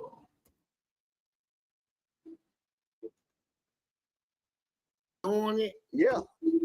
I have a man. Listen, I have had regrets over the years, man. And like I said, at one time I was trying to reach out to the producer, Jonathan Schwartz, to see if they would take this shit off, you know, the internet, but I never could get in contact with them. Yeah, I tried the same thing. I tried that same. Yeah, they ain't gonna take nothing off, and only way you can really clear yourself is to get on the internet and clear your name. Yeah. Let people go straight. That's what I had to do. Yeah. And they had people running around guarding their booty, thinking I was gonna take their butt. Exactly. I mean, I got fired from about 40 jobs, man. Really? You know, over that stuff. It wasn't until I got on the internet and had to tell people straight up the situation, right? Yes, sir. That I cleared the name, you know. Yeah. So how's life going for you now since you've been out? How long you been out? Man, I've been out 16 years. 16 years. Yeah. And you just now getting to the clearing your name part, clearing it now. Yeah, because I had talked to people in my family and, you know, just friends. They were like, man, it'll die over, it'll blow over. But as time went on, it didn't. It didn't. And more people knew about it than I knew of. But they weren't telling me. They weren't telling me about it. They were telling other people. And other people were coming to me like, man, you know why such and such acting different with you or don't like you. And I'm like, why? What did I do to him? I didn't do nothing to him. Man, it's because of that documentary. I'm like, what? So you did 16 years? No, I've been out of prison 16 years. How many years you do in prison? 19, 1 year in the county jail and 19 actually in prison. And you ain't get no booty? No. And that night? Right there, y'all. Right there. The quietness right there. Let me run it back. This is how you know Mark was guilty. In prison. 19, 1 year in the county jail and 19 actually in prison. And you ain't get no booty? No. Come on, man. And Fleece got him. He didn't even realize it. Yep. Look at Mark. Look how he looked to the right. 1 year in the county jail and 19 actually in prison. And you ain't get no booty? No. Come on, man. Come on. The inflection in his voice tells it all. It went up. When people are lying, the inflection in your voice goes up when you're lying. That's psychology 101. Everybody knows that. This was the pivotal part of this whole video. Like, do that too. Man, it's because of that documentary. I'm like, what? So you did 16 years? No, I've been out of prison 16 years. How many years you do in prison? 19, 1 year in the county jail and 19 actually in prison. And you ain't get no booty? No. In that 19 years, you never got no booty, Mark. Come on, bro. No, I never got no booty. I tore it up. I ain't gonna lie, I tore it up. They call it, that's why I didn't never get in no. Mark did that shit, man. Mark, look, hold on. He's actually in prison. And you ain't get no booty? No. In that 19 years, you never got no booty, Mark. Come on, bro. How many years you do in prison?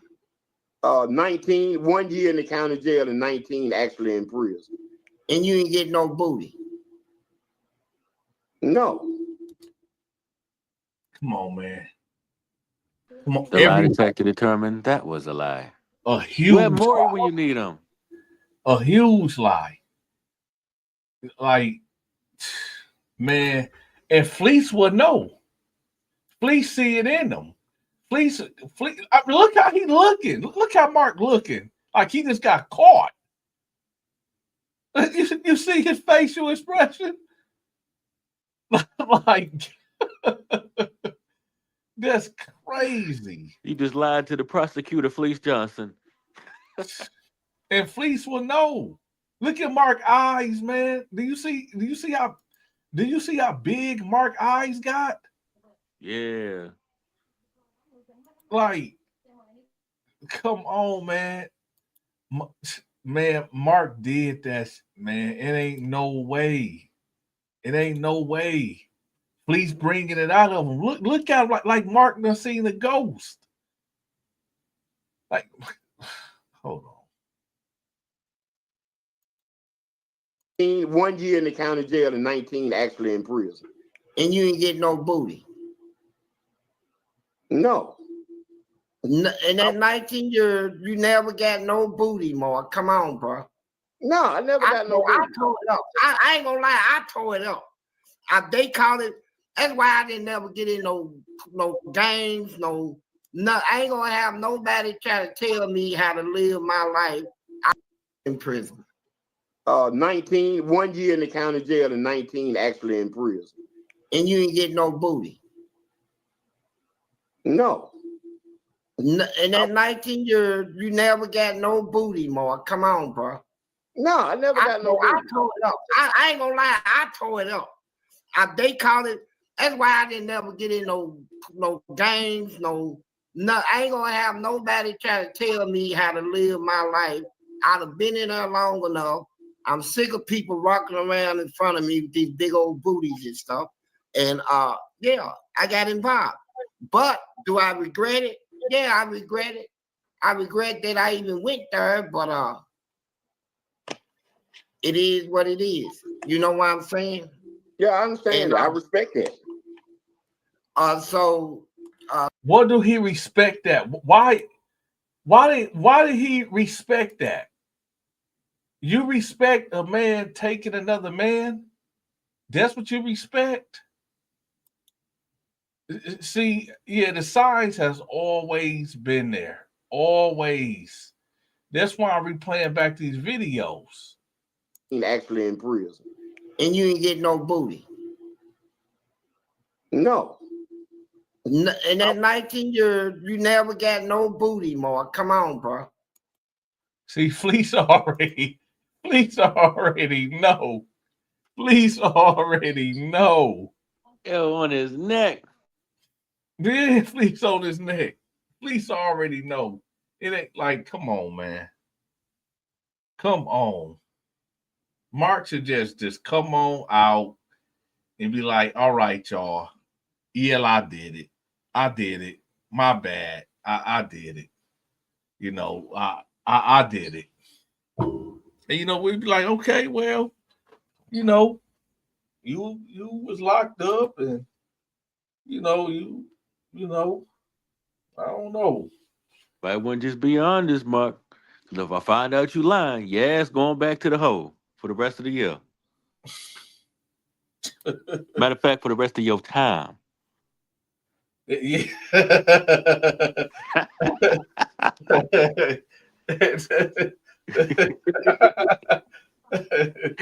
Hey, man. Hey, listen, man. I didn't have no reason to go bad on Mark. I didn't. I was just confused, man. I was confused of him going live, saying what he was saying, and I'm like, yo, if you felt that type of way about me, why you just didn't? You could have just called me or just said, hey, I don't want to do the interview no more. Hey, I'm a run this by Top Beast some more or whatever. But you just go live talking crazy and then you want to say, oh, I didn't say your name. You didn't have to say my name. You always want to play that game so you can try to make it seem like, oh, I was talking about somebody else. Nah, I know I know the conversation we had, but I'm just confused. I'm like, yo, all you have to just say, I don't want to do the interview. But you want to get out here, start running your mouth, and nah, But yeah, he definitely did that shit. You see, Fleece bought it out of. Got it out of. 1 year in the county jail and 19 actually in prison. And you ain't get no booty. No.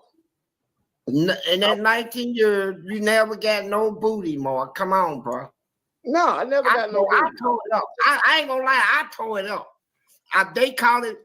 That's why I didn't never get in no games, no. I ain't gonna have nobody try to tell me how to live my life. I'd have been in there long enough. I'm sick of people rocking around in front of me with these big old booties and stuff. And yeah, I got involved. But do I regret it? Yeah, I regret it. I regret that I even went there, but it is what it is. You know what I'm saying? Yeah, I understand. I respect that. He respect that. So since you've been out, you got married and stuff. No, man, I haven't been able to find the right woman, man. I've been in a lot of relationships, but I can't seem to find. I guess I can't really say the right woman for me, but I just can't find a woman. See, I'm like this here, bro. I don't like drug addicts. I don't like women who still have attachments with their baby daddies or their exes and all that type of shit. It seems like every woman that I've dealt with is either they're a drug addict or they still got connections with their baby daddies and their exes. And I just don't, I don't play that. I don't tolerate that. No. Let me ask you this. I'm curious, Mark, because you showing me some superhuman strength that I ain't never heard of. 19 years, never got no booty, never got no head. Bro, I was a dick jacker. You was a what? You see how Mark be so. Oh, I was a D jacker. Like, come on, man. I got something else for y'all. Hold on. If y'all watch this video, y'all gonna see how Mark get exposed on this video too. It's about what happened. Whoa, hold on. Let me cut you off right there, bro. Let me tell you something, man. I don't appreciate at all how you. Let me tell you something, man. I don't appreciate at all how you handled me in a previous video, man. Listen, I'm gonna ask you this one time very nicely, man. Don't do that again, bro. Oh shit! Here we go again.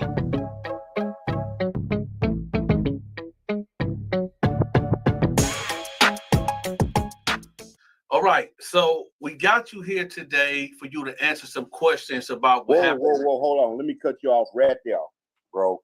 Let me tell you something, man.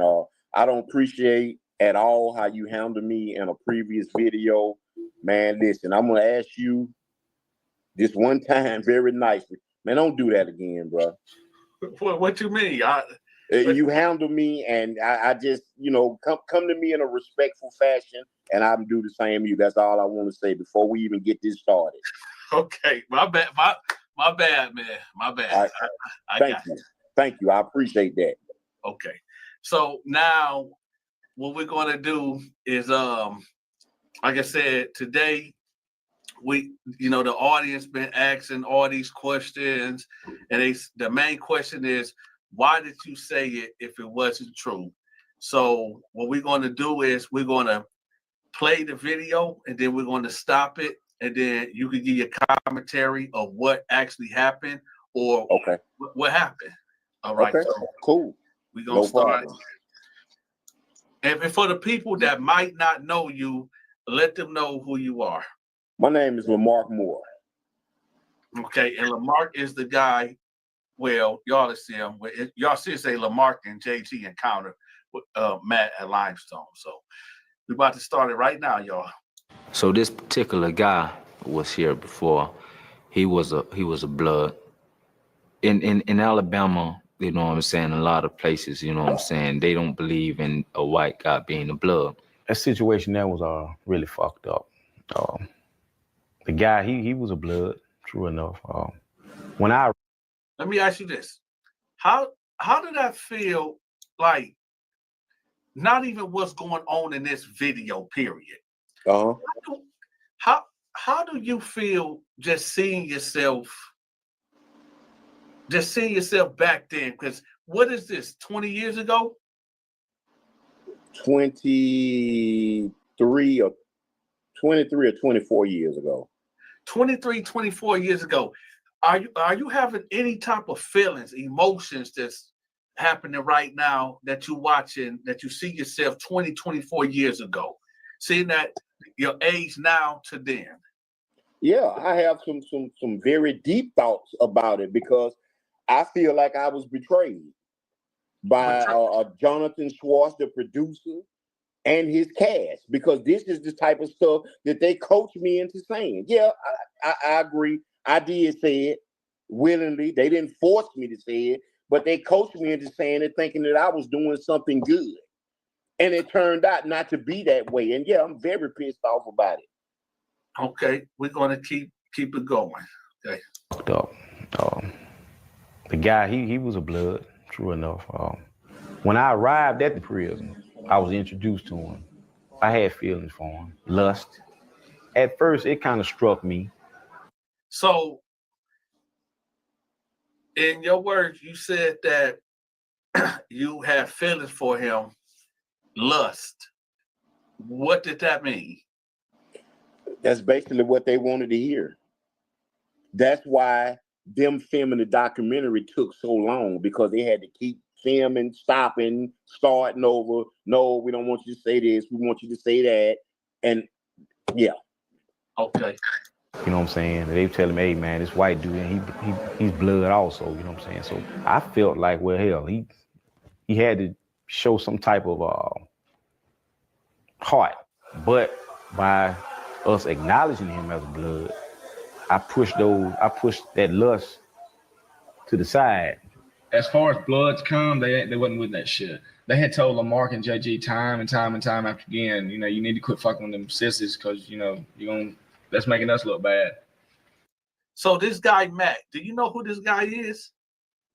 Yeah, and that's not, the voice is the same, but that is not his face, and his name was not Matt. Now, I would give his name, but I don't know if it'll get... No, you can give his name because this guy... Okay. His name was Bradley Lucas. Okay. Yeah, now, that's not his face. That's not his name, but that is definitely his voice. And his name was Bradley Lucas. Now, he said that the Bloods told you and JG that, well, let's hear what he said right quick. Let's see out of his own mouth. I pushed that lust to the side. As far as Bloods come, they wasn't with that shit. They had told LaMark and JG time and time after again, you need to quit fucking with them sissies because, that's making us look bad. What do you got to say about that? What I got to say about that is straight cap right there too from him, because he himself was indulging in those type of activities that we found out later on. But the reason why that they would say, and nobody ever came to me or JJ, he was a peon. A lot of those little guys that were in that dorm that claimed that they were Bloods, man, they didn't even have enough status in the Bloods to even say anything to me or JG, or they probably were gonna get slapped down. Okay. So that was a lie right there. But I'm explaining to you why. And this is a big factor in the Alabama prison system. And I'm not going to deny this part. I'm not going to sugarcoat it. Yeah. White guys are the minority. And a lot of them do get bullied. They do get extorted. They do get pimped out. They do get beat up, assaulted, all type of stuff. So yeah, I would get paid for protection. Yeah. And sometimes people would see that as if that's your boy, but that's not my boy. That's just a guy that I'm protecting because he don't want to get robbed. For his store, he don't want to get robbed if he's getting some drugs in or some tennis shoes. So yeah, he would hang around me. He would pay me to keep other guys up off of him. But in other people's mind, they were like, "Oh, that must be his boy. That must be his punk. That must be his sissy." And it wasn't even like that. You know what I mean? Okay, we're going to keep going. Wait, before we keep going, what would be the transaction? What would they have to give you for protection? It depends. It depends on what they were getting in. It depends on how much money they were getting in. It just really would depend. I mean, me personally, I wasn't like that. I wasn't going to try to just leave a person with nothing. You know what I mean? But at the same time, when you, hey, if you catch $100 store, hey, I need about $35, $40 of that. If you get an ounce of weed in, then they wouldn't even sell it. They would get the ounce of weed in and give it to me. And I would sell it, and I would just, here you go. You know what I'm saying? So they can live comfortable. Because if a white guy had it, 9 times out of 10, some black guys, they're going to come and they're going to rob him. They're going to beat him up, and they're going to take it. That's just the way it is. That's the way it was. I don't know about now, but that's the way it was. You know what I mean? All right. It was football season, and every motherfucker in prison gonna watch football. So this guy in particular, he had painted a lot of satanic stuff on the wall inside one of the dorms here. The captain and the lieutenant, they come around and do their. And for the record, this is you. Yes, that's me. Okay. The inspections of the whole dorm. So they go in the closet and they see all this shit painted on the wall and they go off. I mean, they have a fit. Until we find out who vandalized his room, there'll be no football. But he's a blood, so nobody can't go cludge him out. Another blood come to me, say, hey man, you know who put that shit in that room? I said, nah, who? So he tells me, he say, Blood did it, the little white boy. So I'm like, what? Once again, Mark sees the opportunity to begin his mind games. I walk him around the prison compound. We talk.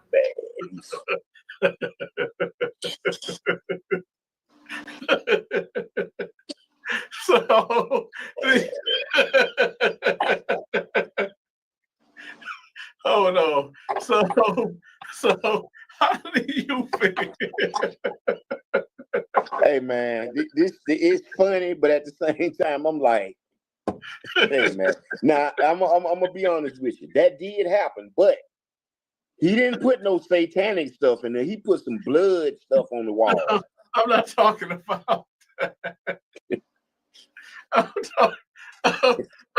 talking about the narrator. The what? The narrator. Yeah, that's what I'm talking about. Like, man. When I did that documentary, I didn't know nothing about the music that was gonna be in. I didn't know about what the guy that Danny. Yeah. I didn't know about I didn't know about the music. I didn't know about this person talking about this was Mark's plan. None of that. I didn't know. That's why when I actually got out of prison, I seen. I'm like, what the hell? What is this? Hey man, I'm not laughing at you. I swear, I'm laughing at this. I don't know why that tickled me so much when he said. Oh no! Oh no! The little white boy. Oh no! I'm like, what?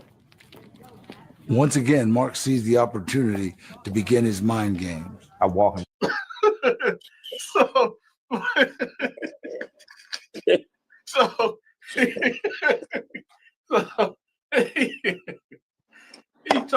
He said once again, like once again. You feel me? Okay. and you said, hey, it's just crazy how they can just. That's crazy. You like, man, yeah. I didn't even know who was going to be narrating. Like, why would he say once again? Once again. I knew, man, I didn't know none of that. They didn't tell me it was going to be no narrator, no song. They even went down to Mobile and got the rapper Senile to put that song in the video. I'm like, what? Yeah. And I know Senile. He was, yeah. All right. Let's move it. Around the prison compound, we talk. I basically let him know, you know what I'm saying, how I had felt betrayed by what he did. Basically, I just made him feel guilty. I started to put my plan into making. So I let him know that I want him to be with me. I let him know that I want to have sex with him. What you got to say about that? Cap. I mean, but now, honestly, he did go in that room and he did. And every time something happened with the Bloods, they calling me. The LaMark Moore report to the sheriff's office. I was like, okay. So and it was true. They did with no football until we find out. And so yeah, I got a couple of the Bloods and we took him in the quiet room and we whooped his ass. Oh, wait a minute. Let's hold on. By what he did. Basically, I just made him feel guilty. I started to put. So, how did you make him feel guilty? I didn't. I mean, that's just like I said. That was just something as far as pertaining to the documentary. Oh, you know what I mean? I did. Like I said, we did. We violated. We beat him up. We beat him up. Yeah, and we made him go in there and clean it. You know, because we wanted to watch football and we couldn't watch it that weekend because of that. So he had, and to avoid from everybody else jumping on him because he was a Blood. No, that ain't finna happen. We had no choice but to beat him up. The Bloods, some Bloods. Because if we didn't deal with it, you had the Crips, you had the Disciples, you had the white guy gangs. You know, they were mad about that because people bet on football. They have these little parlay boards and they, slick pick tickets and all this type of stuff. So you said he caused the real issue. Man, what? Man, he caused an issue that was about to be super big. And he was about to be really on. And so we like, okay, because at first he didn't like, no, man, I don't want y'all gonna beat me up, man. I'm supposed to be a part of it. Look, either we beat you up or you're gonna get hurt by some of these other guys. Yeah. This was 9 months ago. Yeah. And you already a Blood, which is a one strike, because Bloods were always hated in prison back then. It wasn't that many of us. And for two, you a white guy that's claiming to be a Blood, which I had no partake in. He was brought to me like that. So okay, hey, he was claiming a set called which this set is supposed to allow white guys. I don't know. Cedar Block Pyru. I'm not sure. I don't know. I'm not a Pyru. So he came to me like that. Oh, all right. But it was another white guy that he was trying to hang with. His name, he was out of Montgomery. Tommy. Now I give Tommy his due. Hold on, we'll get to that in a minute. Okay. Put my plan into making. So I let him know that I want him to be with me. I let him know that I want to have sex with him. I let him know I want to lay with him. Been drinking, been smoking some reefer or whatever, and I go to my little brother's cell. He lied so much, man. What was he lying about? Man, JG made up. What? JG was a good dude. He was a rider. He was a fighter. Wasn't nothing scary about him, but he had a compulsive lying problem. Okay. Oh, I call him my little brother, Mark. This is my righteous dog, you know what I'm saying? He comes. It's all good, Jersey. Listen, Jersey, you can do no wrong. You can do no wrong. It's all good. Don't worry about that. Then. So I asked him, I said, man, you know what you did could have got a lot of people messed up. So he like, yeah. He doesn't make it any better. He Okay. Let me tell you something. Remember when I told you in a video, I think it was from yesterday, that we was in a dorm. It was like supposed to be the chain gang dorm, and it was separated from the main population. It was behind the prison of Limestone. It was kind of like on the backside. That's the dorm that we were in. JG wasn't even over there, and in this dorm, it was the open Bay Area. Wasn't no sales. It wasn't no sales. And JG wasn't never even on the chain gang. Okay, hold on. So that's what I'm saying. I don't know if he was specifically talking about this dude or whatever, because like I say, the production crew, they edited and put and placed pieces together. He couldn't even been talking about that situation as far as with Brad about the spray paint. He wasn't even back there. He wasn't even in that dorm. Okay. And it was no sales. It was open. It was an open, big 300-man dorm. And the police booth was like one in the front and one in the back. Okay, hold on. It's right in. So, I say, what if we rape you right now? How will you like that? He started crying and begging and pleading. You know what I'm saying? Mark, I don't want to be like this. I don't want to be gay. I don't want to. But at this time, you know what I'm saying? I'm out of control. I don't want to hear nothing. No talk. You're out of control. You don't want to hear nothing. No talk. What's okay. That was the first part of me talking about when we were whooping his ASS. Okay. But the production crew was like, "No, we don't. That we don't want. We want you to keep that aggression and that first part of the story, but we're gonna do something else with that." What they told me that they were gonna do, well, they didn't actually tell me what they were gonna do. They just told me that they were gonna do something else with that part. Okay. He started crying and begging and pleading. You know what I'm saying? Mark, I don't want to be like this. I don't want to be gay. I don't want to. But at this time, you know what I'm saying? I'm out of control. I don't want to hear nothing. No talk. My little brother, he jump up and he slap him real hard. And he done got serious because he really wanted to be with this person all alone. I tell him to turn around. So he turns, he moves slightly. I tell him to turn around again.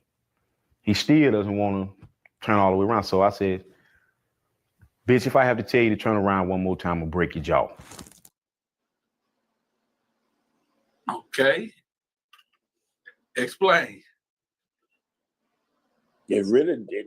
Like I said, it was just cap. Yeah, we beat him up, and I gave it to him the worst because shit, hell, I got called to the shift office for it. They blamed me, like I did. I'm like, man, why would I do something like that? So yeah, I gave him the worst part of it. Okay. So he turns around, like put his hands against the wall, like spread them like the police will make you spread them. I tell him to take his pants off. He doesn't want to do it. I punch him in the face. Let me say, okay, common enough sense. Do you think that I could do this to someone in an open bay dorm?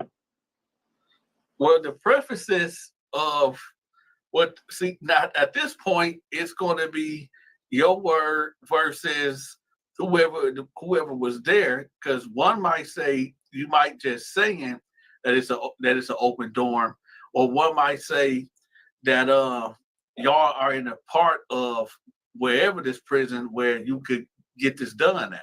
Okay, how can I put it? Limestone Penitentiary. Yes, it does have in about 5 of its dorms. It has an open little bay area, but it does have cells up top and on the bottom. But if you've been to Limestone, the dorm back then, well, they went to letters now, but back then it was numbers. The number of the dorm was 16 dorm.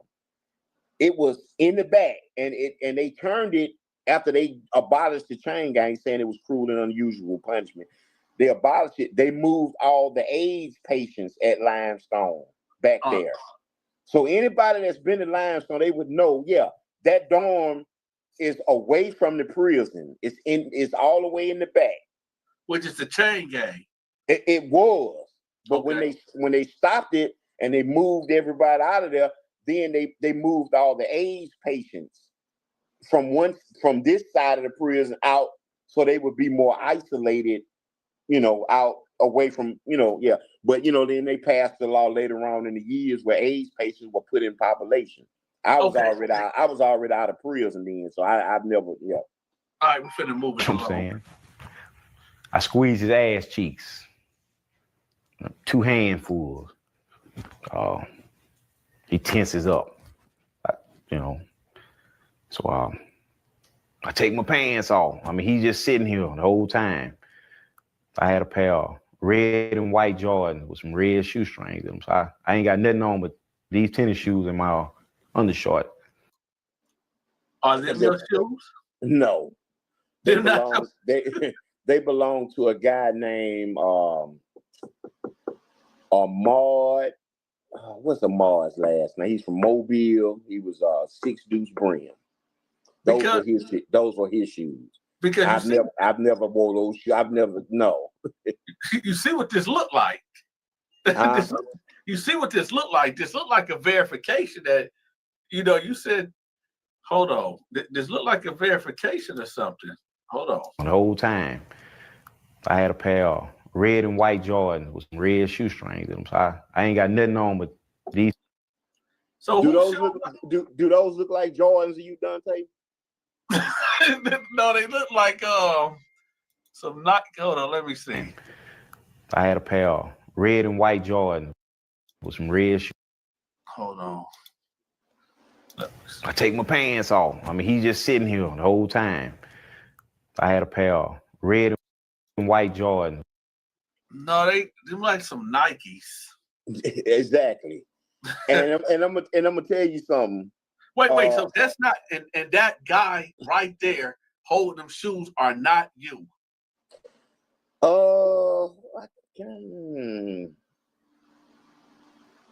Because like I say, when they did the documentary at Eastern, they had me do certain little stuff. You know what I mean? I can't remember. I think I did get those. I think I did borrow those shoes from Ahmad. Not to wear them or anything, but for this particular scene of the documentary. So that is you holding them shoes. I think so. I'm not 100. I can't really remember. It's been so long ago, but we can try to see. We can look and try to see. But I'm not 100% sure. I ain't got nothing on but yeah, that is me. That is me because I remember those black boots I had on. I got them sent in a shoe pack. That is me. Okay, we ain't got to get caught up with that. Let's move it on. On the short. I give him the grease. And this is the part where this is what this whole video is all about. That what's about to happen right now. So before we play this video, is there anything that you want to say before we start this video? No, I mean, I honestly remember what I said, and I know why I said it. Because that's what the producers and the crew wanted to hear. They say that's what they called it, juicy. They wanted the documentary to be juicy. Okay, that's what they kept telling me. So okay. I tell him to put some on his finger, stick it in his ass, and you know what I'm saying, kind of like fuck yourself to loosen himself up, because I know he had never been penetrated before. It was his first time. Just an old penitentiary trick that I learned from some old convicts. If he screamed rape, you know what I'm saying, he had grease under his fingernail, so he greased his own self up. Who told you to say that? Well, honestly, I was asked, did I know of any, and because I had told him I had learned a lot of old penitentiary, myths and things from older convicts. So yeah, just sitting around them old convicts and hearing stories and laughing at it. So I just took what I had learned and heard from them and like, okay, I know something what to say to make this juicy, because that's what they say they wanted it to be juicy.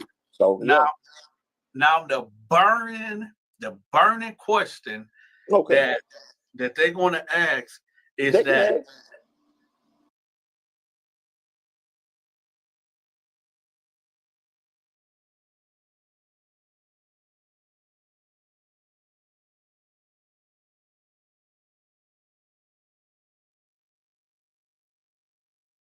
even indulging in the conversation that involved why was you even indulging in the conversation that involved grease and penitentiary penetration? I wasn't involved. I was just around some old guys, and I would listen. Yeah, One but thing that's what about they're gonna say. Why was you listening to that talk? I mean, because it was a thing. I was trying to learn any and everything I could about prison, man. But when they gonna say, why would you want to learn about that? I wasn't trying to hear it, but as I heard it, I'm like, so I'm listening. I'm like, So just in case if somebody tried to tell you, yo, get some grease in your hair, and you're like, for what? You would know why they trying to do that? First of all, Donta, I was never gonna put myself in a situation or a position for anybody to even what? No, that just wasn't gonna happen. That's why I didn't do drugs. That's why I didn't borrow from anybody. I didn't accept anything. If I hadn't got it from home, from my grandmother or mother, whoever sent me some money, I just would be broke until they sent me some money. Until I learned how to hustle in prison and work in the kitchen and still sell sandwiches and steal yeast and make whiskey and stuff. All right, we're finna move along right quick. Okay. You know what I'm saying? I'm just gonna basically lie and tell him I've been fucking him. He's been my boy. Hell, they gonna buy it. You know what I'm saying? Hell, I'm gonna go to the extreme and get 4 or 5 other guys that lie and say I've been fucking him too, been taken care of. He's been my boy.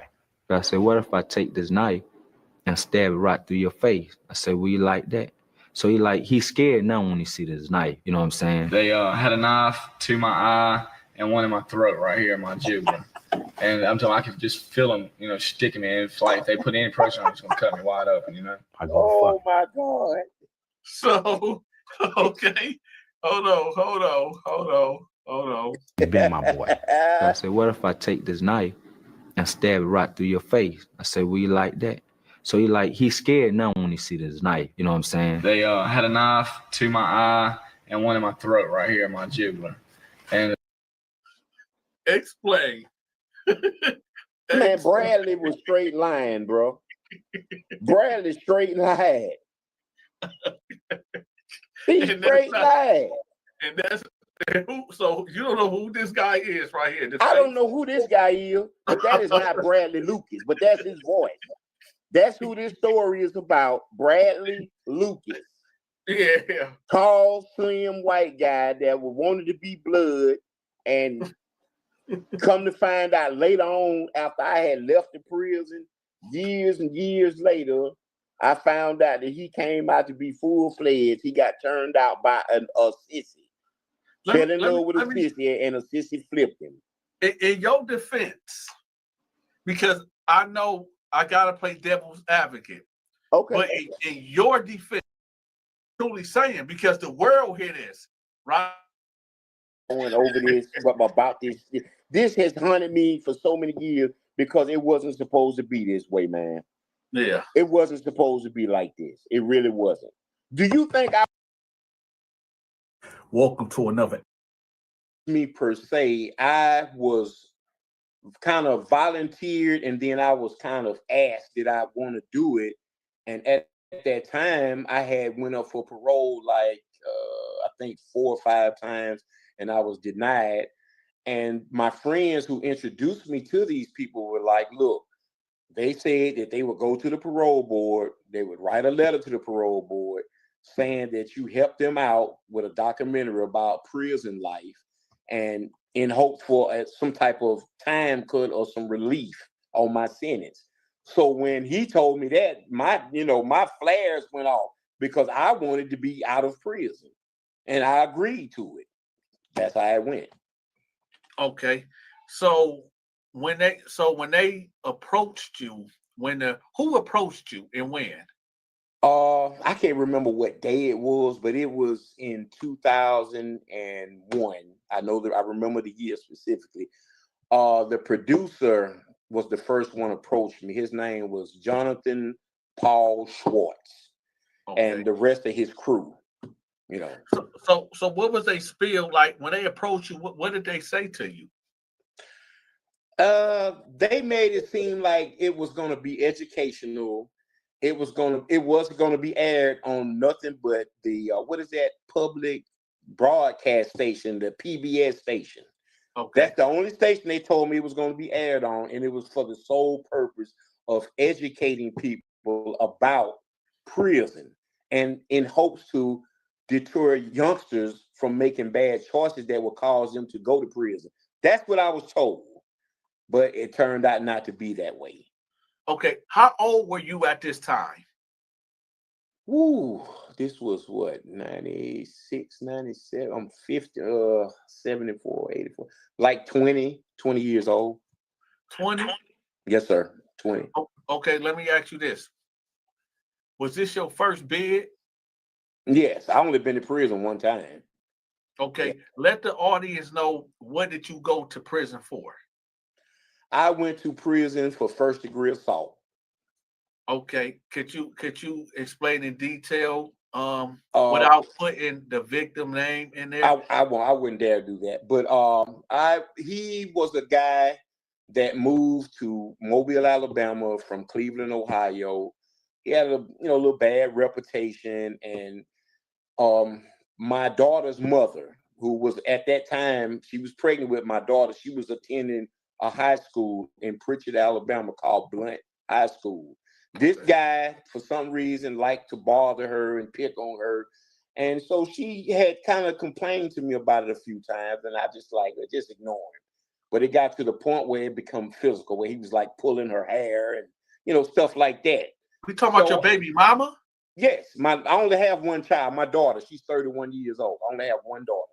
Okay. I'm talking about her mother. I'm not gonna put her name out, but so it became physical the way she was like, he pulled my hair, he pulled my ponytail. I'm like, what? So I said, okay, I'm gonna go to him and I'm gonna talk to him. When I go to him, I go respect. I'm not a disrespectful person, Donta. I'm really not. And people can tell you that, people that really know me. Okay, so I go to the guy and I say, hey, man, and I try to be just as nice as and respectful as I can. And he basically tells me, F you. Get out my face. I ain't trying to hear nothing about no B. Don't come confront me about no, no B. So I'm like, what? Okay, so I blow it off. Yeah, we still live. I blow it off. So in a place called Bessemer Projects in Pritchard, Alabama. This is where I used to hang out. It's where he used to hang out. So I'm not going to lie. One day, I already was going through something. I was upset. I was frustrated about some things. I can't honestly remember what, because it's so long ago. And he seen me and he was drinking. So him and two other guys, and they still in Pritchard, so I'm not going to call their names. They come over there, man, was small casual talk, okay. But the guy that I'm speaking of, who I assaulted, he just come out the blue. Man, I don't really appreciate you coming and confront me about no B. I say, hey, man, that's my child's mother, bro. That's the girl I'm currently in a relationship with. That's the girl I love and I was planning on marrying. Yeah. But it didn't go that way. So what happened? Like, what happened with the physical altercation? Okay, so one word led to another, and he walked up on me. He said, "You little," I can't say that, but punk. With okay, and he put his finger in my face. He said, "The next time you say anything to me about that B, I'm on." Okay. He's standing there with his two friends. So I ain't gonna lie. I probably could have avoided the situation, but I was young, I was hot-headed. I didn't like the way he was disrespecting me. I didn't like the way he was talking to me. So I pulled out my gun and I told him, man, you better bag up off me. He acted like he was not scared. Yeah, he was like, do it. You ain't gonna do nothing. You little punk, you little. So when he started walking towards me, I shot. Okay. He ran. I took off behind him. He ran in a lady. He ran in a lady's screen door. In the projects, they got those iron screen doors. He pulled it, and I'm not gonna call her name, but if she ever sees this, she'll know exactly who I'm talking about. Her. and he ran in there, and she came to the door, and I'm like, open, I'm pulling up. She said, no, don't come here. My baby's in. Don't come here. I said, well, make him come outside then. And he would not come out. She said, you just get away from my door, please. Don't come here. My children ain't here. I got love for all kids. I don't care what color, whatever. Children are children. They're innocent. So I turned around and I walked off. Okay. I ended, make a long story short, I went to jail the next day. Gotcha. And I lost my baby mama. I lost a lot from being incarcerated. So, you know. Okay, who is JG? JG was a friend of mine. I didn't know him on the street. I met him in prison. JG, how can I put it without being disrespectful? Because he's no longer with us. Well, let me ask you this. Let me ask you this. How did y'all meet? How did you and JG meet in prison? We met in prison through a mutual friend that was out, had got out, but knew both of us. And when he found out we were both in the same prison, he was like, hey, my friend, you know, so that's how we met. And like I say, JG was from Florida. Okay. And he caught his case in Dothan, Alabama, which is, I think they say Houston County. JG was a good dude, but JG had a very, very big problem of being a compulsive liar. And okay, we gonna get to JG in a minute. Okay. Who is Mindy? That's David Mendenhall. Okay, for the people that don't know why I'm even bringing up who this person is, let the people know why I'm even bringing this person up.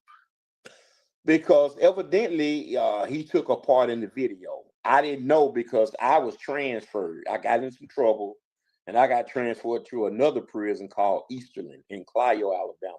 And that's where they came and did the second part of the documentary.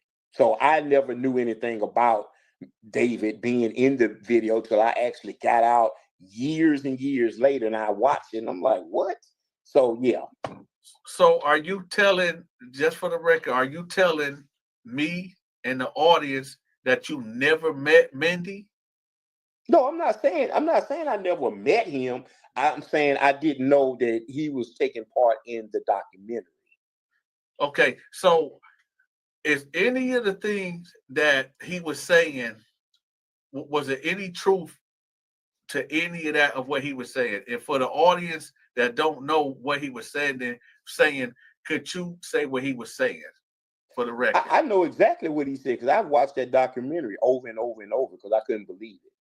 He said we ate together, we got high together, we had sex together, we talked together. Okay. Truth being, we did get drunk together because we made whiskey and we sold whiskey.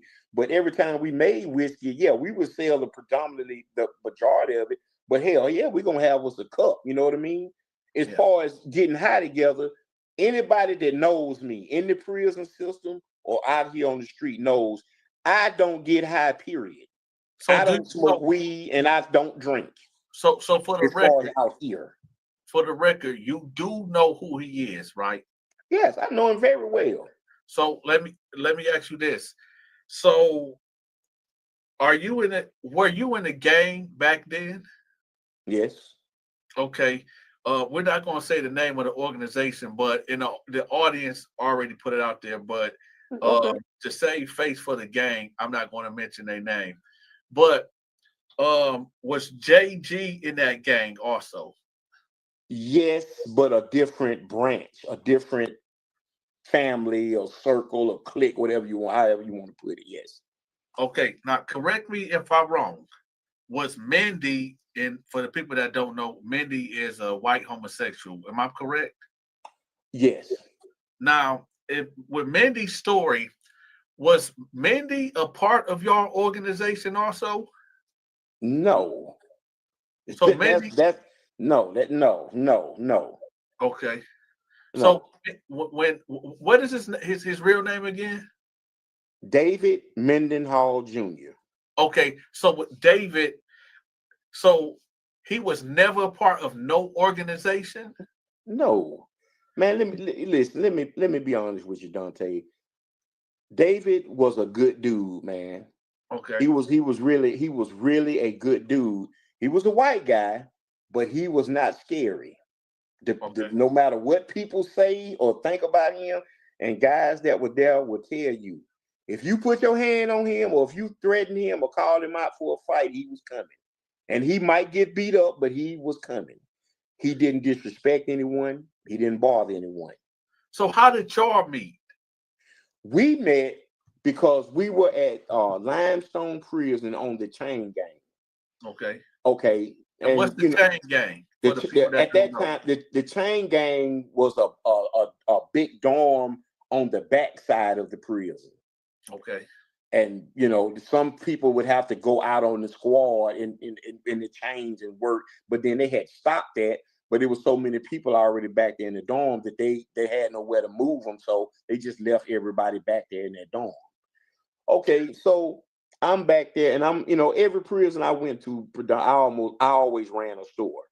Okay. And for those who don't know what a prison store is, that's when you lend stuff out for interest on getting it paid back to you. Yep. Okay, so he would borrow a lot of stuff from me, and that's all it was. He would pay me back on time. He would borrow until he got so far up in debt one time that he had a little problem. And I was like, okay, cool. I just keep knocking at it. Just keep working at it. Now, wait a minute. Wait a minute. Now, I know the audience going to beat me over the head if I don't ask you this. Go ahead. They're going to say, how did he pay that debt off?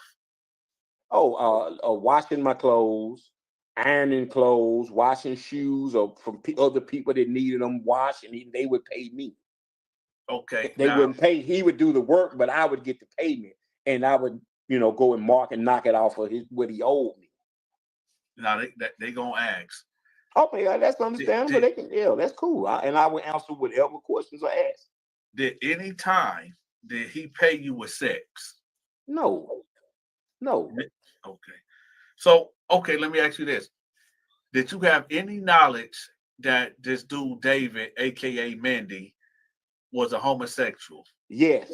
And what he told me, and I'm not going to call the guy's name who forced him into that life, and this was the reason why he moved over to the Chain Gang dorm in order to get away from this guy. And I'm not going to call this guy's name, but he was a dangerous person from Birmingham, Alabama. He was known for stabbing and fighting. And that's how David got on the backside of the prison in the Chain Gang. He was over there by choice.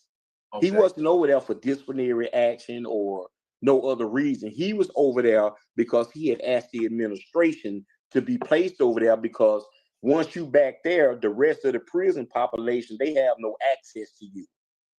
So now I don't know if this is your first time hearing this, but did you and JG ever at any time approach anybody in the prison with knives to take their manhood? Man, let me explain something to you. In the state of Alabama, in prison, man, you ain't got to take nothing from nobody. All them little dudes who got on that documentary and lied, bro, 90% of them were drug addicts. They would borrow up stuff from other guys and couldn't pay. Or they were alcoholics and couldn't pay for it. Or they didn't have nobody sending them no money from home, and they wanted to smoke cigarettes. They wanted to drink coffee. They wanted to eat snacks, and they didn't have it. Man, you didn't have to pick up no knife and rape nobody in the state of Alabama. So, for the record, you said that did not happen. Man, listen, you think I was trying to stay in prison? That's a life sentence. Well, I'm not a fool. Because my thing is this: why would they say that you and JG did these things? Because JG told them that we did these things.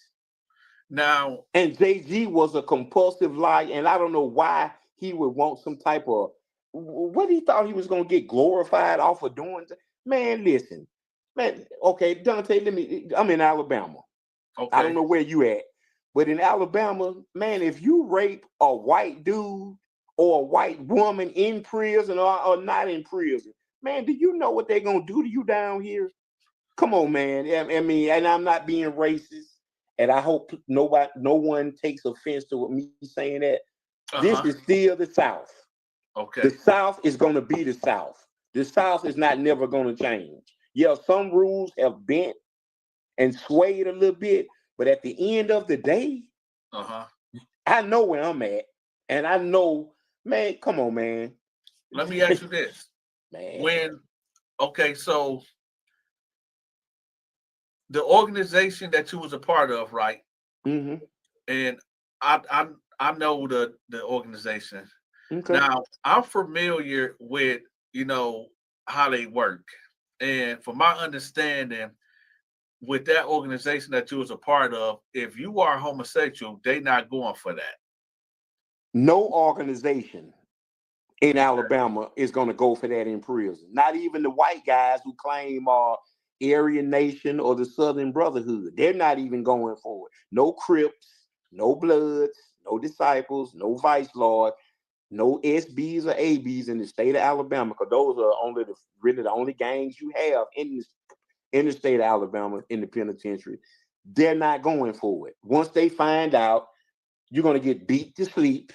They're going to burn whatever tattoo you have off of you, and you're going to be kicked out of the gang. You might even get extorted afterwards, but you definitely going to get beat up really bad, and they're going to burn the tattoo. They're going to take a grease can top, and they're going to put that fire up under it, and they're going to burn it off. Let me ask you this. How did the gang feel about when that documentary came out? Was you still in prison when that came out? Yeah, but it wasn't. I had never seen it. I don't think it didn't have access. Because see, before I got it, it was no cell phones like that in prison. Now it's flooded with cell phones. So what you think would have happened if they would have got a hold of that video and word would have went out like, yo, you heard what dude was doing? I mean, I would have had to fight.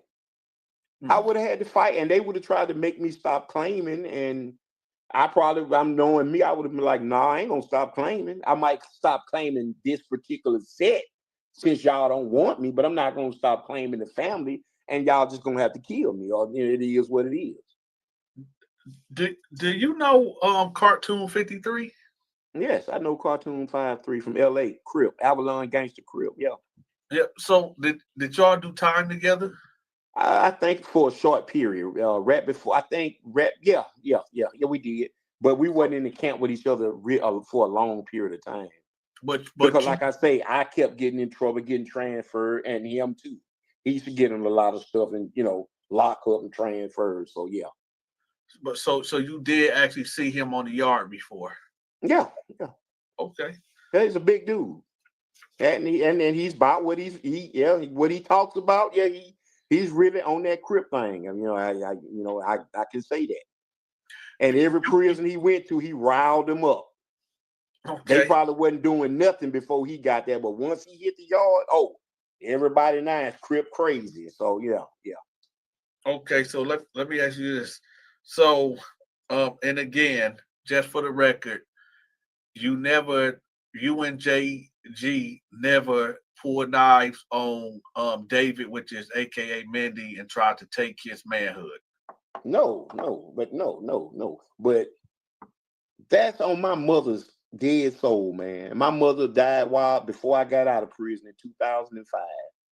Okay. Sorry. I've never done that. I've never had to do that. I never desired to do that. And like I say, if you want to be in that life in prison, man, you don't have to. What? You don't have to force, rape, beat up.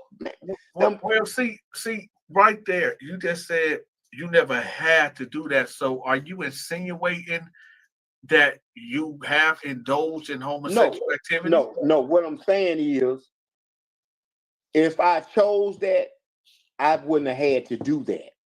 Okay. I never had to do that. I never wanted to do that. I never did. Well, I'm just hitting all corners. Okay. So that it will be clarified. Listen to me again. If you are about that life, Okay. You Which you are don't not. have to force nobody. Which you are not, and you're not a homosexual now or then, right? Man, I've been out of prison 16 years. I've probably been in more relationships because I can't find a good woman. They all drug addicts. We gonna get to that. We're gonna get to that. So let me get to this. How has that documentary affected your dating life in the free world? When you got released and everything was everything, how did that documentary affect your dating life? And we're going to talk about your family and friends later, but how did that affect you strictly talking about dating? Yep. Man, that documentary has crucified my dating life. Like I have really had some females, bro, that I really, really cared about. And once they got knowledge of that documentary, bro, it was a wrap. Yeah, man. Yeah, it really hurt my heart, man. It made me mad, and it really hurt. It really hurt me, like because they had no understanding. Yeah, they didn't want an explanation. They didn't want a reason. It just, I'm done with you. Block me, just cut me out of their life, bro. And I'm like, so yeah. Okay. I guess on the same note, how have friends and family treated you since that documentary came out?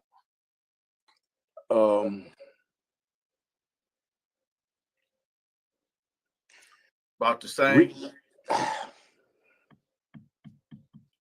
I would say it definitely messed up some relationships. Siblings, and reason being right now. Okay. And I found this out from another family member, and I'm not gonna say who they are. Yeah. And because I asked him like why my father, why he seems to hate me. You know what I mean? And I know we didn't have no close relationship with me growing up, but at the same time, I tried to go to him and make amends. Like, man, you know, we getting old, pops. You know what I'm saying? I just want to. And he like gave me the total brush off, the cold shoulder. And I was like, and I'm like, and I couldn't understand it. And I was talking to a family member, and this was like a week ago. Yeah. And they said, man, you want me to be honest with you? And I was like, yeah, I would really want you to be honest. He said, it's because of that documentary. Oh. I was like, really? That's like, damn. yeah. They said, yeah, I've been wanting to tell you that for years and years, but you know, but now since you want to know, and I can hear it in your voice that it's really like bothering you, I'm gonna tell you that's why. And I was like, and I didn't even know what to say. I know this is about to be a crazy question. Do you regret doing that documentary? What? Man, I would rather I'd rather go sit in jail for 3 years if I could take that back. That's how much I hate it. The people who's going to say, why did you say what you were saying in the video? Because that's what the people wanted. That's what they want. They told me that that's what that the public would think would be real. Because the documentary was all about prison and prison life. Okay. And so what I was trying to talk about, you know, they was like, cut, and they look, we want to hear about the gruesome, the this, the that. I'm like, and I'm looking around, I'm like, damn, all these beautiful women you brought with you now, I don't really want to talk about that in front of them. You know what I mean? Like, and I don't know, man. I was young and dumb and very influential, and I don't know, man. I've thought about this so much over and over in my head, man, and regret. And was like, man, I tried to rethink, like, man, why? But you know what I'm saying? But like I say, man, they was feeding me good. Wait, when you say feeding you good, what do you mean feeding you good? What that mean? Whatever I wanted. Okay, let me explain. I don't know if you have been incarcerated, but for those who have or haven't, man, those who have, how they in Alabama state prison, man, what? The feeding budget is bare minimum. Man, listen. I'm gonna tell you. I'm gonna give you an example, Donta. I took a meat patty out the kitchen one day. I was in a prison called Staten in Elmore County. I threw the patty over the fence. They used to have a bunch of little stray dogs walking up and down the fence line outside the prison. Man, a dog walked up and smelled that patty and kept walking. This is what we was eating. It be saying not fit for human consumption. The Kool-Aid that they give up, listen, the Kool-Aid pack pop up is about maybe that big. Yeah. It fills up a big old huge garbage can or trash barrel. Then they fill it up with water and put this little, and it feeds it gives juice to the whole prison. And it's on the pack, not fit for human consumption. Okay, so what type of food was they giving you? Whatever they asked me the day before. What do you want tomorrow? Tacos, steak, hamburgers from a certain restaurant, whatever I wanted, and they bought it. So the audience is going to say this. They're going to say, so basically you sold your soul for a hamburger. I mean, yeah. I didn't look at it that way, but yeah. Some people can say that, but I wasn't thinking on it like that then. You know what I'm saying? I was thinking for the bigger picture. Maybe these people can help me make parole and get out of prison. Right. Because that's what they told me. I wasn't thinking about no food, but the food was a plus. You see what I'm saying? It was a plus that, yeah, I'm gonna take advantage of. What, they letting y'all bring the food in to me? They just had to, look through it, make sure there wasn't no weapon or drug. And once they did that, they could bring it. Yeah, what? Man, yeah. So the food was a plus. You tell me one person in prison that wouldn't accept the food. So let me ask you this. Now, the video that we put up a couple of days ago, right? I know you looked at the comments. It was Yeah. They basically got two beams, a nail, the cross, and the hammer, and they march you up to Calvary to crucify you. Yeah. So reading the comments, man, how did you feel? And what do you got to say to the people that the floor is yours? I was very angry and I was very disappointed in, like, how could people even be this ill towards me without even actually knowing me, despite what the document. Everybody should know most things you see on TV are not really that way. Okay. And for two, it's some people on here, and I actually wrote some names down because I want to respond to some comments. Okay. But it's this one guy that said he is mad that he couldn't see me to put hands on me. Man, let me hold on. Talk about. Say that one more time. It's a guy on here. Wait a minute. Let me find. Oh, so you said you wrote names down? Oh, yeah. I wrote a list. Okay. A list and a half. Yeah. Okay. But this guy at Matthew Johns. Okay. That was his name. He said he wished he was close to me to put hands on me and something. Let me explain something to you, Matthew Johns. Look, man, and no disrespect, because you're a man just like I'm a man, and I believe every man is entitled to respect. But once you start talking about bringing some type of physical harm to me, brother, listen, I'm not trying to go there with you or anybody else. I'm not just going to live my life and be at peace. Okay. But if you think for a second that I'm going to just sit there and allow you to put hands on me, bro, I'm not built that way. Yeah. I'm not built that way. I'm not threatening you, and I'm not saying anything obscene or disrespectful to you. But I'm just saying you threw the first blow by talking about putting hands on me. And for why? What reason? For some guys that you don't even know, that you never even met. You don't even know what a lot of these guys was even. Man, some of these guys was in prison for doing crimes to their children, for doing crimes to their grandma. You know what I'm saying? And you talking about you want to put hands on me about a documentary that you, hey man. Wait. So you saying David, aka Mandy, the boy, was in there for bad charges? No. I'm not saying him.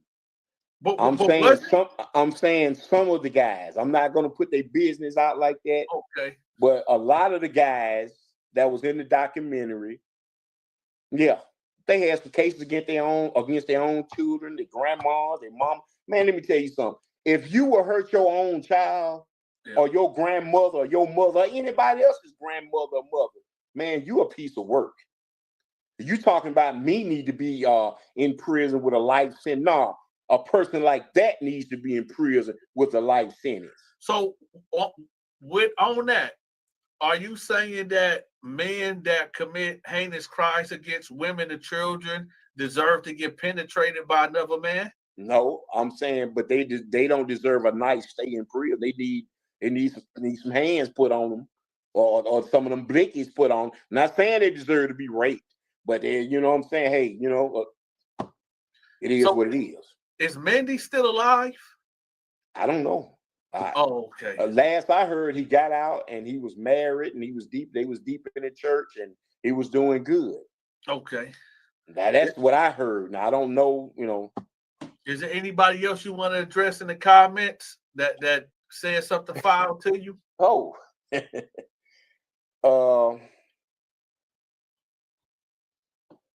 I can't. Or just somebody I don't know if that's how I scribble that. Well, it's something. Some guy. His last name is Stiff. Stiff. He said, "I'm trying to copy Fleece Johnson." Man, I'm not trying to copy Fleece. Fleece Johnson is his own man doing his own thing. That has nothing to do with me or no concern to me. So, you know, I don't know where you get. And then Angela Belmont or Belmont 2 or something like that.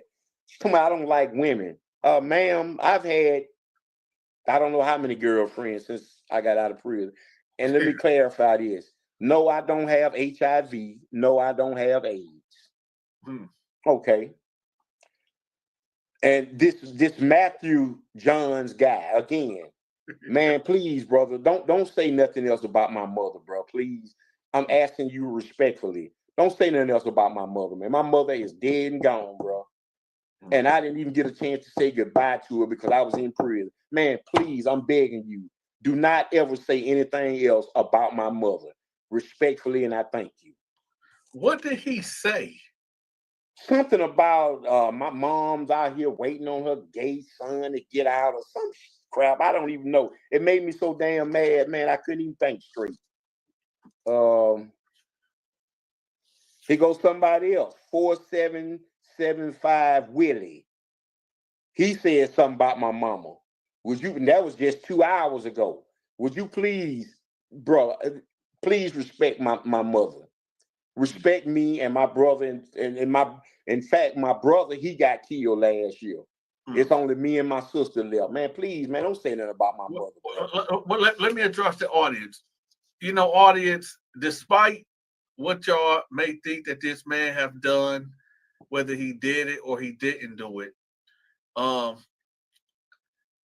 you got to leave his mama out of it. You know, one thing that we don't do is go after women and children. And despite if y'all think that this man did what was alleged, I gotta say alleged, that this man allegedly, pulled out a knife and did the unthinkable to Mandy or David, whatever his name is. That don't got nothing to do with his mama. We just keep it on him. And I'm not saying keep it on you because I'm saying, I believe that this is what happened. But if this man had he got a kid, we don't talk about his kid. Y'all don't talk about his kid. Y'all don't talk about his mama. Keep it on him, because that's not right and that's not fair to attack family members that have nothing to do with that. And by them standards, we don't mess with kids or women. And he got a mama and he got a daughter, so leave him out of it. Okay, I also want to say thanks to a guy named Jeffrey T. DeRue, DEROU, or DeRue, whatever. But he said something, I can't remember what, but man, thank you, brother. Thank you. Mr. Anderson, he said I hadn't changed. Man, you don't know me. I've made great progress. I've came a long way. I've been out of prison 16 years, man. And I'm doing very well for myself. I'm very thankful to the man up above has blessed me and carried me through. Okay. Let me ask you this. Why do you think that person, why do you think for the negative comments that you getting, right? Why do you think that they are saying what they're saying? I mean, I understand because like I said, the documentary was very, and I understand that. I understand it. After watching it so many times, I understand that people, especially people that don't know me, they only going by what they see on that documentary. You know what I'm saying? So I can understand that. You know what I mean? I'm not mad at nobody, but I feel like don't judge. You don't even know me. At least try to reach out and see where my mind is at and what, you know what I'm saying, what I'm doing, what, bro. And for the record, and this is for the ultimate record. Yes, sir. For the record, you did not engage in no homosexual activity while incarcerated. Bro, how can I put this? We just want a yes or no. No. I was I don't know what y'all call it in y'all prisons, but in Alabama they call it a rule violation 38. Okay. Exhibitionism. Yeah. Which is, a gunner. Somebody that a gunner.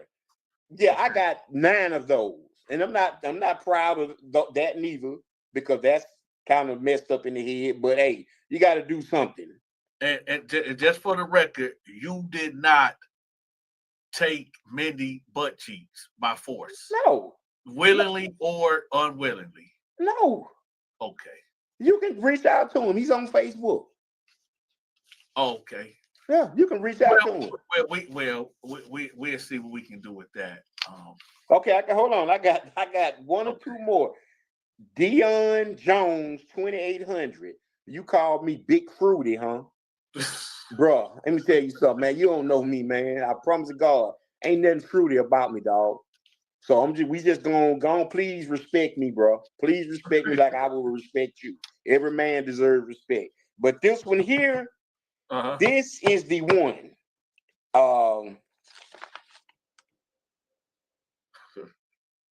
About this damn, excuse me. I know you can't cuss. I'm sorry. Excuse me. It's all good. About this lipstick that they saying, man, listen, let me tell you something.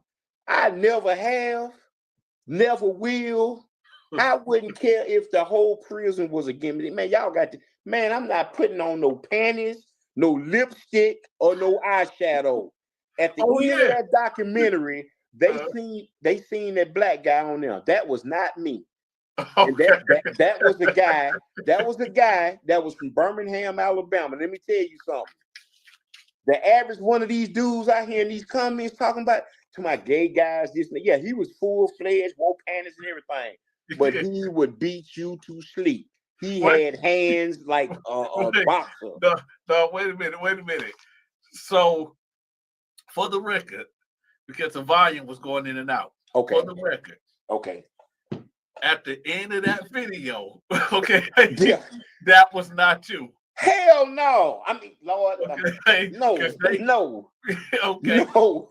Because what the people is trying to figure out, because they tried to say at the end of that video, there was a guy that was dialed up. That's the guy from Birmingham. Okay. I'm not gonna call his real name.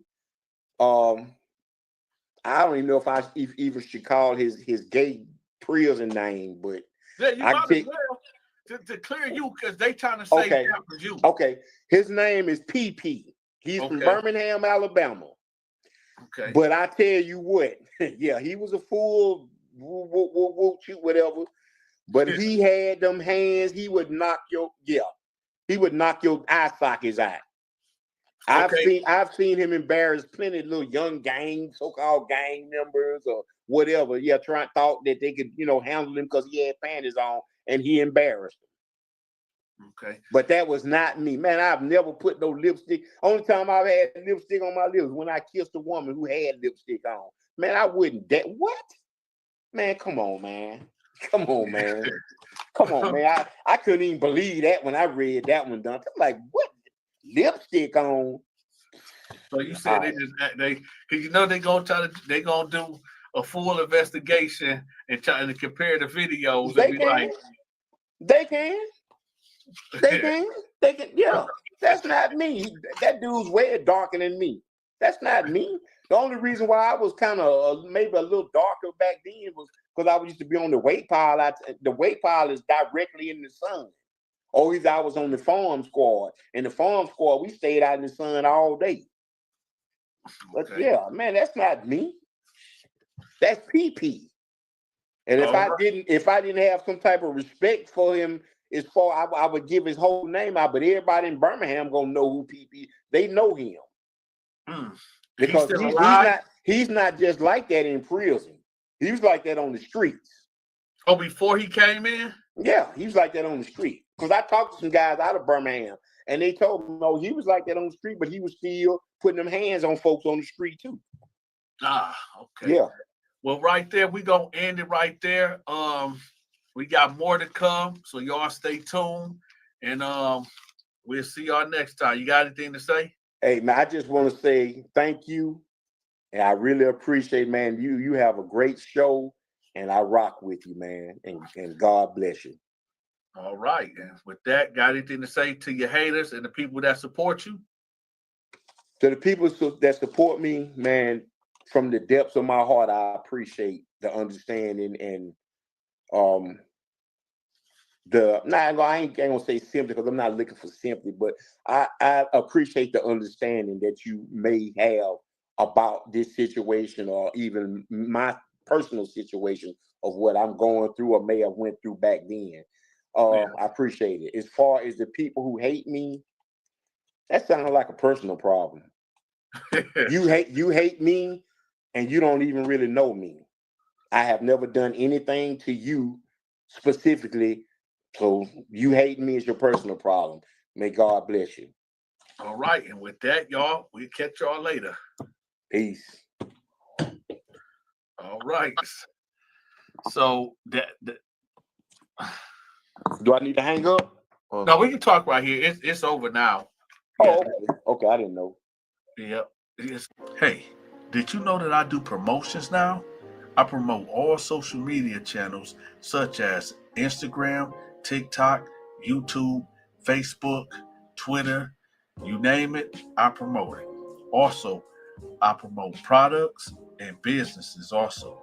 So if you need promo, get in contact with me. All right, y'all, it's the fall season. Make sure y'all cop y'all military mind game merchandise. I got hoodies for you. I got shirts for you. I even got coffee mugs for you. Y'all see that hat? Y'all see that pillow? Make sure y'all cop y'all military mind game merchandise. I have the link pinned at the top of the comment section. If you enjoyed this video, make sure you click this video. Until next time.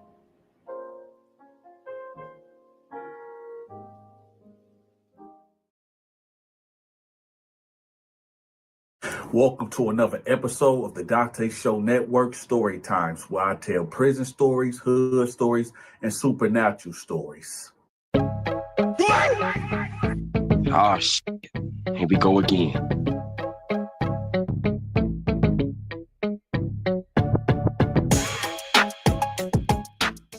For a long period of time. But because like I say, I kept getting in trouble, getting transferred, and him too. He used to get him a lot of stuff and, lock up and transferred. So, yeah. But so you did actually see him on the yard before? Yeah. Okay. He's a big dude. And he's about what what he talks about. Yeah, he's really on that Crip thing. And I can say that. And every prison he went to, he riled them up. Okay. They probably wasn't doing nothing before he got there, but once he hit the yard, everybody now is Crip crazy. So yeah. Okay, so let me ask you this. So, and again, just for the record, you and JG never pulled knives on David, which is AKA Mendy, and tried to take his manhood. No. But that's on my mother's dead soul, man. My mother died before I got out of prison in 2005. Okay.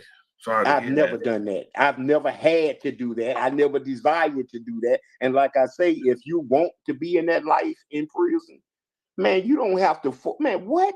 You don't have to force, rape, beat up. Man. Well, see, right there, you just said you never had to do that. So, are you insinuating that you have indulged in homosexual activity? No. What I'm saying is, if I chose that, I wouldn't have had to do that. Okay. I never had to do that. I never wanted to do that. I never did. Well, I'm just hitting all corners. Okay. So that it will be clarified. Listen to me again. If you are about that life, okay, you don't have to force nobody. Which you are not, and you're not a homosexual now or then, right? Man, I've been out of prison 16 years. I've probably been in more relationships because I can't find a good woman. They all drug addicts. We gonna get to that. We gonna get to that. So let me get to this. How has that documentary affected your dating life in the free world? When you got released and everything was everything, how did that documentary affect your dating life? And we're going to talk about your family and friends later, but how did that affect you strictly talking about dating? Yep. Man, that documentary has crucified my dating life. Like I have really had some females, bro, that I really, really cared about. And once they got knowledge of that documentary, bro, it was a wrap. Yeah, man. It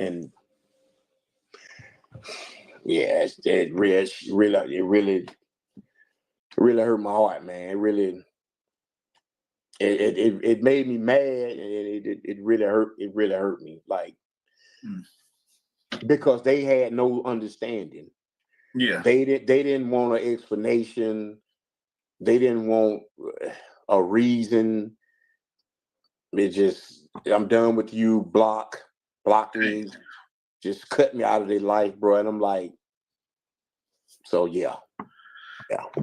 Okay. I guess on the same note, how have friends and family treated you since that documentary came out?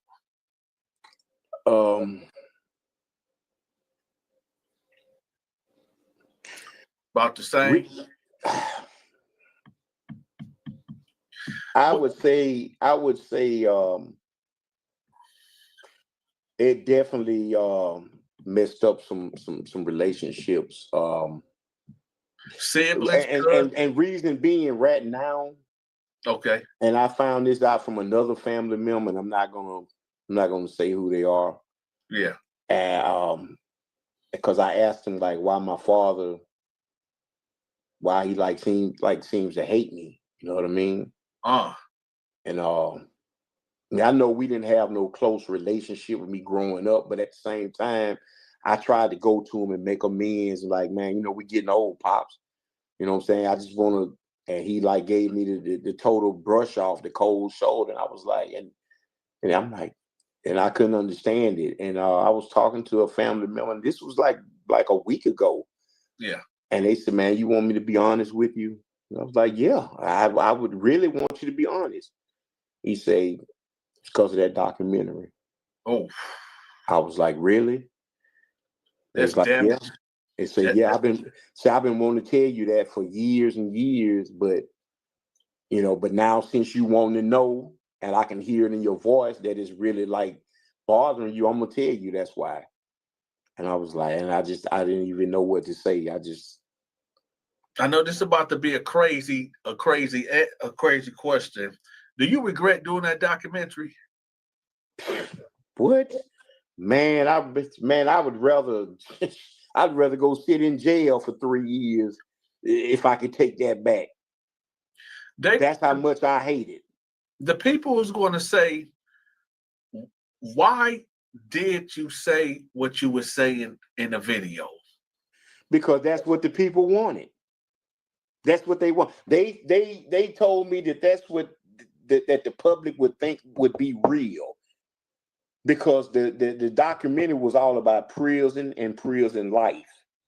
Okay. And so what I was trying to talk about, they was like, cut, and they look, we want to hear about the gruesome, the this, the that. I'm like, and I'm looking around, I'm like, damn, all these beautiful women you brought with you. Now, I don't really want to talk about that in front of them. You know what I mean? Like, and I don't know, man. I was young and dumb and very influential, and I don't know, man. I've thought about this so much over and over in my head, man, and regret, and was like, man, I tried to rethink, like, man, why? Well, you know what I'm saying? But like I say, man, they was feeding me good. Wait, when you say feeding you good, what do you mean feeding you good? What that mean? Whatever I wanted. Okay, let me explain. I don't know if you have been incarcerated, but for those who have or haven't, man, those who have, how they in Alabama state prison, man, what? The feeding budget is bare minimum. Man, listen, I'm gonna tell you, I'm gonna give you an example, Donta. I took a meat patty out the kitchen one day. I was in a prison called Staten in Elmore County. I threw the patty over the fence. They used to have a bunch of little stray dogs walking up and down the fence line outside the prison. Man, a dog walked up and smelled that patty and kept walking. This is what we was eating. It be saying not fit for human consumption. The Kool-Aid that they give up, listen, the Kool-Aid pack pop up is about maybe that big. Yeah. It fills up a big old huge garbage can or trash barrel. Then they fill it up with water and put this little, and it feeds it gives juice to the whole prison. And it's on the pack, not fit for human consumption.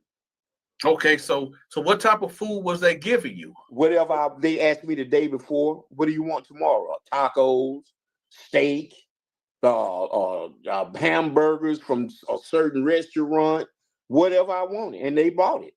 So the audience is going to say this. They're going to say, so basically you sold your soul for a hamburger. I mean, yeah. I didn't look at it that way, but yeah, some people can say that, but I wasn't thinking on it like that then. You know what I'm saying? I was thinking for the bigger picture. Maybe these people can help me make parole and get out of prison. Right. Because that's what they told me. I wasn't thinking about no food, but the food was a plus. You see what I'm saying? It was a plus that, I'm gonna take advantage of. What, they letting y'all bring the food into me? They just had to, look through it, make sure there wasn't no weapon or drug. And once they did that, they could bring it. What?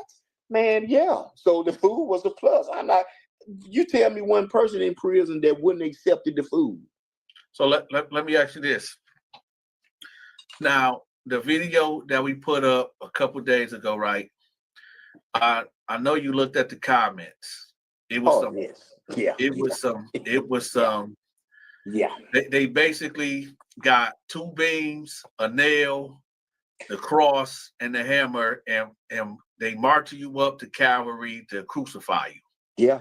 So reading the comments, man, how did you feel? And what do you got to say to the people that the floor is yours? I was very angry and I was very disappointed in, like, how could people even be this ill towards me without even actually knowing me, despite what the document. Everybody should know most things you see on TV are not really that way.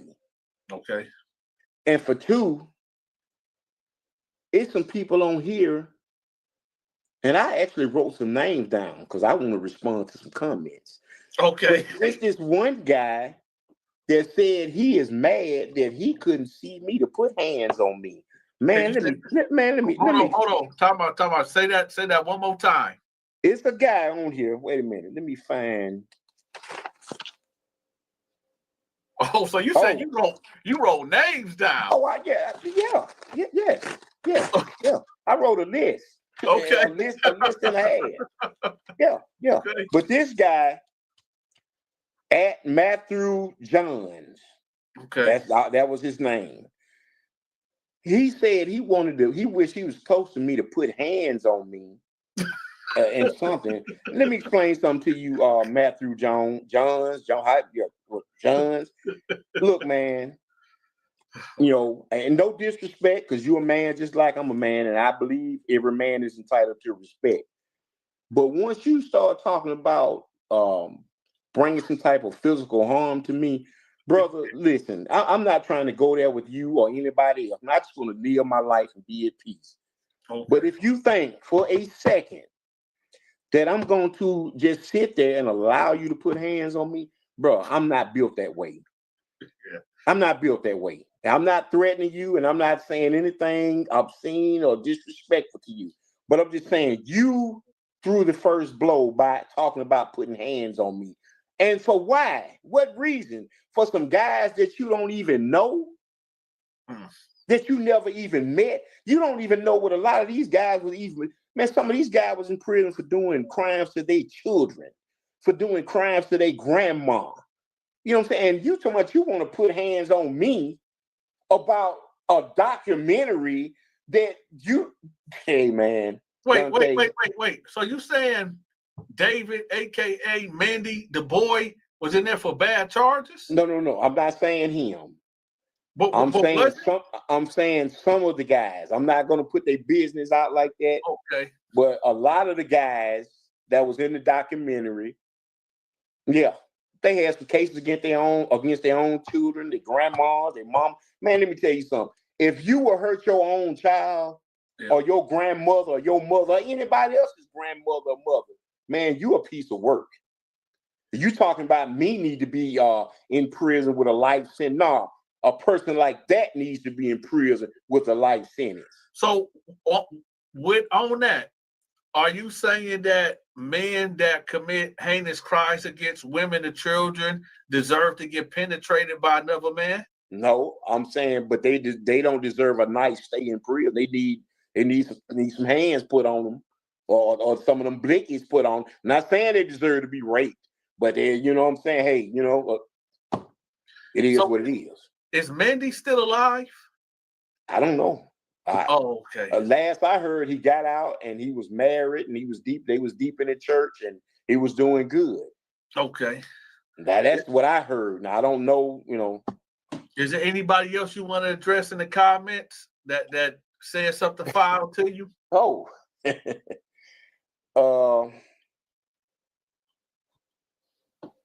I can't.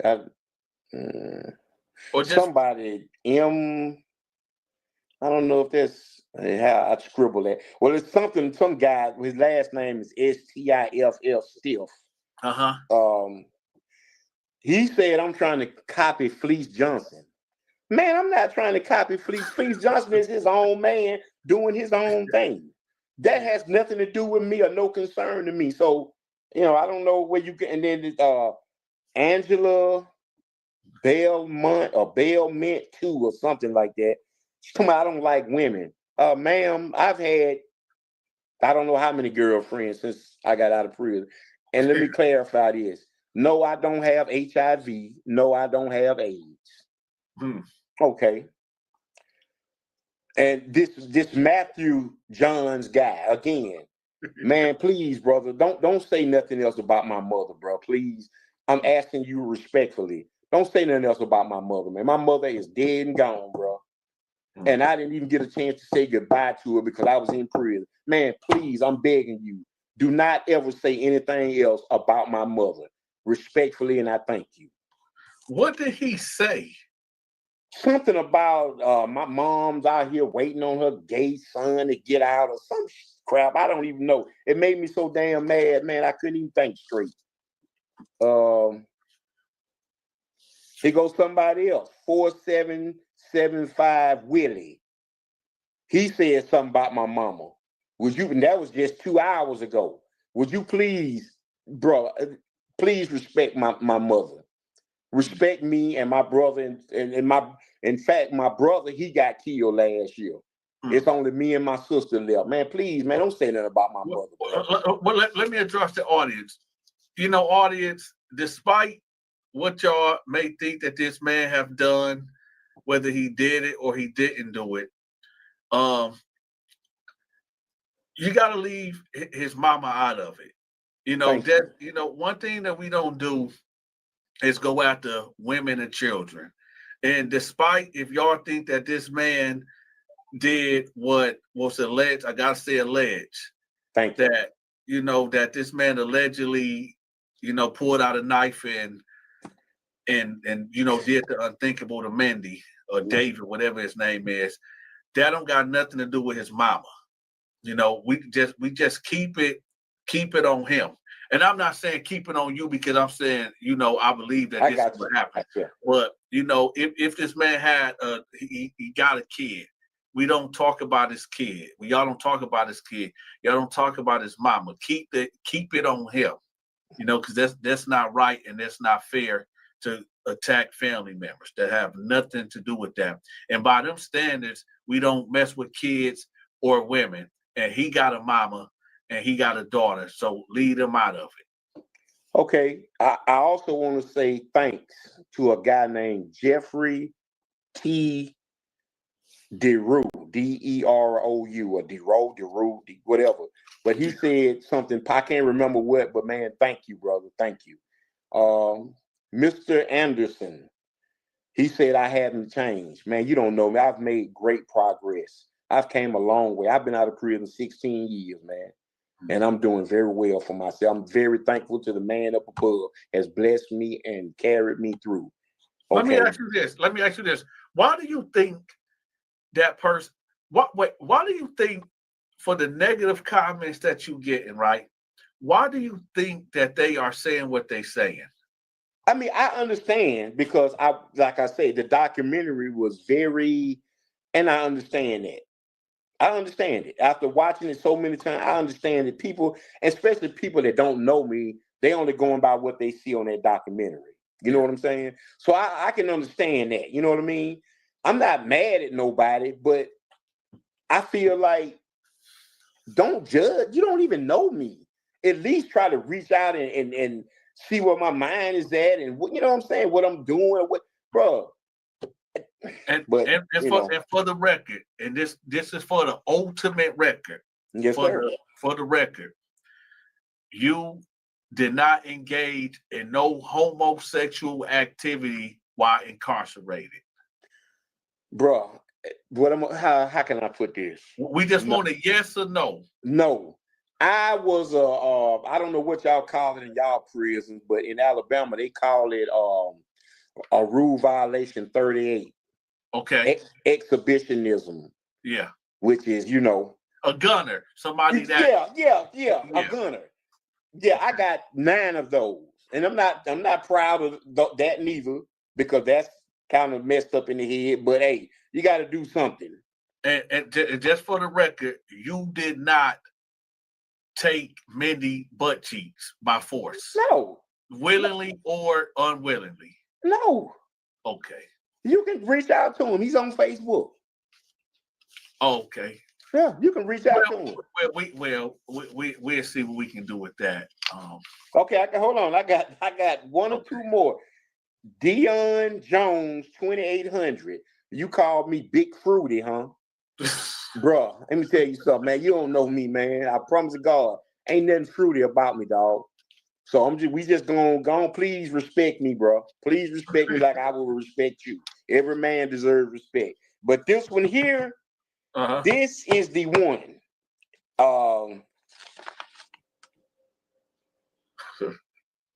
About this damn, excuse me. I know you can't cuss. I'm sorry. Excuse me. It's all good. About this lipstick that they saying, man, listen, let me tell you something. I never have, never will. I wouldn't care if the whole prison was against me. Man, y'all got to, man, I'm not putting on no panties, no lipstick, or no eyeshadow. At the end of that documentary, they seen that black guy on there. That was not me. And that was the guy. That was the guy that was from Birmingham, Alabama. Let me tell you something. The average one of these dudes out here in these comments talking about to my gay guys, this, yeah, he was full-fledged, wore panties and everything, but he would beat you to sleep. He had hands like a boxer. No, wait a minute. So, for the record, because the volume was going in and out. Okay. For the record. Okay. At the end of that video, okay, yeah, that was not you. Hell no. I mean, Lord, okay. No. Okay. No. Because what the people is trying to figure out, because they tried to say at the end of that video, there was a guy that was dialed up. That's the guy from Birmingham. Okay. I'm not gonna call his real name. I don't even know if I even should call his gay prison name, but yeah, you might as well to clear you, because they trying to say that was you. Okay, his name is PP. He's from Birmingham, Alabama. Okay, but I tell you what, yeah, he was a fool, whatever. But he had them hands. He would knock your eye sockets out. I've seen him embarrass plenty of little young so-called gang members or whatever. Yeah, thought that they could, handle him because he had panties on, and he embarrassed them. Okay. But that was not me. Man, I've never put no lipstick. Only time I've had lipstick on my lips when I kissed a woman who had lipstick on. Man, I wouldn't. What? Man, come on, man. Come on, man. Come on, man. I couldn't even believe that when I read that one, Donta. I'm like, what? Lipstick on. So you said they they're gonna do a full investigation and try to compare the videos. They can. Yeah, that's not me. That dude's way darker than me. That's not me. The only reason why I was kind of maybe a little darker back then was because I used to be on the weight pile. The weight pile is directly in the sun. Always I was on the farm squad. And the farm squad, we stayed out in the sun all day. But yeah, man, that's not me. That's PP. And if I didn't have some type of respect for him, I would give his whole name out. But everybody in Birmingham gonna know who PP. They know him. Because he's not just like that in prison. He was like that on the streets. Oh, before he came in? Yeah, he was like that on the street. Because I talked to some guys out of Birmingham, and they told me, he was like that on the street, but he was still putting them hands on folks on the street too. Okay. Yeah. Well, right there, we're going to end it right there. We got more to come, so y'all stay tuned, and we'll see y'all next time. You got anything to say? Hey, man, I just want to say thank you, and I really appreciate, man, you have a great show. And I rock with you, man. And God bless you. All right. And with that, got anything to say to your haters and the people that support you? To the people that support me, man, from the depths of my heart, I appreciate the understanding and I ain't gonna say sympathy because I'm not looking for sympathy, but I appreciate the understanding that you may have about this situation or even my personal situation of what I'm going through or may have went through back then. I appreciate it. As far as the people who hate me, that sounds like a personal problem. You hate me and you don't even really know me. I have never done anything to you specifically. So you hate me is your personal problem. May God bless you. All right. And with that, y'all, we'll catch y'all later. Peace. All right. So that do I need to hang up? No, we can talk right here. It's over now. Oh, okay. I didn't know. Yep. Hey, did you know that I do promotions now? I promote all social media channels such as Instagram, TikTok, YouTube, Facebook, Twitter, you name it, I promote it. Also, I promote products and businesses also. So if you need promo, get in contact with me. All right, y'all, it's the fall season. Make sure y'all cop y'all military mind game merchandise. I got hoodies for you. I got shirts for you. I even got coffee mugs for you. Y'all see that hat? Y'all see that pillow? Make sure y'all cop y'all military mind game merchandise. I have the link pinned at the top of the comment section. If you enjoyed this video, make sure you click this video. Until next time.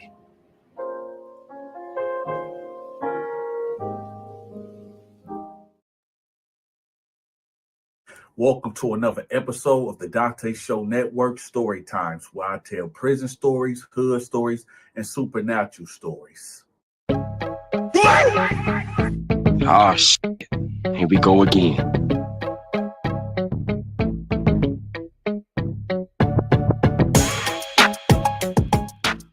So, who are you? My name is Mark. I'm the guy from the documentary Turned Out Sexual Assault Behind Bars. Okay. So, for those that don't know you or just now know who you are, we did a video on the Donta Show Network, and a lot of people was just now tuning in to know who you are and see what your story is. So, my first question is this: are you gay? No, sir, I am not. Okay. Take us to the day or when that camera crew approached you to do that documentary. Like, take us to the day. Like, what was you doing before they came to you? Like, what was going on that day? That day was a usual day in prison, Dante. I was on the weight pile lifting weights. Okay. And when I was called up to the warden's office to be informed that they were coming, I said, well, I'm hot and sweaty, permission to go take a shower. I was granted the permission because I didn't want to go around the people all sweaty and dirty. So I went and showered, and they came and they talked to me, and they kind of like told me what they wanted and what they were looking for. And that was basically about it. So why did they? So I'm just going to throw a number out there, and I might be wrong, I might be off. So was it like 1,000 inmates in this prison? 5,000? About how many inmates was in this prison? I think it was 12 or 1,300. Yeah. Why out of 12 and 1,300 inmates did they choose you? They didn't choose me per se. I was kind of volunteered, and then I was kind of asked, did I want to do it? And at that time, I had went up for parole like I think 4 or 5 times, and I was denied. And my friends who introduced me to these people were like, look, they said that they would go to the parole board, they would write a letter to the parole board saying that you helped them out with a documentary about prison life, and in hope for some type of time cut or some relief on my sentence. So when he told me that, my flares went off because I wanted to be out of prison, and I agreed to it. That's how it went.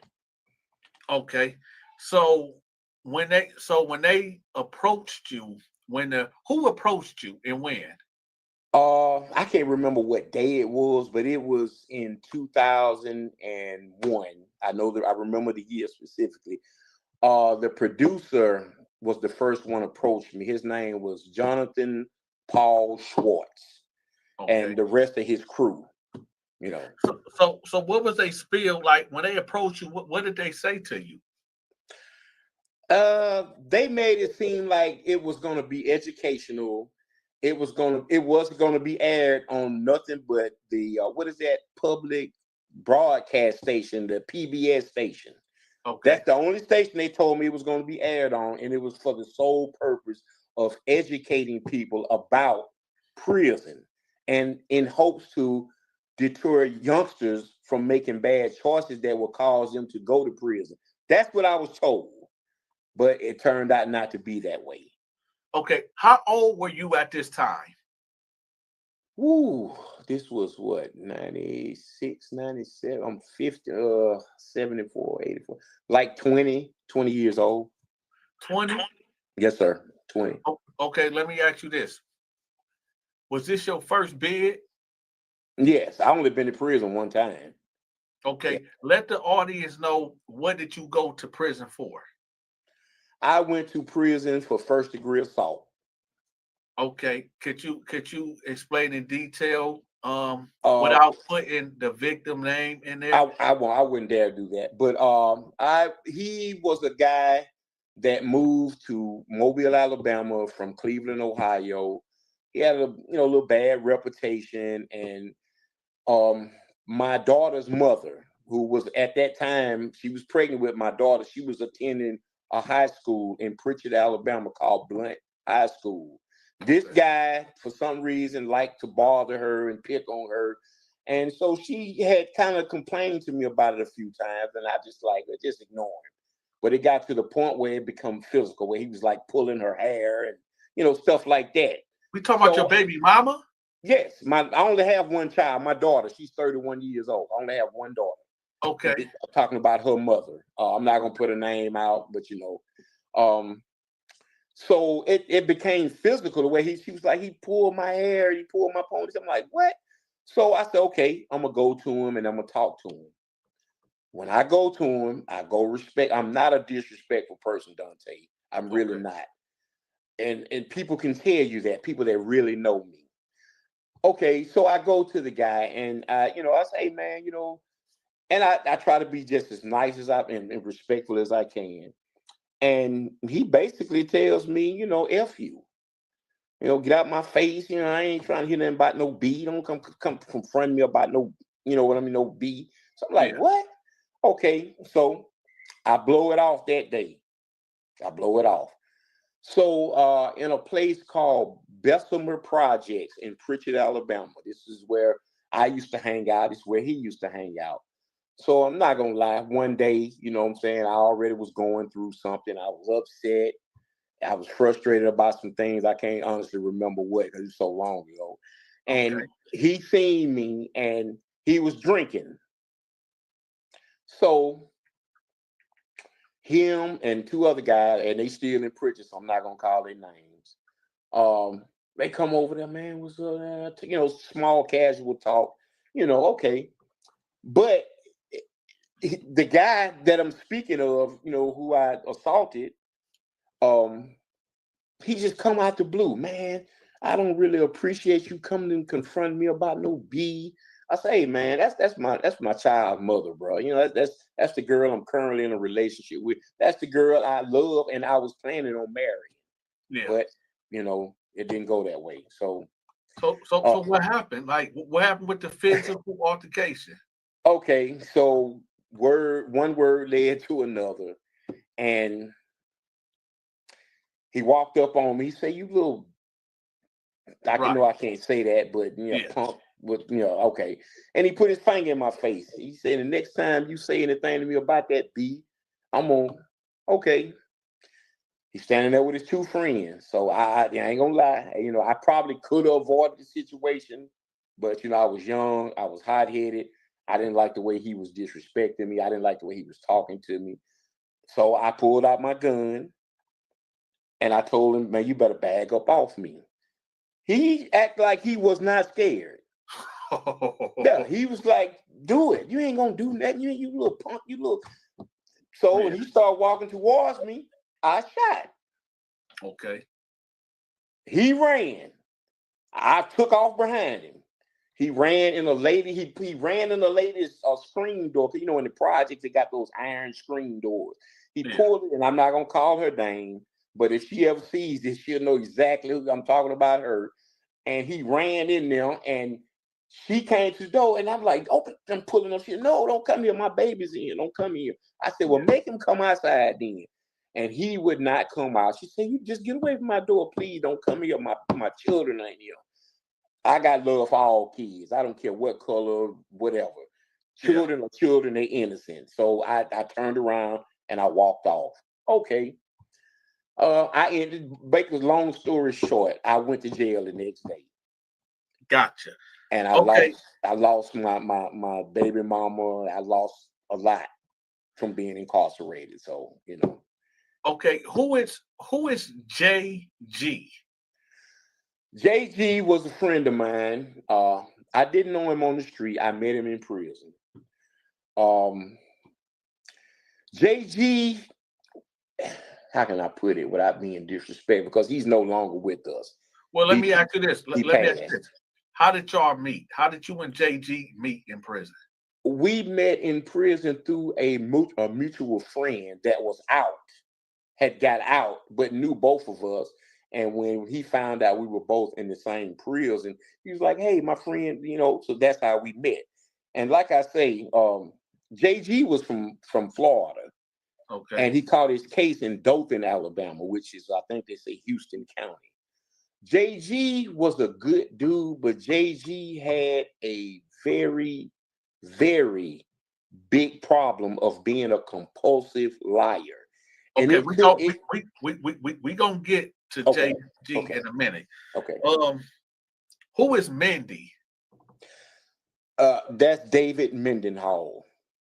Okay, for the people that don't know why I'm even bringing up who this person is, let the people know why I'm even bringing this person up.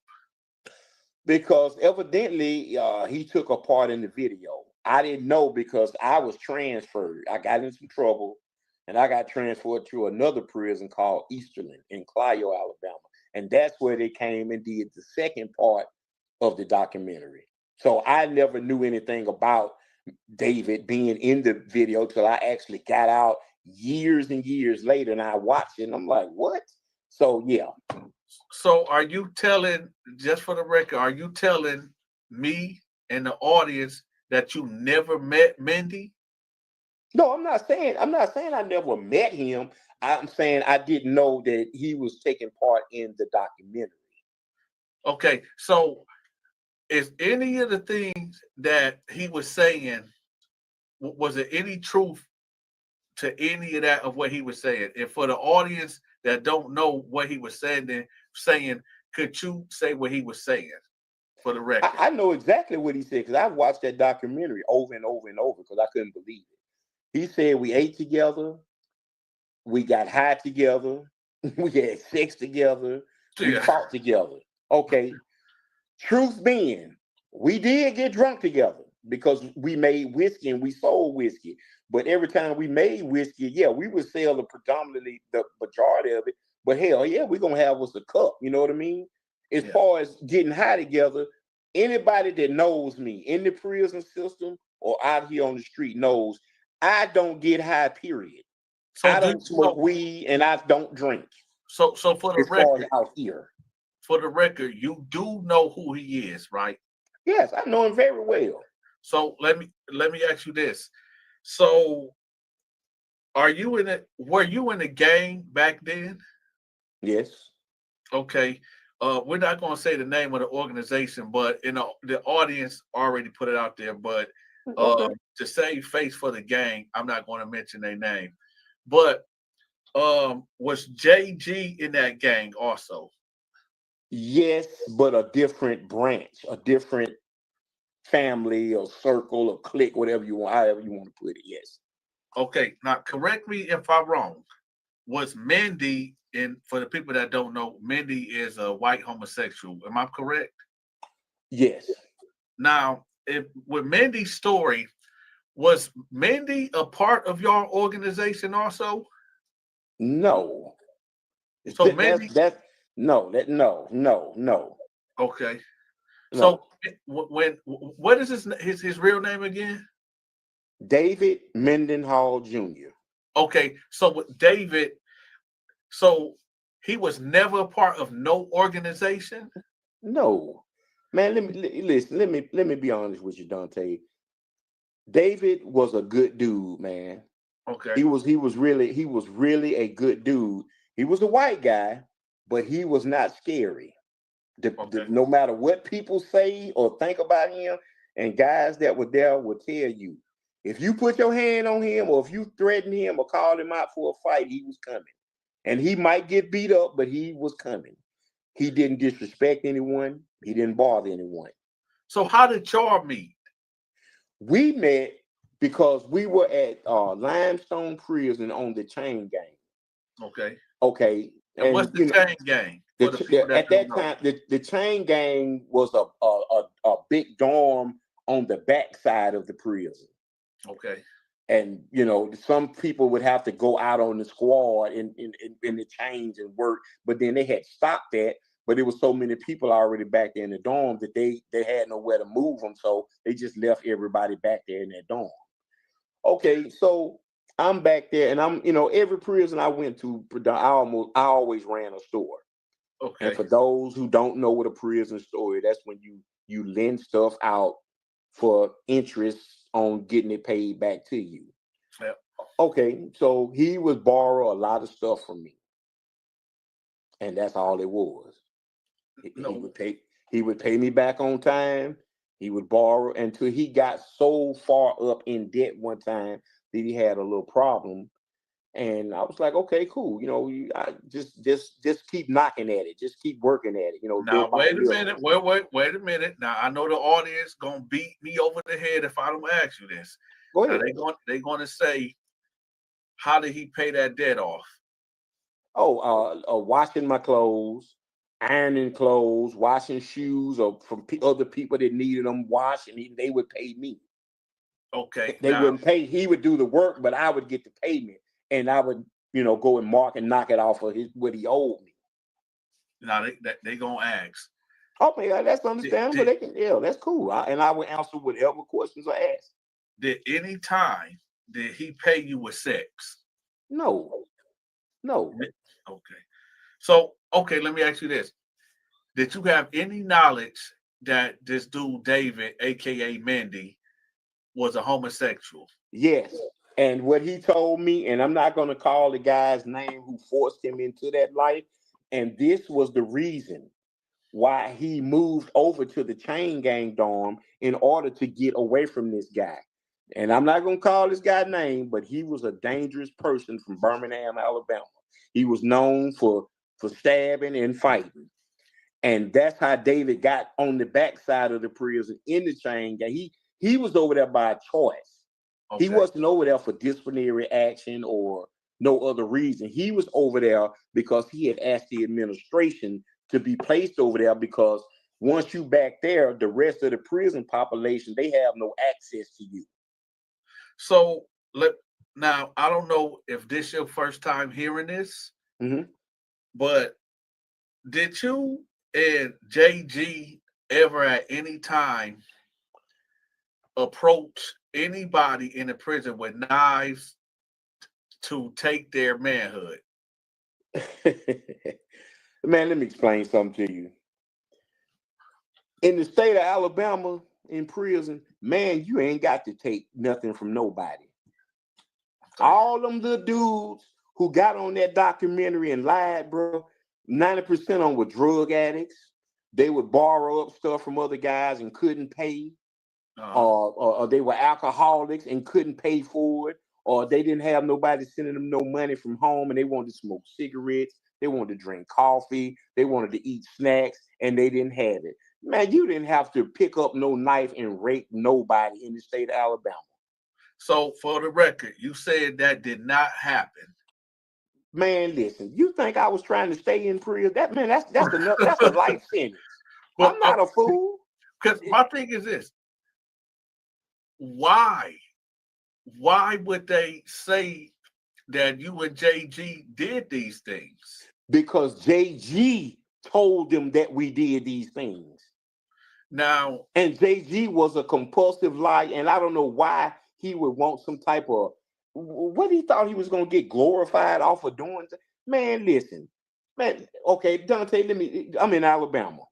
Okay. I don't know where you at, but in Alabama, man, if you rape a white dude or a white woman in prison or not in prison, man, do you know what they're going to do to you down here? Come on, man. I mean, and I'm not being racist, and I hope no one takes offense to me saying that. This is still the South. Okay. The South is going to be the South. The South is not never going to change. Yeah, some rules have bent and swayed a little bit, but at the end of the day, I know where I'm at, and I know, man. Come on, man. Let me ask you this, man. So the organization that you was a part of, right? Mm-hmm. And I know the organization. Okay. Now I'm familiar with how they work, and from my understanding, with that organization that you was a part of, if you are homosexual, they not going for that. No organization in Alabama is going to go for that in prison. Not even the white guys who claim Aryan Nation or the Southern Brotherhood. They're not even going for it. No Crips, no Bloods, no Disciples, no Vice Lord, no SBs or ABs in the state of Alabama, because those are really the only gangs you have in the state of Alabama in the penitentiary. They're not going for it. Once they find out, you're going to get beat to sleep. They're going to burn whatever tattoo you have off of you, and you're going to be kicked out of the gang. You might even get extorted afterwards, but you definitely going to get beat up really bad, and they're going to burn the tattoo. They're going to take a grease can top, and they're going to put that fire up under it, and they're going to burn it off. Let me ask you this. How did the gang feel about when that documentary came out? Was you still in prison when that came out? Yeah, but it wasn't. I had never seen it. I don't think it didn't have access. Because see, before I got it was no cell phones like that in prison. Okay. Now it's flooded with cell phones. So what you think would have happened if they would have got a hold of that video and word would have went out like, yo, you heard what dude was doing? I mean, I would have had to fight.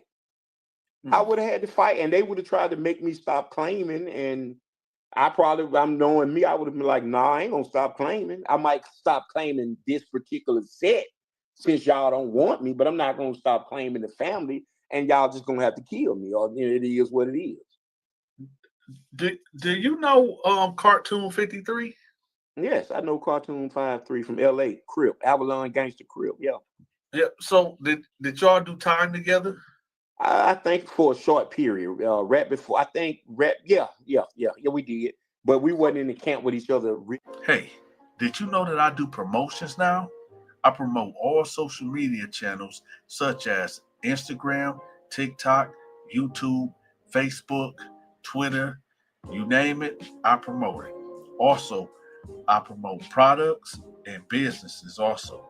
So if you need promo, get in contact with me. All right, y'all, it's the fall season. Make sure y'all cop y'all military mind game merchandise. I got hoodies for you. I got shirts for you. I even got coffee mugs for you. Y'all see that hat? Y'all see that pillow? Make sure y'all cop y'all military mind game merchandise. I have the link pinned at the top of the comment section. If you enjoyed this video, make sure you click this video. Until next time.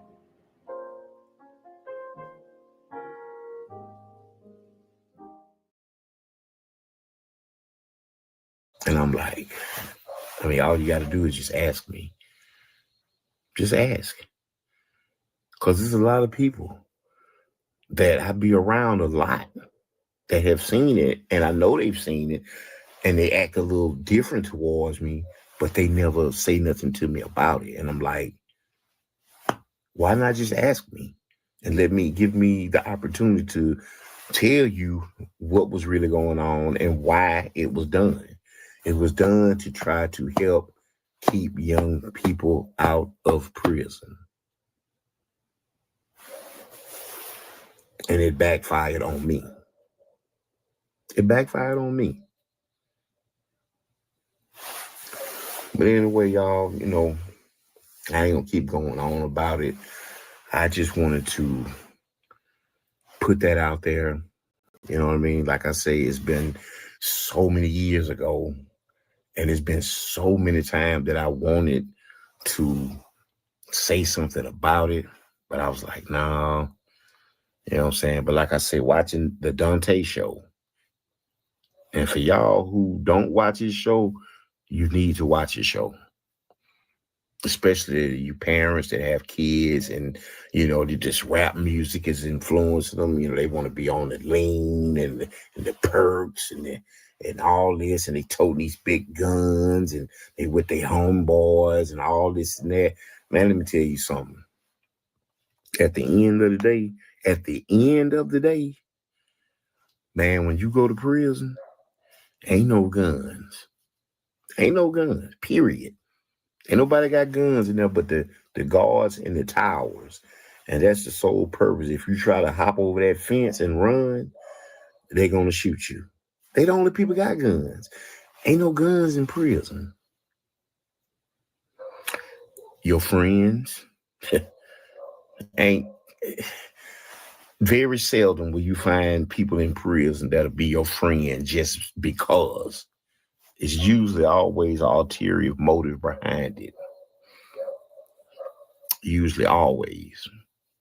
People from your hometown, in Alabama, in prison, we call it the homeboy. Oh, that's my homeboy, because, you from the same city or whatever. Like in the feds, it's like it might be different people from all over the world, different states. But in Alabama, I can speak on it because I've been there.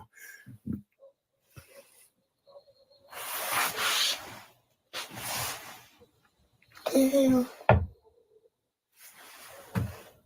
I'm the only one here. I keep hearing noise in them. Give me a second.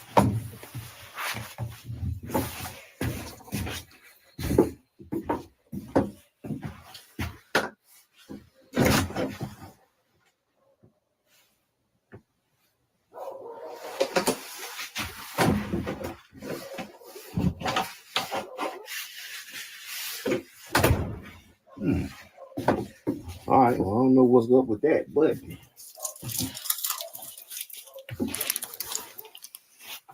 back to what I was saying, like in prison,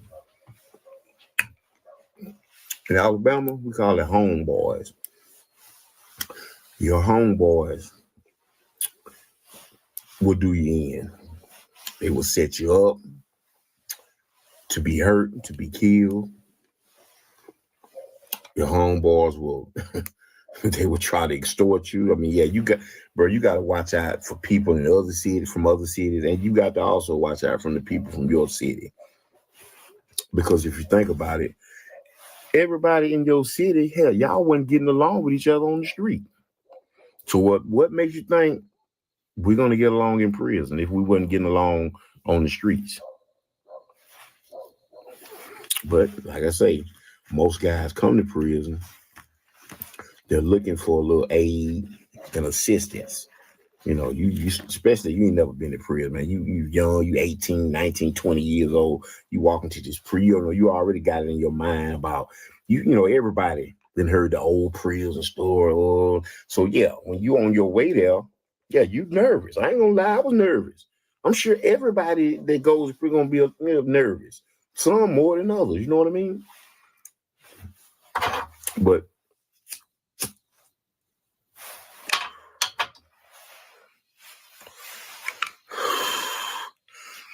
you got to watch out for, people from your hometown, just as well as people from other cities. Ain't no guns. There's no guns in prison. You either got to be willing to use them knuckles or a lock and a sock, or you can use the hot water as a weapon or a knife. And sometimes some situations can become so big and so bad that you cannot handle it alone. You can't. And example is like, okay, in the state of Alabama, Birmingham is pretty much the most dominant city in the Alabama prison system. Now, don't get me wrong. You got some riders from everywhere. Mobile, Montgomery, Tuscaloosa, Opelika. They're all over. You got some stomp down riders that don't care how many it is. You got to come on with it. But Birmingham, it's a lot of them.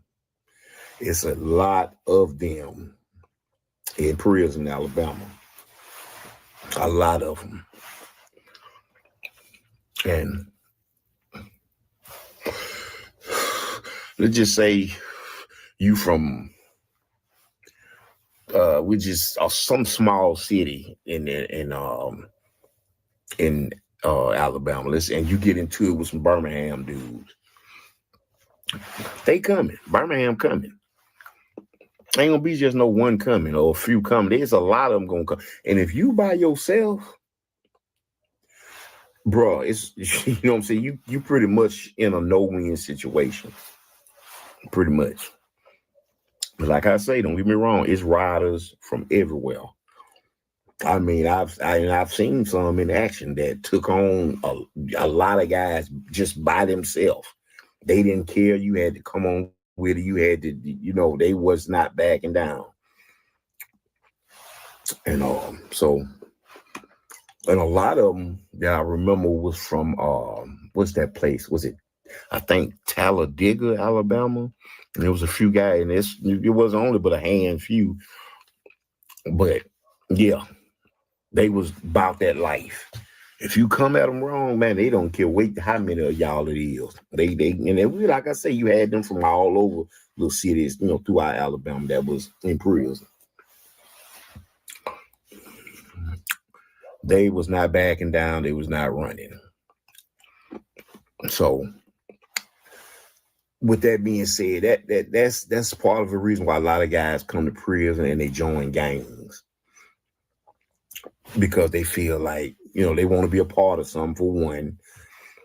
And number two, they be like, hey, I need to, because you never know when it's going to go down. You never know when you might get into it with somebody, because it's hot in them. People going through stuff in their own mind. They depressed. They angry because they locked up. Some of them because they ain't got no money. Nobody sending them no money. They can't catch store. They hungry. They want, and you got it over here. And sometimes them guys, they coming to get it. And they ain't asking for it. They coming to get it by any means necessary. You know what I mean? So prison is a jungle. It's a concrete jungle. And man, if you're not a wolf, man, you're gonna get got. And it's a simple fact. If you are not a wolf, they are coming to see about you. They coming to see what you about. And if you don't get down for yours, you in for a bad stay.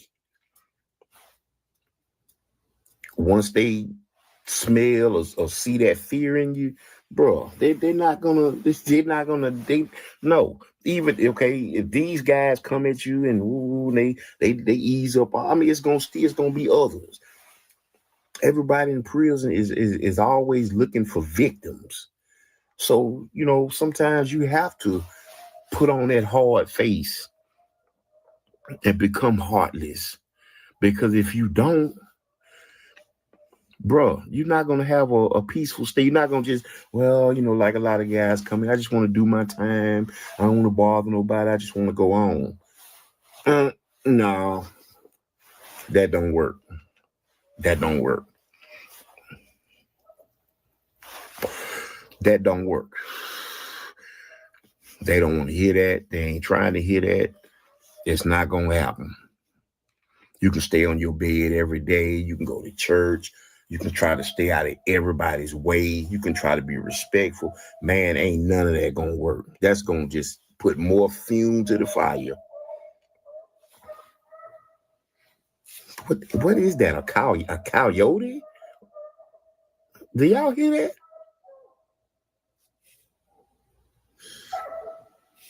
It sounds like you're getting closer. Hey, y'all, I don't do animals. Yeah. I'll be going inside soon. Yeah. I don't do animals, period. If I don't know them, I don't deal with them. Dogs, cats, I don't care. And then especially would be, I live in the woods, y'all, in the country. Sometimes I be sitting out here and I be hearing stuff like, I'm going on in the house. I don't do animals. But like I was saying, anyway, prison is a jungle. It's a jungle, y'all.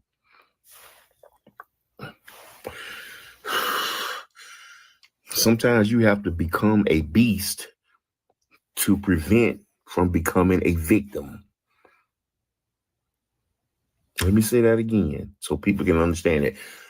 Sometimes, or most times, I ain't gonna say something, I'm gonna say most times, you have to become a beast to not become a victim. If that makes any sense. You know what I mean? You know, I'm not saying it's right. I'm not saying it's a good thing, but to not become a victim, sometimes that's what you have to do. You know what I mean?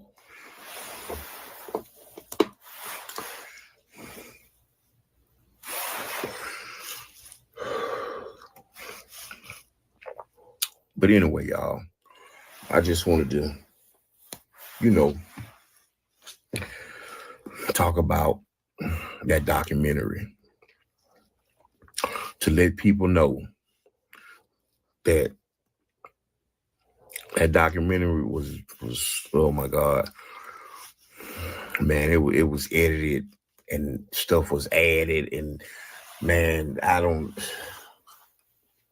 can't even explain it. Like it makes me sick to my stomach. Like, but hey, it is what it is, man. And that was me. But I just want to let the world know I'm not that person. That's not who I am. That's not what I stand for. Yeah, I did the documentary, but I thought, because really, my friends who had set me up with them people, because the parole board kept denying me. They would not let me out. My friends like, look, we know these people. They want to know about prison in Alabama and what goes on and how things go and this, that, and the third. And they willing to, come in and talk to you, and they're going to, go to the parole board and show them and talk to them and tell them that you help bring up awareness about prison in Alabama. And, hopefully, you'll get parole. I got parole 8 years later after I did that documentary. 8 years, which they was probably going to give it to me anyway. It had nothing to do with me doing that documentary, because the way they made that documentary, it made me look like a total animal. And I'm not. I'm just a regular guy. Just a regular guy.